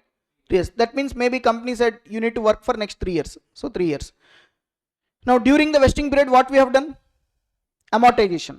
Next exercise period 1 year here. Same manner, same pattern, 3 stages. Grant date, vesting period, exercise period. Grant date, no entry will be recorded. Next, during vesting period, we need to amortize. First year end, come to first year end. First year end. Here the most important thing is fair value. What is the fair value of option on grant date? In this example, 60. What is the fair value of option at the end of the year? 65. See this. Fair value of option at the end of the second year? 70. Fair value of option at the end of the third year? 80. So in case of cash settled SBB, sir, every year end, we need to take the fair value of option on that day at the end of the year. And accordingly, we need to amortize. But in case of equity settled, only grant date fair value we have taken. That's the main difference here. Why? Because the logic there is, in case of cash settlement, the standard says, see this, accounting is same as ESOP. I mean, ESOP means equity settled, but use fair value of SAR at each balance sheet date for calculation of expenses to be recognized during the vesting period. That means, suppose at the end of the first year, if I calculate the expenses, what is the formula? Number of employees expected to satisfy the vesting conditions into number of options per employee. Here number of SAR per employee. See this. Number of employees. How many? 100. Number of SAR per employee? 50. Into what is the fair value at the end of the year? What is the fair value? 65. Not 60. We should not take 60. This is grant date fair value. We need to take the fair value of option at the end of the year. So 65. Divided by vesting period? 3 years. Into 1. So how much? 1,08,333. Minus already recognized anything? No, because this is the first year. So what is the entry? Employee benefit expenses account debit to SBB reserve. in case of equity settled, but in case of cash settled, it's a liability to the company. Therefore, employee benefit expenses to SBB liability. The difference is, in case equity settled, company point of view, it is SBB reserve, other equity. But when you want to give cash to the employees, it's a liability to the company. So that's why employee benefit expenses to SBB liability. Correct only, na sir? Sir, when you want to pay cash, obviously it is your liability. When you want to give shares, it is not a liability, na? It's a equity. That's why there SBB reserve, here SBB liability. So therefore, what is the entry? Employee benefit expenses to SBB liability. First year is over, and this employee benefit expenses will go to P&L account. This SBB liability will appear in the balance sheet. First year is over. Come to second year. Second year, 31st March 2027. I am not focusing on other things. This is the main thing. That's why I am focusing on this. Second year end, what is the fair value per option? 70. Now tell me what is the loss expenses to be amortized. Number of employees? 100. Number of SAR per employee? 50. Into 70. Fair value at the end of the year. Divided by 3. Into 2. Because you are at the end of the second year. So for 2 years, what is the total expenses to be amortized based on this position? 2,33,333. Already first year you recognized 1,08,333. So 1,25,000 is the balance to be recognized. So what is the entry?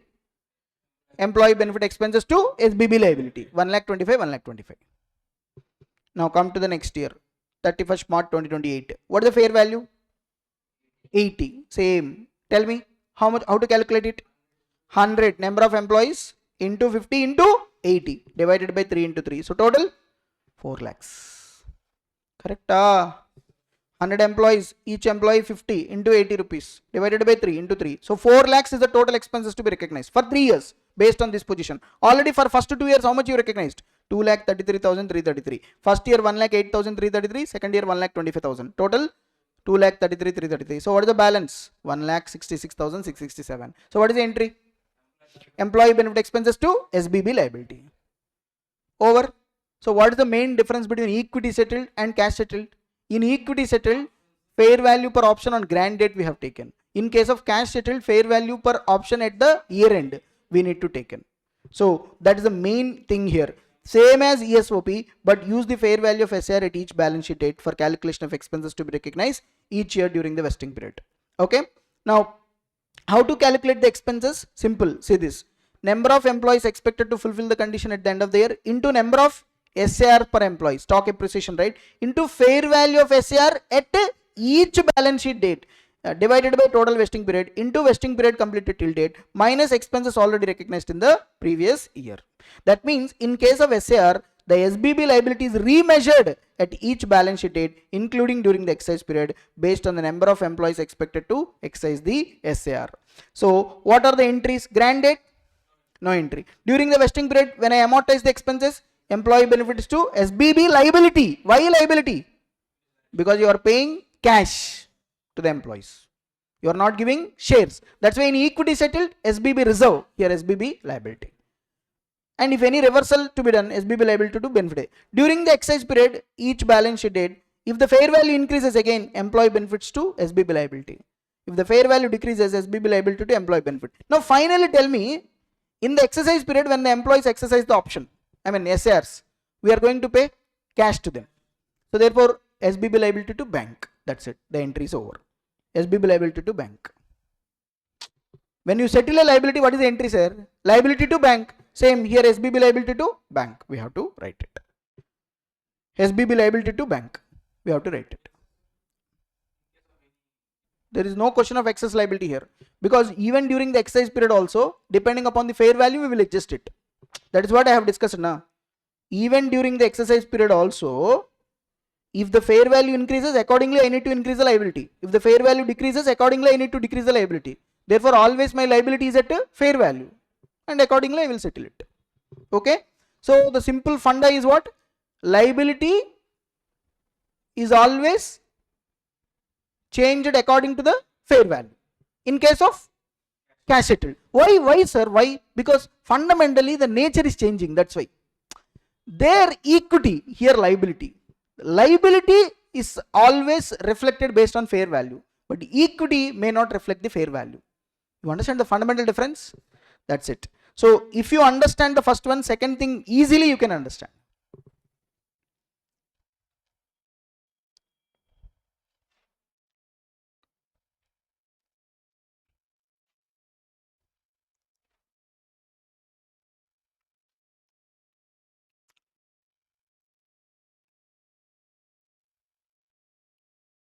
Suppose you see this problem number 3, sir.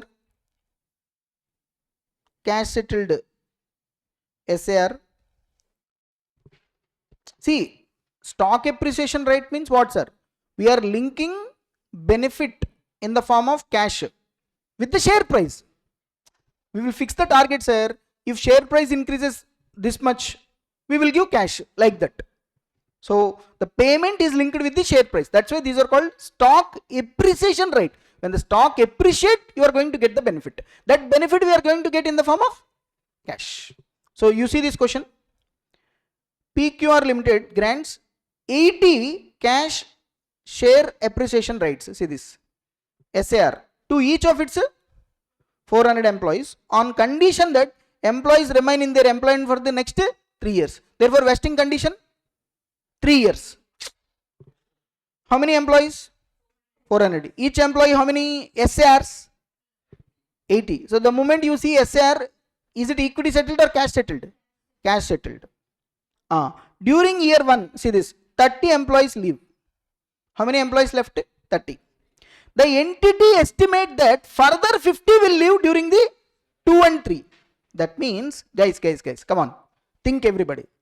You are at the end of the first year. Real time accounting I am doing. I am not reading the problem, remaining problem. See this. You are at the end of first year. Tell me how many employees expected to satisfy the vesting condition. Actually in the question, total how many employees? Already how many left in first year? 30. You are expecting how many to left? 50. So therefore 400 minus 30 minus 50. 320 is the employees expected to satisfy the vesting condition. This is called real time employees. Sir, you may ask, sir, first year last problem you have not taken, this year taking. Sir, look at the information, sir. Last examination question we solved equity settled. There they have given departure for 3 years together. 16%, reduce it to 13%. Accordingly we taken. Here completely at the end of the first year they are saying that already this many employees left and next 2 years this many employees will left.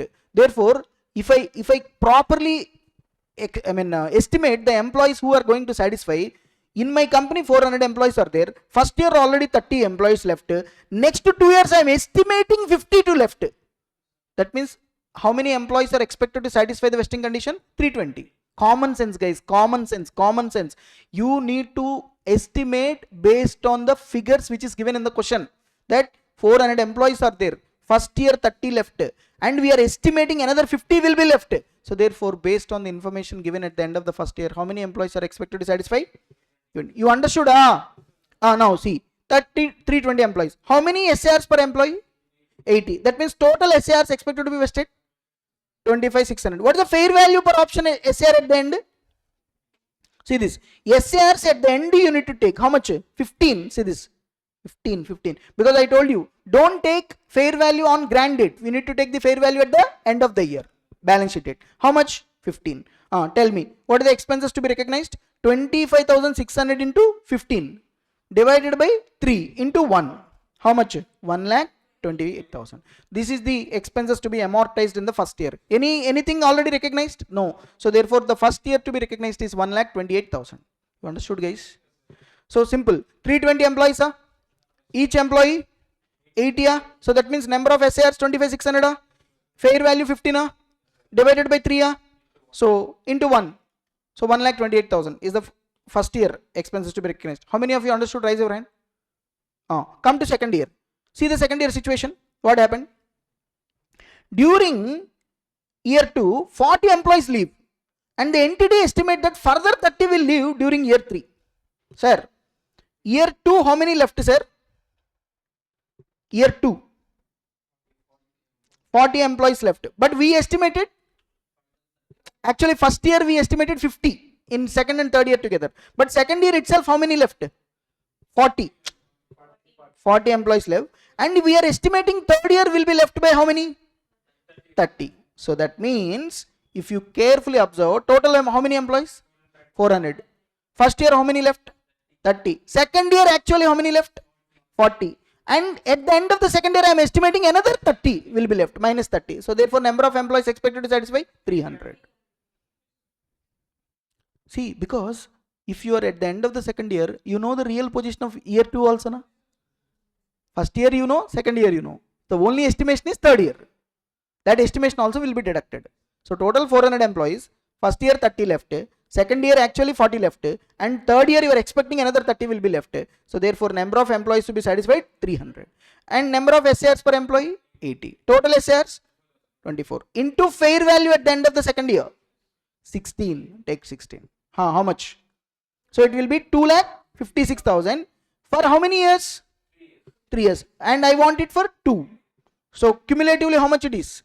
24,000 into 16 divided by 3 into 2. How much? 2,56,000. Correct? Already how much you recognized? 1,28,000. So second year to be recognized 1,28,000. You understood, guys? Because see, the idea is based on the latest position, what is the total expenses to be recognized? That's why divided by 3 into 2 we have to return. Till that year I need to recognize 2,56,000. But in this 2,56,000 already how much? 1,28,000 recognized. So remove it. So remaining 1,28,000 is the expenses to be recognized in the second year. Now come to the last year. See the situation. During year 3, how many employees left? 40. Now you tell me at the end of the fourth year, how many employees actually satisfied the conditions? 400 employees. First year actually left 30. Second year actually left 40. Third year left 40. How many employees? 290.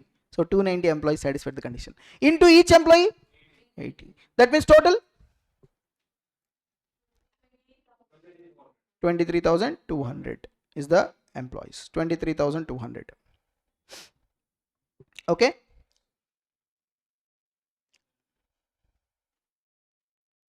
$23,200 employees. Accordingly, we need to calculate the expenses and we need to recognize this thing. So this is how we need to do, sir. Okay, remaining problem quite easy, you can solve it. So I am explaining the basic concept here. So entries, you know, na, first year entry, what is the entry we are going to write? Employee benefit expenses to SBB liability. Second year also same. Third year also same. Accordingly, we need to recognize. Okay, this is how we need to do in case of cash settled options. You see, cash settled, there are no much questions in the study material, sir. Come to the most important. SBB with cash alternative. If at all there is a question, I am expecting a question from this. See, if at all a question came in examination, sir, either equity settled or this one, SBB with cash alternative. Okay. And this is linked with financial instrument, some concept. Sir, what is this? SBB with cash alternative. Sir, in equity settled, we are giving directly shares to employees. In cash settled, we are giving cash linked with share price. Suppose if you give both the options to the employees, if you want, you can select cash. If you want, you can select shares. That alternative is third alternative. That is called SBB with cash alternative. That means it is a share-based transaction, payment transaction, in which entity gives the employees an option to receive either equity or cash. Okay, that cash amount being linked with the entity's share price. Now that means think from company point of view, sir. Think from company point of view. Suppose if employee selects shares, we need to give shares. That means equity. Suppose if employee selects cash, we need to give cash, liability. So therefore, this he is having two things. Equity is there, liability is there. So this is called compound instrument. Financial instrument, there is one standard. That standard says if any contract includes futures of both financial liability and equity, that is called compound instrument. So here you see equity settled, cash settled. We want to give cash if they select the option. If the employee select cash, we need to pay. So it's a financial liability for us. If employee selects equity, we have to give equity. So equity. So this includes futures of both. That's why this is called compound instrument. So compound instrument means which contains both equity as well as liability. Okay. So therefore, since it contains both equity and cash settlement features, it is treated as compound instrument. Accordingly, the entity shall account it for as cash settled share based payment with an additional equity settlement option. So it's a compound financial instrument, sir. In case of compound financial instrument, sir, mainly it is treated as financial liability with equity option. Because I told you in case of compound instrument, both are mixed in liability, equity. So when liability is there, the standard says financial liability will be the most primary. It will be basically treated as liability with equity option. So that's why accordingly the entity shall account it for what? Cash settled based payment with additional equity settlement option. You understand, guys? First of all, you understand why we are calling this as compound instrument? Because it is having possibilities of both. That's why. Then predominantly it will be liability, cash settled with equity alternative. Next time I'm going to, of course, in financial instruments we are going to cover this compound instrument accounting treatment. There, in case of compound instrument, what they will tell now, you need to first split the compound instrument into financial liability, equity. Financial liability is nothing but present value of the future cash flows. So from the total proceeds, if I reduce this financial liability component, remaining is what? Equity. Same thing we will do here. Suppose you entered a contract, sir, 10 lakh rupees you received. For example, in this 10 lakhs, there is financial liability, there is a equity. Both the features are there. Now the standard says you need to split this 10 lakhs between these two. How you are going to split? Find out FL. FL means financial liability. Financial liability, how you are going to decide? They said present value of the future cash flows. Present value of cash flows. That will be the financial liability. Once you got this financial liability, from this you need to reduce this. Then you will get equity. That means equity is always residual figure. Equity is always residual, remaining figure. That means major thing is what? Liability. That's why they are saying here the entity shall account it for what? Cash settled with option, equity settlement option. Here also we do the same thing. Sir, what are the steps, sir? If this is given like this, what I need to do, sir? If this is, if in the examination SBB the cash alternative is given, what I need to do? See, in study material one question is there, beautiful question. If you solve that question, over, game over. See what I need to do in this case. See, first determine the equity settled ESOP. Step number 1, determine equity settled ESOP. Equity settled ESOP, you know, already we discussed. What will be the equity settled option liability? Formula is number of options expected to be vested, number of employees expected to be satisfied into number of options per employee into fair value for option on grant date. See this, number of options into fair value of equity settled option on grant date. Number of options you are giving to the employees. Number of options, how will you get? Number of employees into number of options per employee. Then you will get number of options. Hello. Number of options into fair value per option. On what date? Grant date. Then you will get which component? Equity settled ESOP. Then same manner determine the cash settled ESOP. How to determine cash settled ESOP? Number of options into fair value of cash settled at grant date. Initially you take it grant date. Initially. Next you are going to change it. Initially you need to take it at grant date. Grant date, whatever the fair value is there, multiply number of options with that fair value. Fair value of SAR at grant date. Then you will get what? Cash settled ESOP. Then important, sir, ascertain the value of equity component. Equity component you determine. How to determine the equity component? Equity component is equal to equity settled ESOP minus cash settled ESOP. The difference is nothing but equity component. The difference is equity component. So see, understand, here SBB with cash alternative, cash settled with an equity alternative. So I need to determine the equity component. How to determine the equity component? Simple. If suppose ignore that you are giving cash, that means you are giving only equity. So if you give equity, what is the value? Number of options into fair value on grant date. Suppose ignore, you are giving shares, you are giving only cash. If you give cash, number of options into fair value of SAR or grant date. So if you give only shares, this is. If you give only cash, this is. The difference is only equity. Suppose, see, if I give cash, simple listen sir. If I give equity 10 lakhs, if I give cash 8 lakhs, so difference, that is called equity component. The difference between the equity settled and cash settled. Equity, you will get it. Because according to them, the main thing is that if your intention is to give SBB to the employees in the form of shares with a cash alternative, okay, if you give really shares, what is the fair value of the shares you are giving? If you want to give only cash, what is the fair value of SAR you want to give? So above cash, how much is there? This one, that will become the equity component. Remaining all liability component only.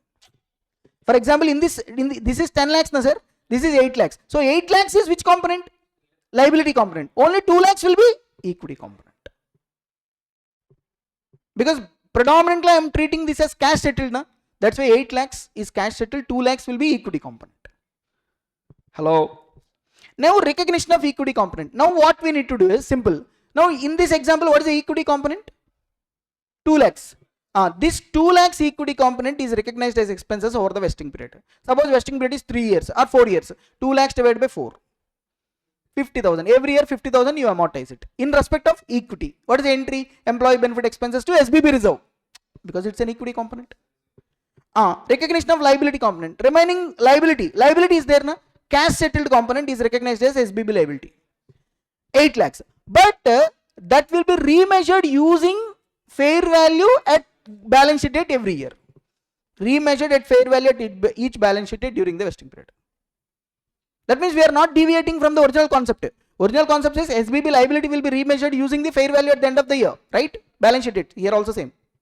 But first, in case of compound instrument, you decide the equity component. Equity component you need to decide. That's why, suppose if there is no cash, what is the payment under equity?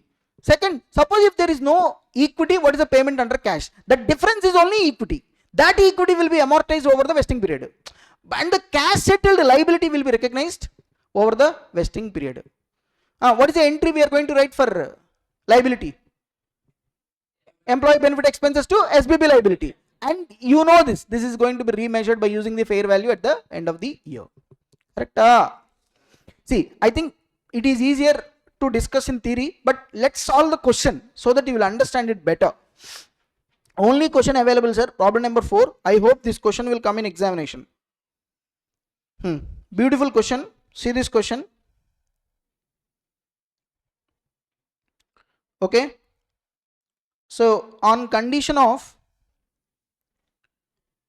completion of 3 years service on employee, on what is the condition here? 3 years service, an employee is granted the right to choose either, see, employees have the right, that means we are giving option to employee. What is the option? Right to cash payment, that means cash settled, equal to the value of 3,000 shares. We will give you cash equal to the 3,000 shares. Cash settled. Hello? Cash settled. Or second option, 3,600 shares with restriction to hold them for 3 years after vesting. See, sometimes company will say, employees, we are giving shares to you. But what employees are doing? Immediately selling it. So therefore, sometimes company will put a condition that once we give shares to you, for some period of time, you cannot sell to anybody. Here, the restriction is how many years? 3 years. The share price, the nominal value at the grant date is 60.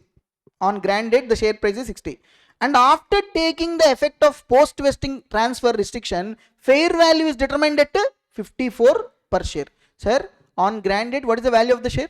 60. But because we put this condition, sir, that you cannot transfer it next 3 years after vesting, so we are expecting that the share price will come down to 54. Hello. Next, at the end of the year 1, 2, 3, share price is 64, 68, 72 respectively. Okay. So at the end of year 3, suppose employee chooses A, cash alternative, B, equity alternative. Show necessary working and pass the journal entries. So first of all, tell me, in examination, if you see this question, what's your opinion? Is it exclusively equity settled? No. Is it exclusively cash settled? No. It is SBB with both features. So therefore this is what? Compound instrument. Correct? First you identified that it's a compound instrument. What is the procedure in compound instrument? First, determination of equity settled component. Second, next, cash settled. Next, difference is equity component. Correct? First we will do that. See this.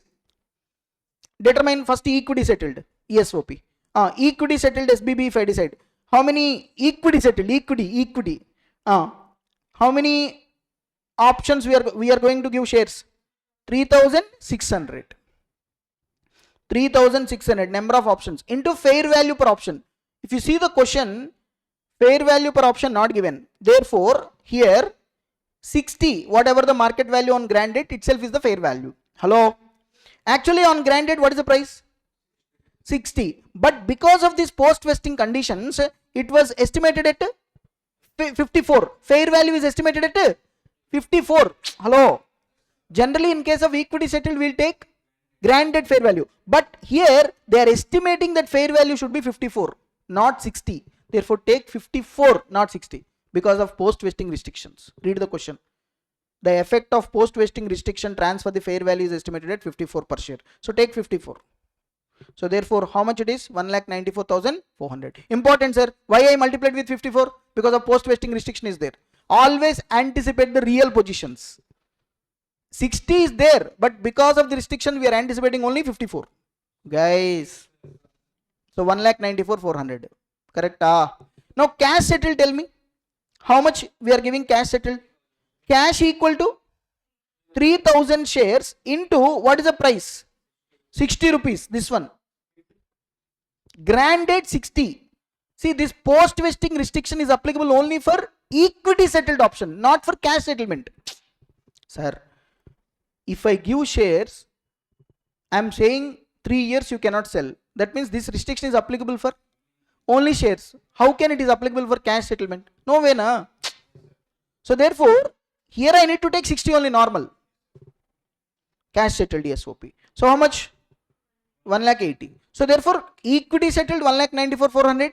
Cash settled 1,80,000. That means you tell me. If I am giving an option, only take cash. How much? 1,80,000. That means it is a liability. If I ask you to take shares, 1,94,400. So how much excess?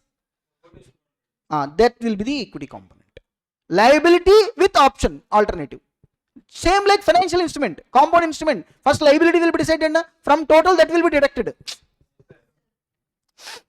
Okay, so 14,400 equity component. Now listen to me very carefully. What they say, this 14,400 equity component will be amortized over the vesting period. That means this 14,400 recognized over the vesting period. Here the vesting period is how many years? 3 years. So 14,400 divided by 3. How much? 4,800. Done. Now come to SBB liability. Important, guys. Focus. SBB liability. Now you tell me, SBB liability at the end of the first year, what is the position? Tell me.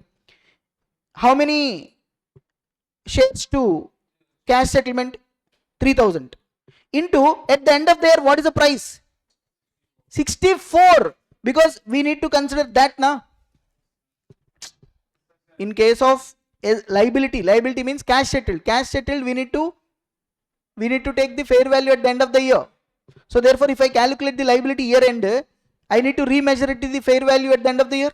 So 3,000 into 64 divided by 3 into 1, how much? 64. Correct? Second year you come. What is the second year position? Same, 3000 into 68. See this. Divided by 3 into 2. This is the expenses. Minus already recognized. So second year 72. Third year you come. 3000 into 72. Divided by 3 into 3. Minus already first 2 years. So how much? 80,000. Hello. So if it's an SBB liability, this SBB liability actually 1,80,000. But we need to remeasure it every year end. SBB liability. So how you are going to remeasure it? Based on the fair value at the end of the year. So if I remeasure it, 64, 72, 80. Now entries I am going to write it, you will get clarity. See this, entries. Suppose, see this, first. Employee benefit expenses, first year.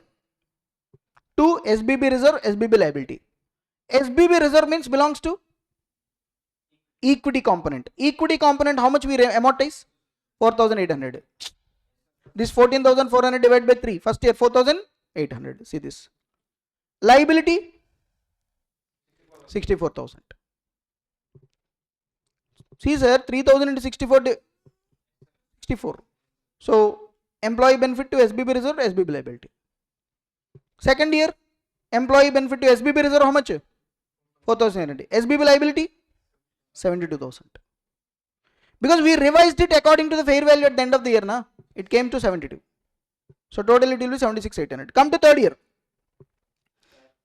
Same, employee benefit expenses to SBB reserve, same 4,800. SBB liability 80,000. 3 years over. So first to determine the equity settled DSP, cash settled DSP, difference is equity component. This, once you got this, whatever the equity component is there, that will be recognized over the vesting period. SBB liability as usual, based on the fair value at the end of the year, we need to remeasure it. Hello. Now at the end of the third year, what happens? Suppose 3 years over. Now employees selects cash alternative. Guys, listen, very interesting. They selected what option? Cash. When they select the cash alternative, SBB liability to bank will do. Because we are going to pay cash now. SBB liability to bank.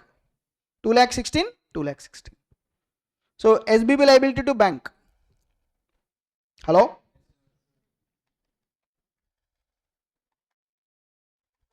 Two lakh 16, you add it. 64, 72, 80. Hello? What about that SBB reserve? Retained earnings. Very good. SBB reserve to retained earnings. 14,400, 4,000. Got it? Because when they select cash, liability will be settled. Reserve will be transferred to retained earnings. Suppose if they select equity. So liability now will be transferred to reserve, SBB reserve. SBB liability will be transferred to SBB reserve because they selected equity alternative. Na? So this liability, whatever we created, that will be transferred to reserves now, SBB reserves. Because this liability now cancelled. Na? So SBB liability to SBB reserve. And since they selected equity option, we need to issue shares. So therefore SBB reserve account debit, 2 equity share capital, 2 securities premium, balance if any will go to retained earnings. That means if they select this option, sir, how many shares we are going to give, sir? Under this 3,600, correct? Into 10 rupees. And each share is given at 54, na, sir? So therefore securities premium 54 minus 10, 3,600, 1,58,400. So in SBB reserve total how much balance will be there? 2,30,400. Already that 14,400, this 2,16,000. Total 2,30,400. In SBB reserve will be there. Correct? 14,400 plus this liability. Sir. So balance will go to retained earnings. Balance will go to retained earnings. If they select which alternative? Equity alternative. So when they select equity alternative, first cancel the liability. SBB liability to SBB reserve. Then SBB reserve to equity share capital, to securities premium, to retained earnings. You have to transfer it. Actually here different opinions are possible. But this is the correct opinion according to me and I have solved it. Okay. Accordingly, I have given the answer. So very good questions are actually, you know, to focus. Not that easy to understand at first attempt, but I tried my level best. Hope you understand this. cash, both the component instrument. So when you first equity settled component, equity settled, then cash settled, the difference is equity. That equity component, what we have done? Amortized. What is the entry? Employee benefit expenses to SBB reserve. And liability, as usually, we remeasured it by using the fair value at the end of the year. The entry is same. Employee benefit expenses to SBB liability. That is common. So at the end, when they select cash, SBB liability to bank, equity will be transferred to retained earnings. SBB reserve will be transferred to retained earnings. When they select equity, SBB liability to SBB reserve. The SBB reserve to equity share capital, to securities premium, balance will go to retained earnings. Actually, this is what they have given, sir. So see this, actually entries also, you see, for this, granted no entry at the end of the year. Employee benefit expenses to SBB reserve, SBB liability, both will come. SBB reserve will be for equity component. SBB liability will be for cash component. And upon settlement, if the employee selects cash option, payment of cash, SBB liability to cash or bank, transfer SBB reserve to retained earnings. Okay. Suppose if the employee choose equity settled option, transfer of liability to equity, SBB liability to SBB reserve, then issue shares, SBB reserves to equity share capital, to securities premium, to retained earnings. This is the concept. I think this is the only thing, sir. Remaining and all, I think quite easily you can manage. If at all there is a question, they will ask a question relating to SBB to employees. SBB to employees.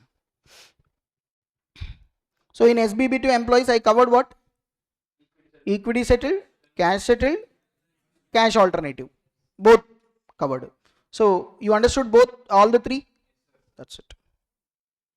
Now suppose if you are giving SBB to others, it can be equity settled, it can be cash settled. Again, for example, PPE or any expenses.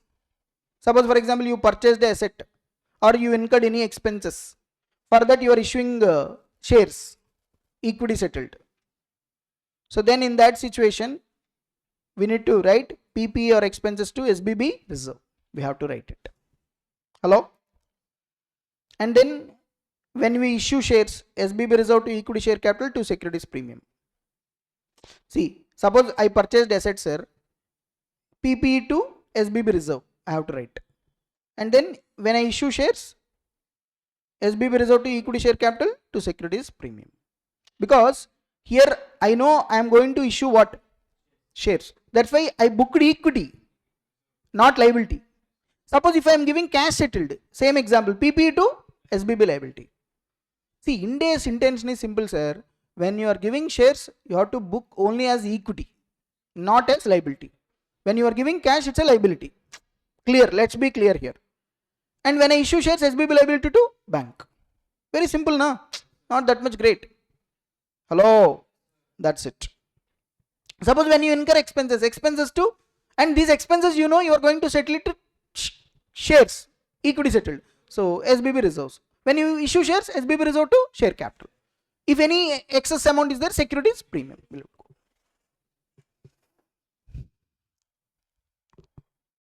But guys, you remember when you are considering PPE expenses, fair value of PPE, goods or services at PPE we need to consider. Fair values we need to consider, not things. So book values, fair values we need to consider. When it is given to SBB to others, not important. SBB to employees is only important. If at all there is a possibility, there is a question from SBB to employees only. Okay. In question bank, some good questions are there. Try to solve those questions. Especially one question is there. I think fifth question, change in vesting period, like that one question is there.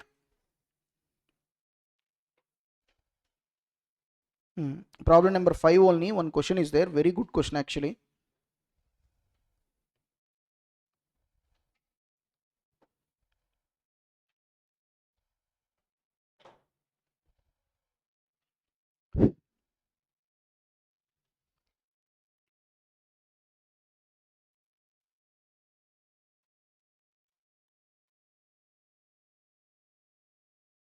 Fifth question, sir. The speciality of the fifth question is, here vesting period will changes, sir. Generally vesting period will be same, but here They have framed question in such a manner that the vesting period will keep on changes. Let's see this question, sir. It will not take much time. Suppose grant with a non-market performance condition in which the length of the vesting period varies. See this. Actually, this is the heading of the question. Length of the vesting period varies. At the beginning of year 1, X Limited grants how many shares? 200 shares to each of its 400 employees. Condition upon the employees remaining in employment with the company during the vesting period. Okay, so how many employees? 400. Each employee how many options? 200. The shares will vest at the end of year 1 if the entity's earnings increases by more than 15%. Sir, they are saying that the shares will vest at the end of year 1 if the earnings will increases by more than 15%. More than 15%. Second, at the end of year 2, if the entity's earnings increases by more than average of 12% for the per year over the next 2-year period, And at the end of year 3, if the entity's earning increases by more than average of 10% per year over the 3-year period. That means, in this question, if you observe carefully, at the beginning of the year, come on, tell me, how many employees are there? 400. Each employee how many shares? 200 shares. So 400 into 200, 80,000 options we granted. But what happened? These options will vest at the end of year 1. Year 1 ending itself we will vest it. Provided the earnings should increase by more than 15%. But if you see the question here given here, by the end of the year, the entity's earnings increases by only. Now you tell me, you are at the end of the first year, you are the accountant of this company. Company said options will be vested to the employees at the end of the first year if the earnings increases by 15%. But the actual earnings increases only 13%. That means condition satisfied or not satisfied? Not satisfied. That means for the end of year 1, options will not vest. So as an accountant, what will be the best assumption? Since options are not vested at the end of the first year, maybe they will vest at the end of the second year. Therefore, the vesting period will be 2 years. See, what is vesting period, pa? Simple. Grant date, the date the options are vested to you. That is vesting period. So, suppose at the beginning of the year, leave it. At the end of the first year, you check the position. At the end of the first year, whether increases in the earnings first year increases by 15% or no. That means options will not vest at the end of the first year. Then options will be vested at the end of the second year. That is the best assumption. So, if the options will vest at the end of the second year, what is the vesting period? 2 years. So that's why we need to take the vesting period 2 years and accordingly we need to amortize. Now come to second thing. 32 employees left. Now see, entity expect a further 30 employees leave during year 2. By the end of year 2, the entity's earnings increases by only 11% by the end of the. So that means first year how much increase? 13. Second year 11 divided by 2, 24 divided by 2, 12. But they said that options will vest at the end of year 2 if the earnings increases by more than average of 12%. But what is the average of 2 years earnings? 12. Is it more than 12? No. That means options will not vest at the end of second year also. That you know at the end of the second year. Therefore, your vesting period is not 2, it is 3. Beautiful point I am explaining. Okay. Next, come to the last one. The employees, the entity expect a further 25 employees will leave during the year. By the end of year 3, 22 employees left and the company's earnings increased by how much? 9%. Now see, first year how much increase? 13. Second year 11. Third year 9. Divided by 3. Find out the average. 11. What's the condition here? First 3 years. See this. Options will vest at the end of year 3 if the entity earnings increases by more than average of how much? 10%. 10% it increases. That means options will vest at the end of third year. Therefore, the vesting period will settle at 3 years. So here, the beauty of the problem is vesting period linked with the conditions. They are saying options will vest at the end of the year 1 if the earnings increases more than 15%. They said, suppose if the first year earnings are not increased by 15%. Don't worry. Options will vest at the end of second year, provided the average earnings of 2 years should be more than 12. If that is also not satisfied, options will vest at the end of the third year. That means if I am an accountant, I am at the end of the first year, I will check whether earnings increases by more than 15% or no, sir. Then I will assume since options are not vested at the end of the first year, maybe they will vest at the end of the second year. Therefore, the vesting period is 2 years. Accordingly, I will amortize the loss. Suppose second year end, I know that first year earnings, second year earnings, I know. I will take the average. I come to know that condition is not satisfied. Therefore, I will make an assumption that maybe third year the options will be vested. Now at the end of the third year, I know the actuals of first year, second year, third year. I will see the average, condition satisfied. Suppose if condition is not satisfied, whatever the expenses you already recognize, now reverse it. Employee benefit expenses already you transfer to P&L account. Now SBB reserve will be there now. That SBB reserve transfer to retained earnings, like if they have not exercised. If the conditions are not satisfied, obviously SBB reserve will be transferred to retained earnings and close it. Hello. This is one of the beautiful problems. That's what. Suppose for example, instead of 9%, if it is 6%, 13 plus 11 plus 6 divided by 3, 10. But they said average earning should be more than 10. That means options will not be vested third year also. That means entire SBB reserve will be transferred to retained earnings and close it. So therefore, here in this question, beautiful question, see this problem number 5, calculation of SBB to be recognized each year I done. See this, year number 1, what is the length of expected vesting period? 2 years. Why 2 years I have taken? I have at the end of the first year, I checked first year condition not satisfied. Therefore, the assumption is second year. Therefore, vesting period is 2 years. Now, number of options expected to be vested. How many options will be expected to be vested, sir? You check, actually 80,000 options, correct? How many employees? 400 employees. First year actually how many left? 32. And we are expecting how many further will left? 30. See this. 32 already left. We are expecting another 30 employees will leave during year 2. And by the end of year 30. So therefore 400 employees minus 32 minus 30. So first year how many employees is going to satisfy? 33. 338. 330 employees. Each employee how many options? So therefore number of options 67,600 into fair value per option. How much is given, sir? Fair value per option. See this, fair value per option 40. Divided by vesting period here 2 into 1. So what is the expenses to be recognized? 13,52,000. 13,52,000. 67,600 into 40 divided by 2 into 1. First year already you have not recognized. So 13,52,000 is the expenses to be recognized at the end of the first year. So what is the entry? Employee benefit expenses to SBB reserve. SBB reserve. Now come to second year. Important, beautiful. Second year vesting condition satisfied? No. So options is not going to vest at the end of the second year. Therefore options is going to vest at the end of. Now the vesting period changes from second to 3 years. That's the beauty of this question.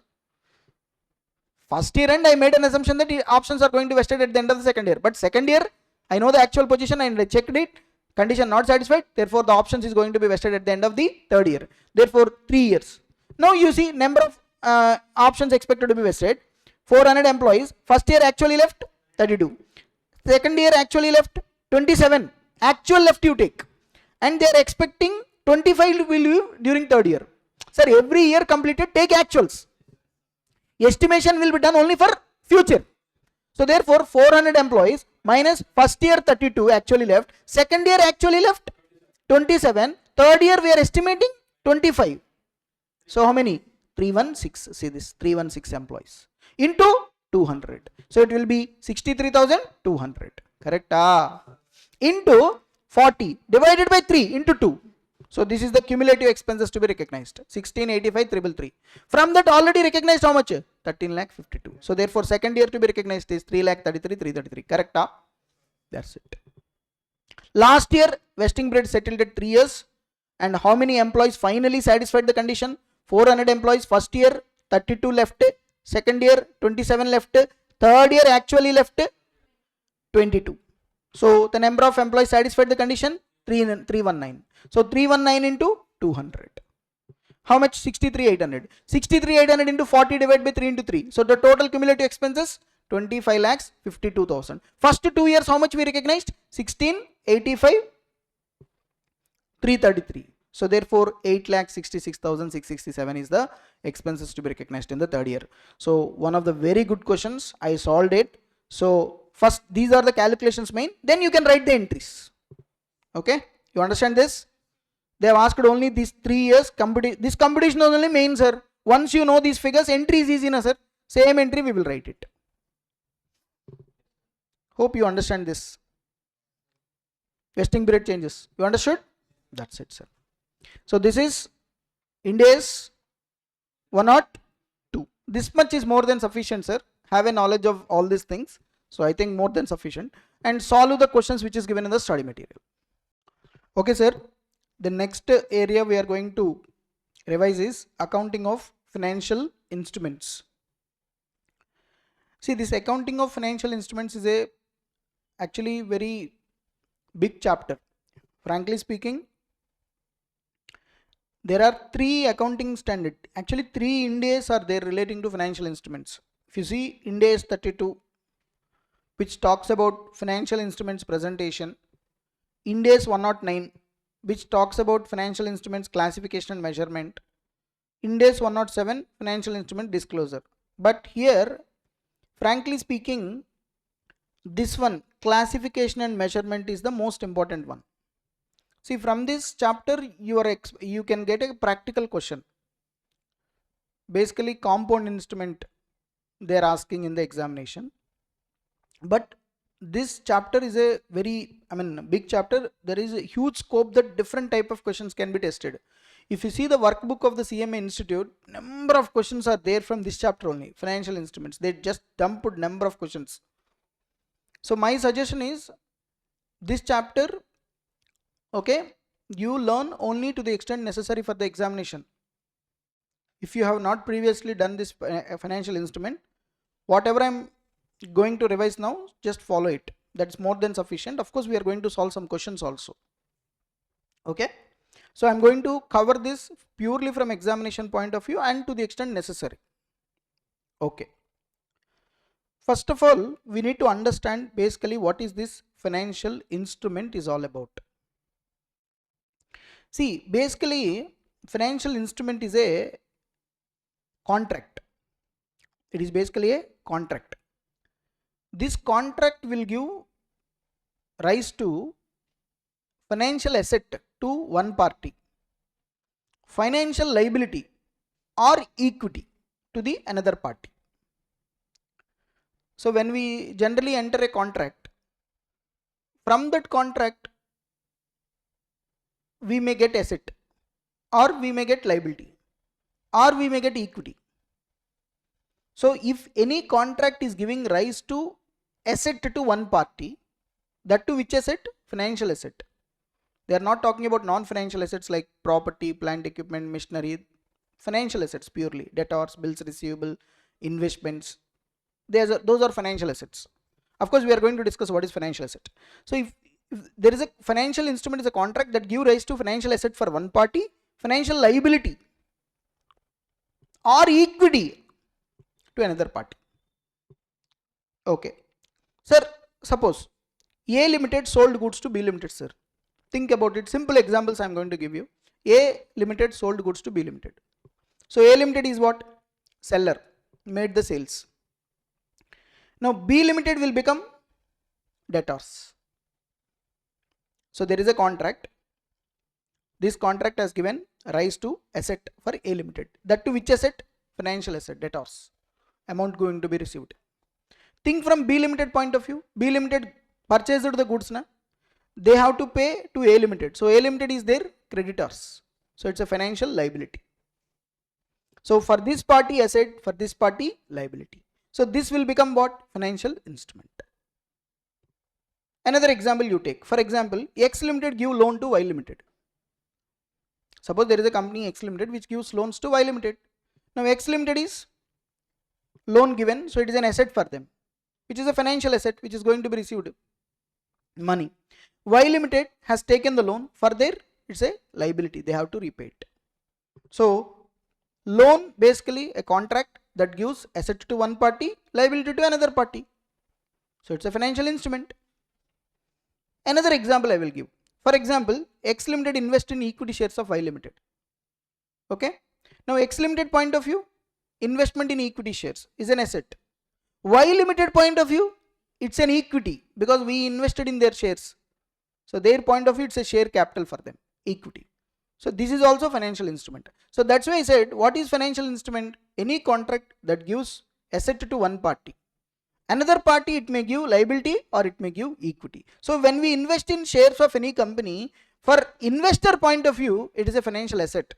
For issuer, other party point of view, the company point of view, it's a equity. So if any instrument is giving rise to both these things at a time, so that is called financial instrument. One financial asset to one party, financial liability or equity to another party. Okay. So basically that is called financial instrument. So what is financial instrument, sir? Contract, financial asset to one party, liability or equity instrument to another party. What is financial asset? The standard says financial assets are cash, including bank balance. So cash and bank balance always financial assets only, na? Next, any equity instrument of the another entity. Equity instrument means investment in equity shares of another company. It's a financial asset, they are saying. Or any right, contractual right to receive cash. We are going to receive cash like debtors, bills receivable, all these things.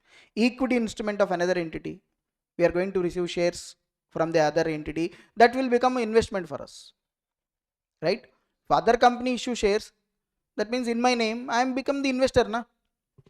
Or any other financial asset. So financial assets means cash, bank, equity instrument of another entity, or any contractual rights to receive cash, equity instrument of another entity, or any other financial assets. What is financial liability? Any liability that is a contractual obligation to deliver cash. We need to pay, like creditors. For example, our creditors is there. There is an obligation for us to make the payment. Suppose we taken a loan, we need to pay the loan amount, contractual obligation. Suppose we issue debentures, we need to pay the debentures, contractual obligation, like that. Contractual obligation to deliver cash or any other financial asset, not only cash, any other financial asset, like bills payable, creditors, like that. And a contractual obligation to exchange financial assets, financial liabilities with another entity under potentially unfavorable to conditions. So if there is any contractual obligation for us to deliver the assets or liabilities with unfavorable conditions, that is also will become financial liability for us, because conditions unfavorable means it is a liability for us. So like this, financial asset, financial liability, you need to understand. Equity means obviously it's a residual interest in the company, nothing but investment in the equity shares of the company. Assets minus liability, whatever the balance left, that's an equity portion, right? Okay, these are all not important, but you need to understand what is financial asset, what is financial liability. Okay, what is equity? Three things: asset, liability, equity. Financial assets means cash or bank, equity instrument, contractual right to receive cash, contractual right to receive equity instrument, any contractual right to receive any other financial asset. What is financial liability? It's a contractual obligation to deliver cash, contractual obligation to deliver any other financial asset, or contractual obligation to exchange the financial assets, financial liabilities under potentially unfavorable conditions. These are all. Okay. And also even a contract to deliver your own equity instruments in variable number, not fixed number, variable number. If you are going to issue shares to any other party in variable number, that can also become your financial liability. Suppose if you are issuing number of shares which is fixed, obviously it is considered as equity, not financial liability. Just now we seen in SBB chapter. If it is equity settled, we consider SBB reserve. If it is cash settled, we consider financial liability. Actually, this is the chapter, is the base for that. Okay, so here also. And also, if there is a contract to exchange financial asset, financial liabilities under potential unfavorable conditions, under favorable conditions, it will become your financial asset. Favorable conditions, assets are, unfavorable conditions, liabilities. Hello. And what is equity? I told you equity instrument is any contract that evidences residual interest. Residual interest means remaining in the assets of entity after deducting all liability. From the assets, if you deduct all the liabilities, what is the balance left is nothing but equity. Na? So an instrument is an equity instrument if it satisfied both the conditions. When we call equity, two conditions must be satisfied. First of all, the instrument includes there is no contractual obligation to deliver cash or other financial assets to another entity, or exchange financial assets, financial liabilities with another entity under conditions that are potentially unfavorable to the issuer. That means if it is not satisfying the definition of financial liability, then it will become a equity. Common sense. See, actually whatever here written, contractual obligation to deliver cash or any other financial assets, or contractual obligation to exchange assets and liabilities under potential unfavorable conditions. So they are saying that these things should not be there. That means there is no obligation to deliver cash, there is no obligation to deliver any other financial asset, and you are not exchanging any financial assets, financial liabilities under potential unfavorable conditions. Then it will become obviously equity. And if the instrument will or may be settled in the issuer's own equity instrument, maybe or will be settled. Okay. So if both the conditions are satisfied, then it will become equity. So to become equity, first of all, it should not satisfy the definition of financial liability. Second, that obligation must be settled only by equity shares. Then it will become equity. First of all, you understanding what I am saying? So financial instrument chapter I am discussing. Financial instruments, what is financial instrument? Basically, it's a contract. Contract. You know what is contract? This contract is giving what? Asset to one party, financial asset, financial liability or equity to the other party. Suppose tell me, I invested in your company shares. For me, financial asset. For you, equity. Suppose I have given a loan to you. For me, asset. For you, liability. Financial liability to you, financial asset to you. So these are all basically financial instruments. You understand it? And most important points here is, if you are settling any obligation by issue by your own equity instrument in variable number, not fixed number, variable number. That variable number we don't know how many shares we are going to issue to settle it. That will not be considered as equity, rather it is considered as liability.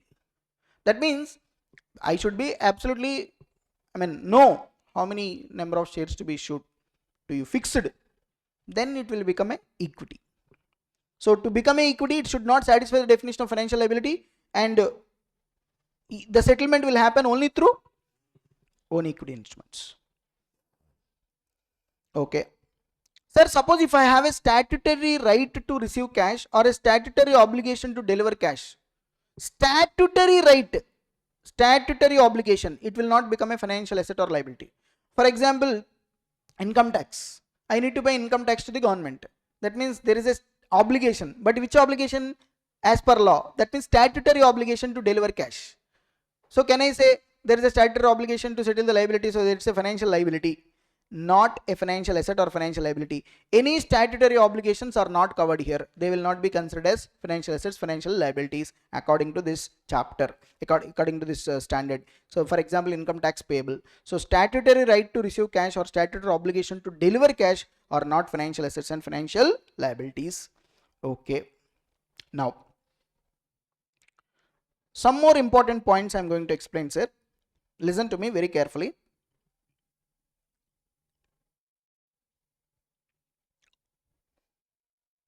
Suppose, sir,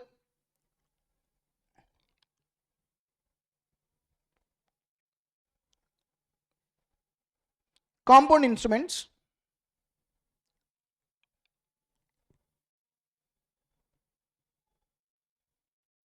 yeah, see this, already in SBB chapter I told you, what is compound instrument?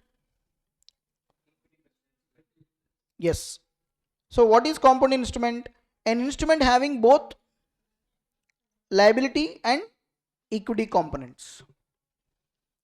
And see, we need to judge whether compound instrument only from issuer point of view, not from the point of view of investor. Suppose company issued debentures, A company issued convertible debentures. Issuer is company. Company point of view, we need to see whether it can become a compound instrument. But the person who purchased debentures, from his point of view, it is always financial asset only, na? So we need to judge the compound instrument only from issuer perspective. From holder's perspective, always financial asset. Important. Suppose you see here, suppose there is a company, sir. That company issued debentures. So issuer is the company. Now these debentures may be redeemable debentures. Redeemable means after fixed period of time we are going to make the payment. Now tell me, if a company issues debentures, what payments company will make, sir? Interest. Interest we are going to make in cash. So there is an obligation to deliver cash. So it's financial liability. Correct? Next, principal we need to pay now. Suppose company issued debentures for 5 years. After 5 years we need to pay principal. Principal also should be paid in because it's redeemable. So it is also financial liability. Issuer point of view, think here, in case of debentures, redeemable debentures, we are paying cash, we are paying principal. Now the question is, tell me, will it become a compound financial instrument? To become a compound financial instrument, it should have both the options. What are those? Liability, equity. But here only liability is there, equity is not there, na? So therefore it is not a compound financial instrument. Because here you are paying cash as well as principal, interest as well as principal, both in the form of cash. Suppose same debentures are convertible debentures. Guys, important, see this, convertible debentures. That too, which debentures? Compulsory convertible. Now, interest you are going to pay in cash, so it's a financial liability. But principal you are going to pay in the form of equity share. So this becomes equity. Therefore, it will become a compounded financial instrument. See this, look at the difference. So if debentures are redeemable, it is not a compounded financial instrument. There is only a financial liability. Suppose if the debentures are convertible debentures, compulsorily convertible debentures, that means it is having interest portion as well as equity portion, because here the principal have to be paid in the form of own equity shares. So it will become equity. So it will become a compounded financial instrument. Correct? Agreed or not? Important point. This is convertible debentures. Okay. Come to preference shares, guys. Company issued preference shares. See, these are all CFR, compounded financial instrument. We have to judge from whose point of view? Issuer perspective. Please. For holder's perspective, it is always asset. You are the issuer. Company issued preference shares, redeemable preference shares. In respect of preference shares, we pay what? Dividend. Dividend, suppose it is not mandatory. Sometimes it is mandatory, sometimes it is not mandatory. Suppose, so it is not a financial liability. Suppose if dividend is mandatory, let's assume dividend we need to pay compulsorily on redeemable preference shares. So it will become payable in cash. So it will become financial liability. What about principal? Principal of preference share capital will also be paid in cash. So it will become financial liability. So there is no compounded financial instrument. Because to become a compound financial instrument, there will be equity, there will be liability. But here, in case of redeemable preference shares, dividend as well as principal, both will be settled in the form of cash. So there is a financial liability, there is no equity. Now come to convertible preference shares. Convertible preference shares. For example, you are paying dividend which is mandatory, you are paying in the form of cash. So it's a financial liability. What about principal portion? Principal compulsorily convertible, na? So you are giving in the form of equity shares. Therefore it will become equity. So there is a compounded financial instrument. You understand now? When it will become a compound financial instrument, compulsory there should be financial liability component as well as equity component. Suppose if there is only liability component, you cannot call that as financial instrument. You cannot call it as compounded financial instrument. Hello? One more thing, come to debentures, sir. Once again, important. Debentures are convertible debentures. Convertible debentures means we are giving option to the debenture holders. If they want, they can convert into shares. Suppose conversion at the option of the holder. See, we give an option to the holder. Suppose you purchase the debentures of a company. Company said we are giving option to you. If you want, you can take shares at the time of redemption. That is one case. Suppose the option is with the issuer. For example, company issuing debentures, company said whether we will give shares or not, we will decide. You don't have the option. Understood? Now suppose you see convertible debentures, the option is with the holder. Now tell me, for debentures we will pay interest. So interest we will pay in cash or bank. So it's a financial liability. How about principal? In case of convertible debentures, the option is with whom? Holder. Can issuer on its own avoid the payment in cash?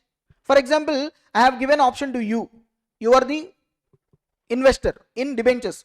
Company given an option to you, holder, that if you want you can convert in shares. Suppose you have not selected the option of conversion. That means we need to pay cash. We need to pay only cash. We cannot avoid it. Therefore, it's a financial liability for us. So if the option is with the holder, it will become a financial liability. Why? Because the logic is issuer at its own will not avoid the payment in cash. As an issuer, can I say to the holder that suppose he exercised cash? Can I say no, please take shares? Can I do that? No, because option is with whom? Holder. So I can't avoid the payment in cash now. So it's an obligation for me. If he exercises, there is an obligation for me. I have to deliver it.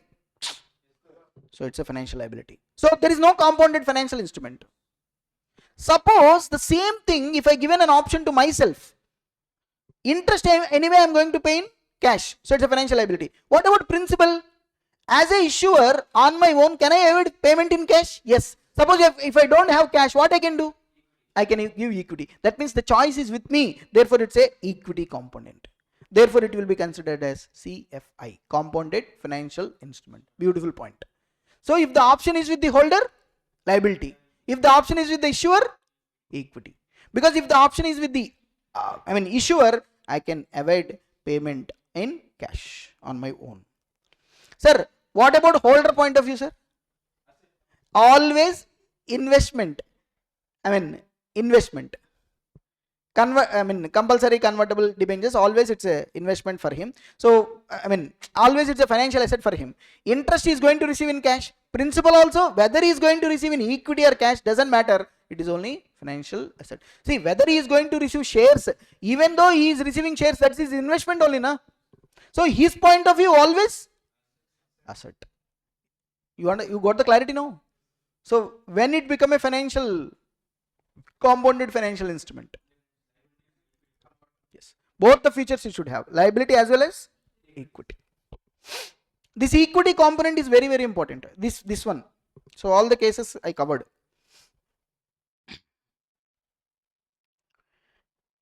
Okay. And now,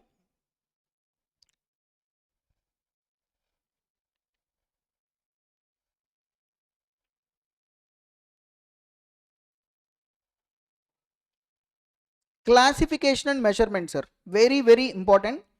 This is the most important thing from examination point of view. Next, what I am going to do. Till now, whatever I discussed is just basic theory I discussed. But in examination, what is the most important thing is accounting. They will ask a practical question relating to measurement of financial instruments. Okay. Now you understood that there is a financial liability, there is a financial asset, there is equity. Three things are there: financial asset, financial liability, equity. The standard says classification and measurement. Financial assets, first I am talking about financial assets. The standard says financial assets are measured at, there are three models they are saying. ACM model, ACM, amortized cost method, ACM, one method. Second, FVT OCI, FVT, fair value through other comprehensive income method. FVTPL, fair value through P&L account. Like that, there are three methods for measurement of financial assets. What? Financial assets. See this. Financial assets are measured at ACM, FAT OCI, FATPL. You remember, out of these three, this one is very, very important. mostly the question will be come from ACM model, amortized cost model. See, this is which one this is applicable, sir? Financial assets. Now when it comes to financial liabilities, generally measured at only ACM model. Important. The standard says if it is a financial liability, it is always measured at a ACM. But only in two following cases, the financial liabilities are measured at a FVTPL, fair value through P&L account. What are those? Any derivative financial liability, any financial guarantee, any derivative financial liability, any financial guarantee. In these two cases, the measurement will happen through FVTPL method, not ACM method. But in general, always financial liability is measured at ACM model. ACM model. Okay. First of all, you understand what I am saying? There is a financial asset, there is a financial liability, there is a equity. So financial assets are measured at ACM, FAT OCI, FAT PL. Financial liabilities are measured at only ACM. Okay. Now, sir, what is this ACM? When will you apply these methods? Simple, sir. Suppose I am talking about financial assets first. I am talking about financial assets. See, if there is a financial asset, your intention is hold this financial asset till maturity. You want to hold this asset till maturity. The intention is to hold the asset till maturity. That means your intention is to collect only cash flows of the asset, either interest or principal. That means you don't want to sell it before maturity. So you want to hold this asset, financial asset, till maturity. So your intention is to collect the cash flows from that asset, interest or principal. Now they say you follow this method, ACM model. Amortized cost model will be followed when the financial asset is held till maturity. When your intention is to hold the financial asset till maturity, this model will be followed. That's why here I have written hold. If your intention is to hold the financial asset till, for example, I invested in equity shares, investment in equity shares, or whatever, investment in bonds, investment in debentures. If it's a financial asset for me, so financial asset, my intention is to hold till the maturity. I am depending only on its cash flows, interest to principal. So ACM model I need to apply. My intention is to hold till maturity. I don't want to sell it.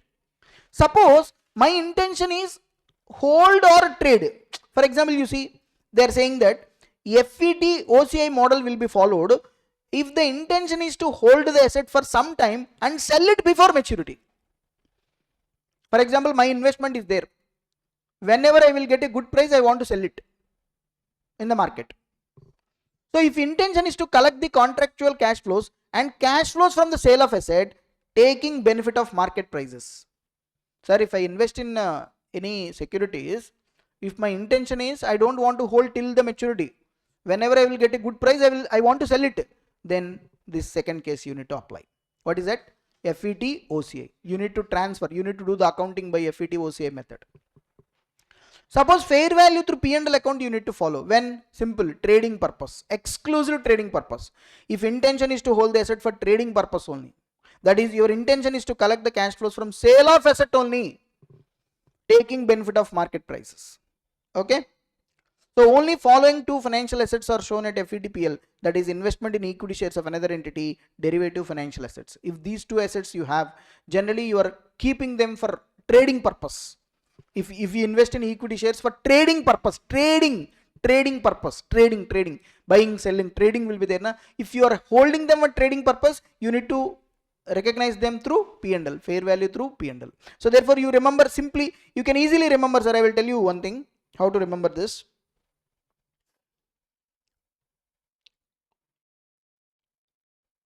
With what intention I am,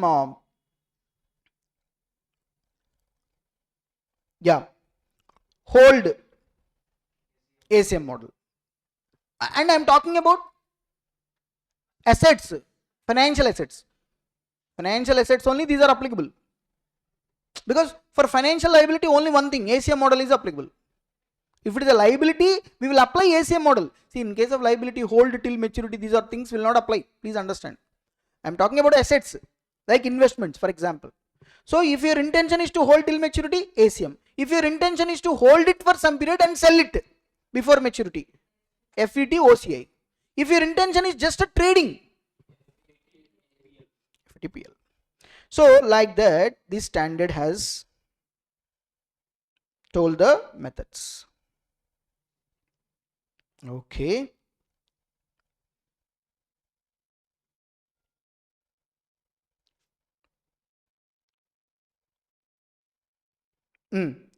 So these are the methods. When we are going to follow this method, you will understand it. But if it is a financial liability, I told ACM model only we need to follow. Now we understood that in case of financial assets, three choices are there. If your asset is hold till maturity, hold and sell before maturity, or trading purpose, depending upon that you select ACM model, FET, OCI, FETPL, asset. Now come to liabilities, only ACM. But in two cases we can follow FETPL. What is that? Derivative liabilities, financial guarantees. In case of loans, we will give financial guarantees. That for that we will follow FETPL. But mostly ACM, remaining cases. Sir, okay. Sir, what is this ACM model says, sir? Listen to me very, very carefully. This ACM model says, this is where examination questions will come. They will ask you to measure the financial liability. Okay. ACM model says, initially when you enter a contract, you will get a financial asset or financial liability. Initially, financial assets and financial liabilities will be recognized at a fair value. The standard says, in case of ACM method, amortized cost model, initially recognize financial assets and financial liabilities at what value, sir? Fair value. That's it. Initial recognition should be done at fair value. That means if it is a financial asset or it is a financial liability, will be recognized at fair value. Now the question is, sir, what is fair value? Important. What is fair value? They say, if transaction is done at market terms, if the transaction is done at market terms, EIR given in the question, EIR means effective interest rate given in the question, then fair value is nothing but whatever the amount received or given, whatever the asset, whatever the amount received or given. Amount received, given. For example, if it is a financial asset, amount given. If it is a financial liability, amount received. That will be the fair value if the transaction is happened at market terms. Suppose if the transaction is done at off market terms, that means there are no market terms. Market rate on similar instrument is given in the question. Then, important, sir, if the transaction is happening at off market terms, then the standard says fair value is nothing but the present value of the future cash flows discounted at a market rate on similar instrument. Fair value is equal to present value of the future cash flows discounted at market rate on similar instrument. You have to do it. So mostly this will be given in the question, because this is nothing, na. If transaction is happened at market terms, what is there to calculate? Fair value is equal to amount received or given. That's it. Or initially we will recognize financial asset and financial liabilities. So that's why in most of the questions they won't give you. They will give you only this off market terms only. They will give you. How to identify off market terms? They will give you rate for the similar instrument. Market rate on similar instrument will be given. For example, some other financial instrument transaction will happen. In that transaction, what is the rate they are following? By using that rate, you find out the fair value. Fair value means what is the present value of the future cash flows. From this financial asset, from this financial liabilities, what is the present value of the future cash flows discounted by using the market rate on similar instrument. Important, guys. Are you understanding? Tell me. We are discussing which method? AMC. ACM, sorry, amortized cost model. ACM is applicable to financial assets, financial liabilities. Both.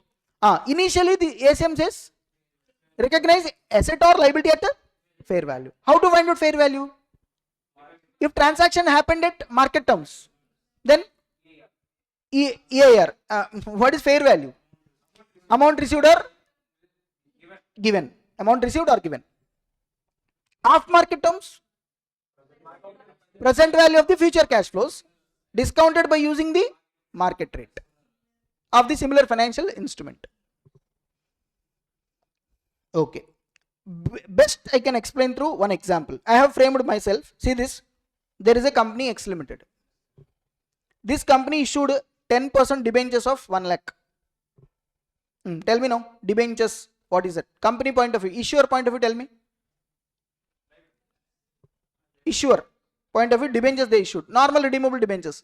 They will pay interest, financial liability. Principal they will pay in cash, financial liability. Is it a compounded financial instrument? No, because to become a compounded financial instrument, there should be equity, liability. But here only liability. So it's a financial liability. Hello. Suppose if it is compulsorily convertible debentures, maybe it will become a compounded financial instrument. So this company issued 10% debentures of 1 lakh. Suppose period 5 years, interest will be paid annually. Market rate on similar financial instrument, how much given? 12%. Debentures redeemed at the 5th year end at par. Now how I am going to do it? First in the question you identify debentures company is issuing. Issuer point of view, it is financial liability. Now for financial liability, which method I need to follow? ACM. ACM model says initially I need to recognize this financial liability at what value? Fair value. Fair value, how to decide? Market rate given a market terms given a. If transaction is entered at market terms no. So therefore we need to take the off the market term rate 12% and convert the cash flows from this into present value. So find out initial measurement. How to find out the present value of the future cash flow? Simple. What are the cash flows I am going to get? 1 lakh debentures, sir. 10% means every year I will pay 10,000. So see this year end cash flows, present value factor at 12%, present value. First year end 10,000. Second year end 10. Third year 10. Fourth year 10. Fifth year 10. Fifth year 10,000 plus principal. These are the present value factors for 12%. Generally they will give in the question. Apply the present value factors. You will get the present value. How much? 92,750. You have to recognize liability at this value 92,750. Therefore the entry is, see this, bank account debit to debentures 92,750, 92,750. The standard says we have to recognize 92,750, 92,750, present value of the future cash flows. Okay, you understand this? So initially we need to recognize at fair value. Now initial over year end.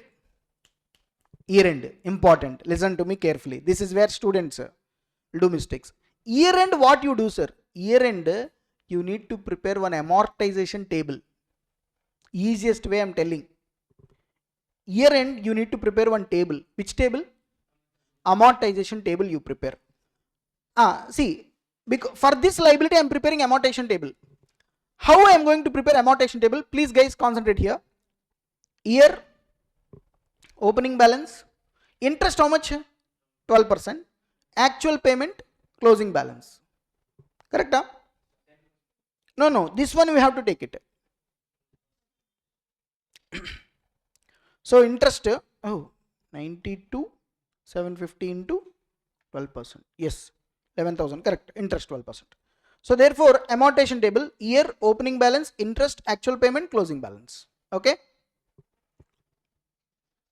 So amortization table, sir. See, first year 1, what is the opening balance? 92,750 already we calculated now. Hello. Apply interest. How much we got? 11,130.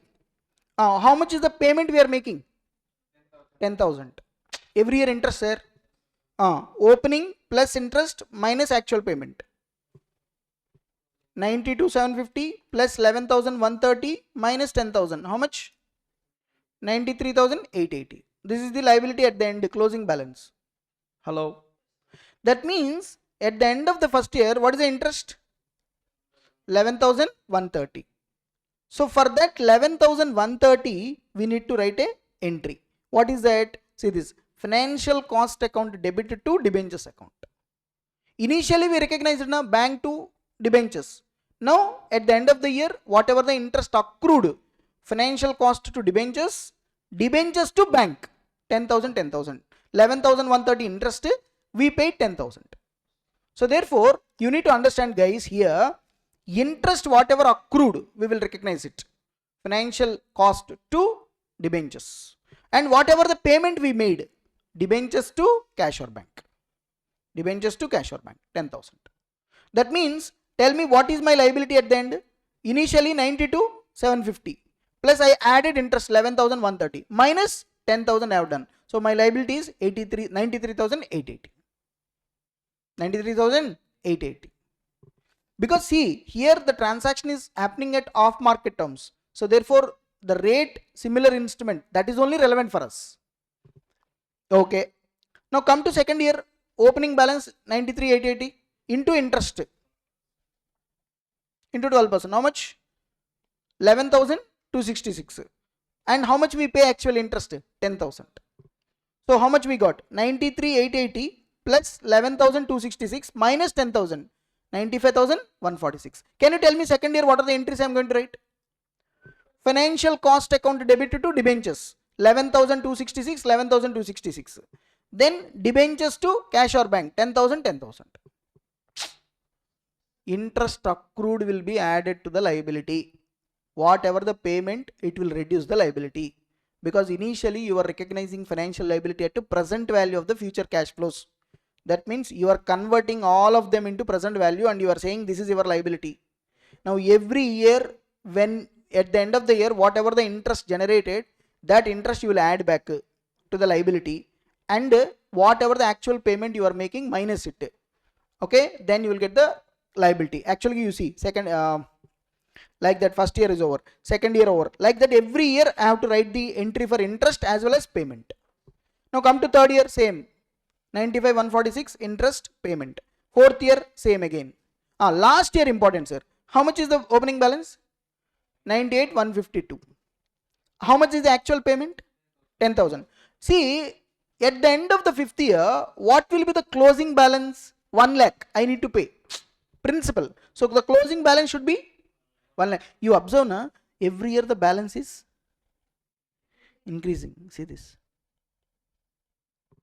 First year, second year, third year, fourth year. So that means we are increasing the liability every year, and at the end of the fifth year it becomes 1 lakh. That is the actual amount we need to pay. So here you see 98,152, 1 lakh is the principal, 1 lakh plus 10,000 minus 98,152. 11,848. Actually I took it as a balance of year. If I calculate on this 12%, what happens? 98,152 into 12% if I do, it will be 11,778. Approximately some 50-60 rupees difference will come. That's why to avoid that, what we will do is this, we will take it as balancing figure, because ultimately the liability should be the principal amount. Sir, that means we started with 92,750 and we end up with 1 lakh. This is the liability for us at the end. So it is kind of an unwinding of discount concept. You know, I told you in business combination chapter, purchase consideration calculation, deferred consideration, initially we will consider present value. So entry we will write provision for deferred consideration. Every year what we will do, we will unwind it. So interest cost, finance cost to provision, finance cost to provision. So therefore by the end of the period, that we will go to the actual amount. Same manner here. So our main liability is how much sir? 1 lakh. Hello. So initially you recognized at 92,750, so you anticipated. So you prepare an amortization table, and according to the amortization table you write. So every year at the end of the year, what entry will come? Tell me. Every year end, 2 entries will come. What are those? Interest. What is the entry for interest? Finance cost to liability. When you make the payment, liability to bank or cash. Hello. And finally at the end of the fifth year, what you do?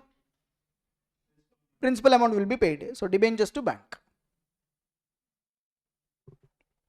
This is what the standard says in respect of ACM financial liability. This is how it will be measured. So if you see here, initially fair value, entity shall charge interest expense on financial liability or interest income on financial assets at a discounting rate over the period to unwind the discount. What is the discount rate to charge? See, simple. If transaction is done at market terms, EIR, effective interest rate. If the transaction is done at off market terms, market interest rate. That's why we amortized at 12%. So the entries for financial asset at the beginning, tell me what is the entry we will write? Financial asset to bank. What is the amount? Amount. Fair value. Initially will be recognized at fair value. How to find out fair value? If it is a market terms, amount received or paid. If it is off market terms, present value of the future cash flows. If I done it for liability, similarly you have to do it for asset also. Low. At the end of each year, what we are going to do? If it is a financial asset, we will create financial income. What is the entry if you write income, financial income, interest? Interest will be created, asset will be debited. Financial asset to financial income. Hello. And every year we are going to receive the payment. If it is a financial asset, so bank to financial asset. Sir, opposite to liability, sir. If it is a liability, we are paying interest, sir. If it is an asset, we are receiving interest, sir. So bank to financial asset.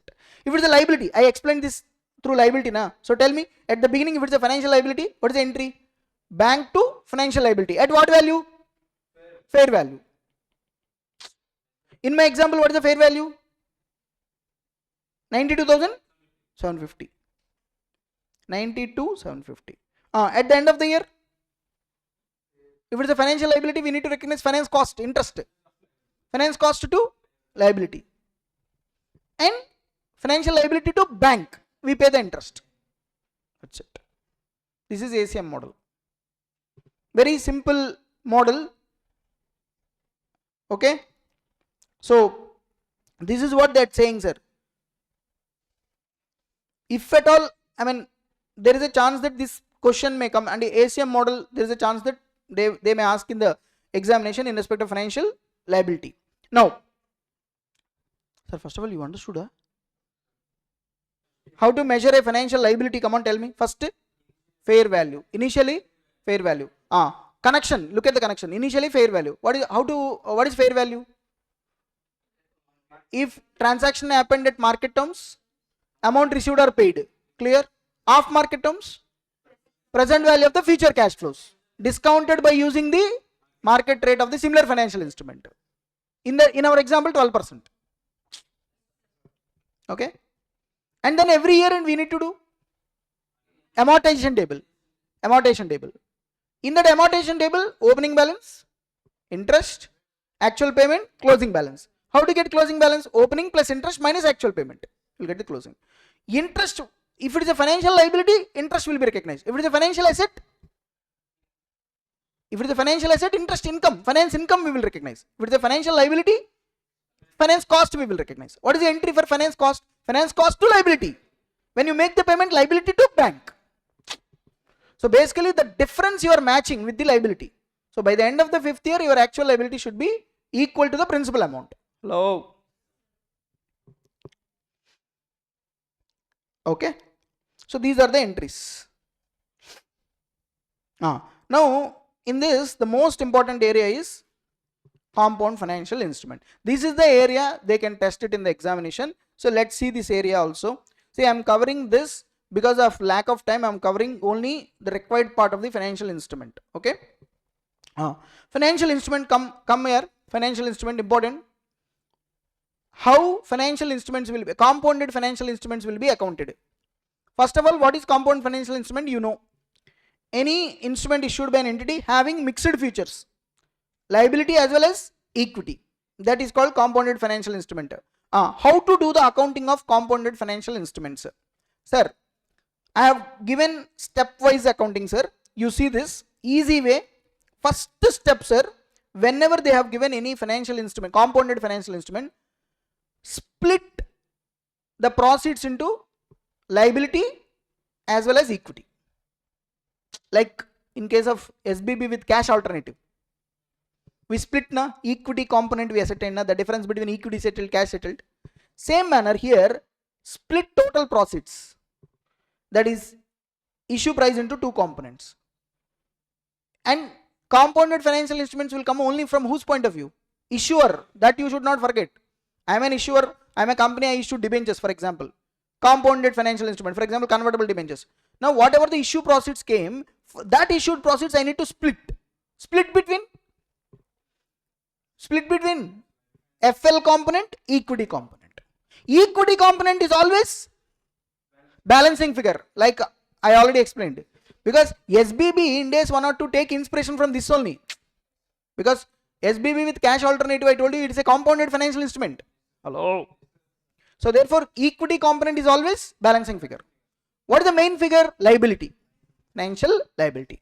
So first step, tell me. Split the issue proceeds between liability, equity. How much you split? How to determine the financial liability? Simple. See this.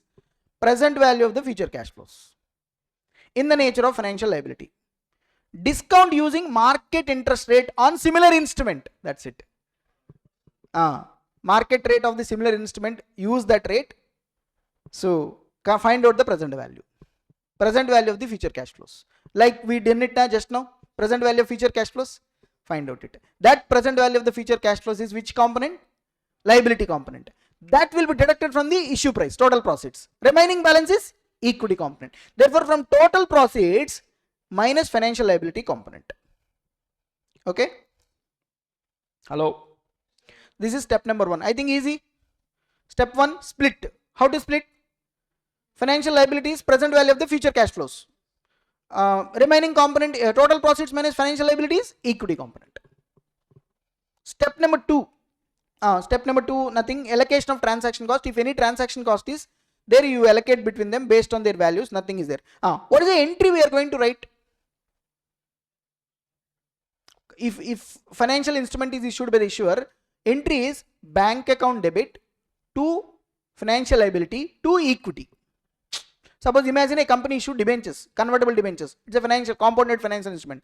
Bank, whatever the amount, two debentures, financial liability, two debentures, equity. So being issue of compounded financial instrument is done. Sir, simple sir. Compounded financial instrument. Company suppose issued convertible debentures, sir. It's a compounded financial instrument. Bank account debit to financial liability to equity.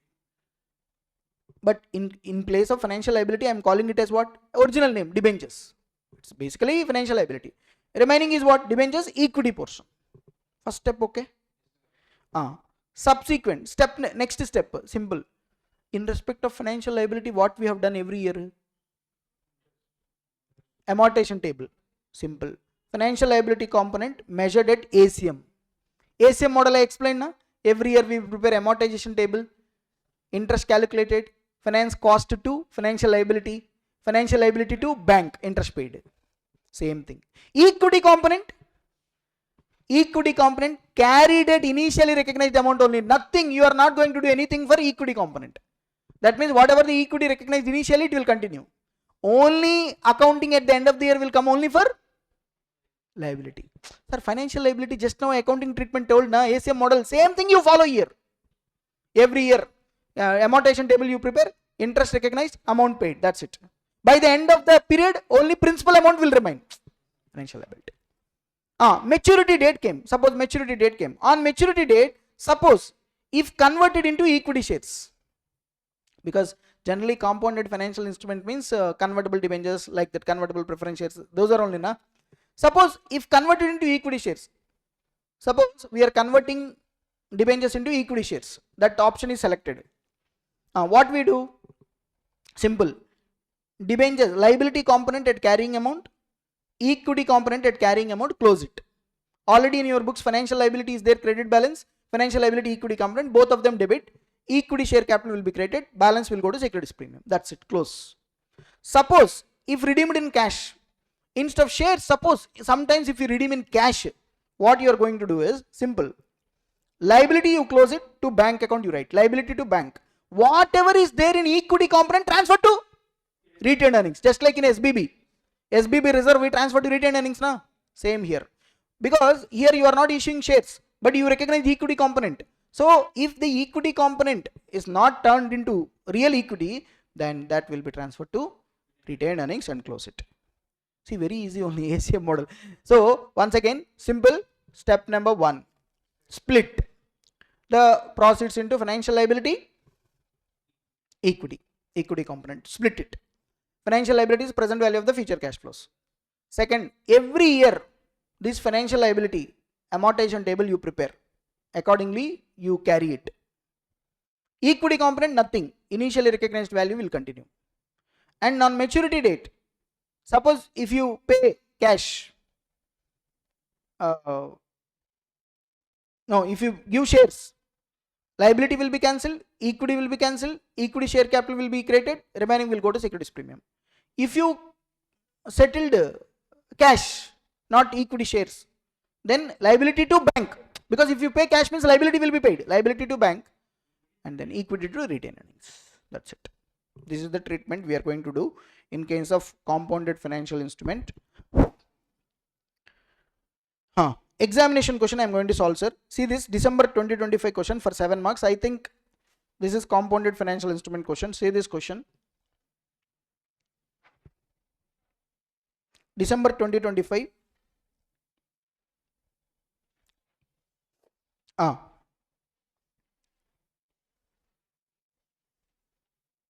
See this question, guys, relating to compounded financial instruments.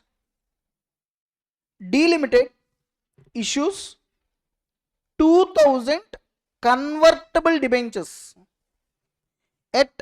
on 1st April 2022. So convertible debentures. So we will pay interest, cash, financial liability. Principal we will give shares. So equity. So it's a compounded financial instrument. Or else if you read the question, you will understand whether it is compounded financial instruments or not. You can easily tell. I will tell you. So this is, debentures have how many years? Term 3. And issued at par. What is the face value? 1000 per debentures, giving total proceeds 20 lakhs. So total proceeds is 20 lakhs. Interest is payable annually at a nominal annual rate of how much? 6%. Hello? Each debenture is convertible at any time up to maturity into 25,000 ordinary shares of 10 each. Okay? Sir, each debenture is converted at any time up to maturity into 25,000 equity shares of 10 each. Okay. When debentures are issued, prevailing market interest rate for similar debt without conversion option is 9%. That means transaction happened at market terms or off market terms? Off market terms. The holders of the debentures elected, see this, the holders elected to convert debentures into equity at maturity. So they selected what? Equity, not cash. See example, what they are asking. Examine the liability component, equity component. By this you can tell na, because equity component, liability component will come in compounded financial instrument only. So with this also you can tell whether it is a compounded financial instrument or not. Equity component, liability component, they are asking separately. And finance cost and also necessary journal entries in the books of D for 3-year term of the debentures. Narration not required.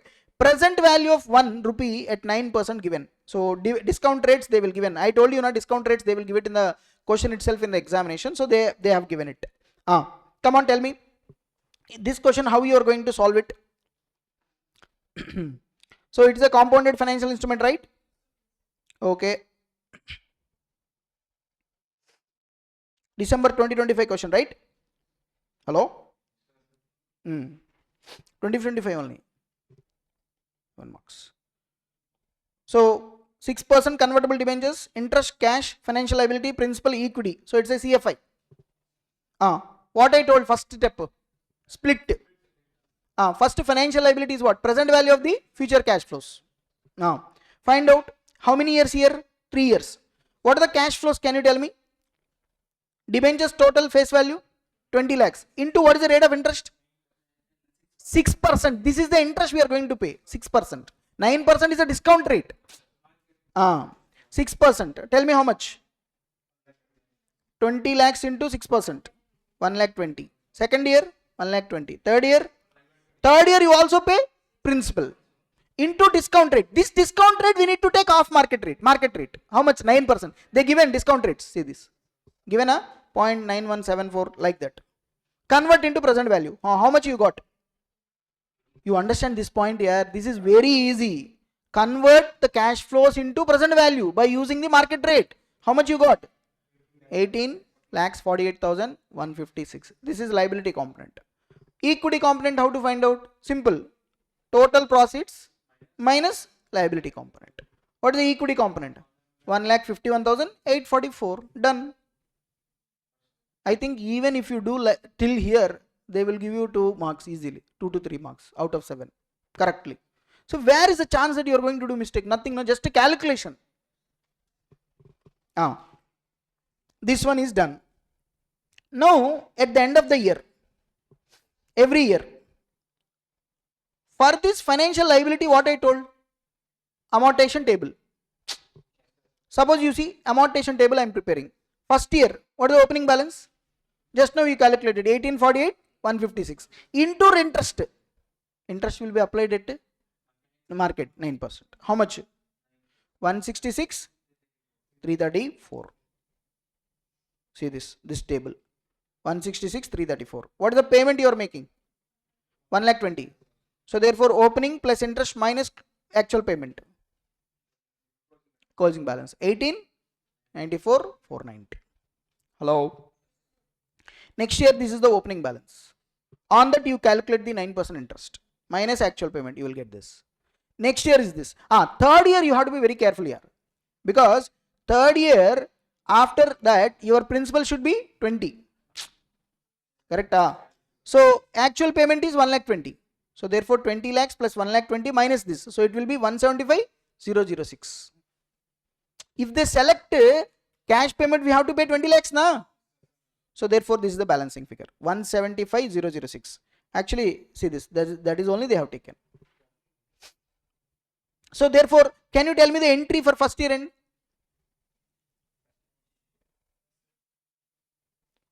Entry asset or liability? Liability. First year interest how much? 1,66,334. So entry financial cost to financial liability. Debentures, nothing but. See this. Finance cost to financial liability. 166,334. 166,334. For this payment, financial liability to bank. Financial liability to bank. Correct? Second year, same in financial cost to financial liability. 170,504. Here this one financial liability to bank. Done. Third year, same. Financial cost to liability. Financial liability to bank. And fine. See, but I forgot to add opening entry. What you will write, sir? Opening. Bank total 20 lakhs. To financial liability, this one 18,48,156. Debentures. Equity component 151,844. Hello. And now see, once the amortization 3 years over, at the end of the third year, what they selected? Tell me. Employees. Hello, not employees. These fellows, what they have selected, sir? Cash or equity? Debenture holders elected to convert debentures into equity. Now tell me, if they select equity, what I told? Equity. So first liability, equity. Both will be cancelled. Equity share capital will be created. Remaining will go to securities premium. So therefore, see this 6% convertible debentures, financial liability. Total financial liability 20 lakhs at the end of the third year. Equity same 151,844 to equity share capital. How many shares we are going to give? 25,000. Hello. Correct?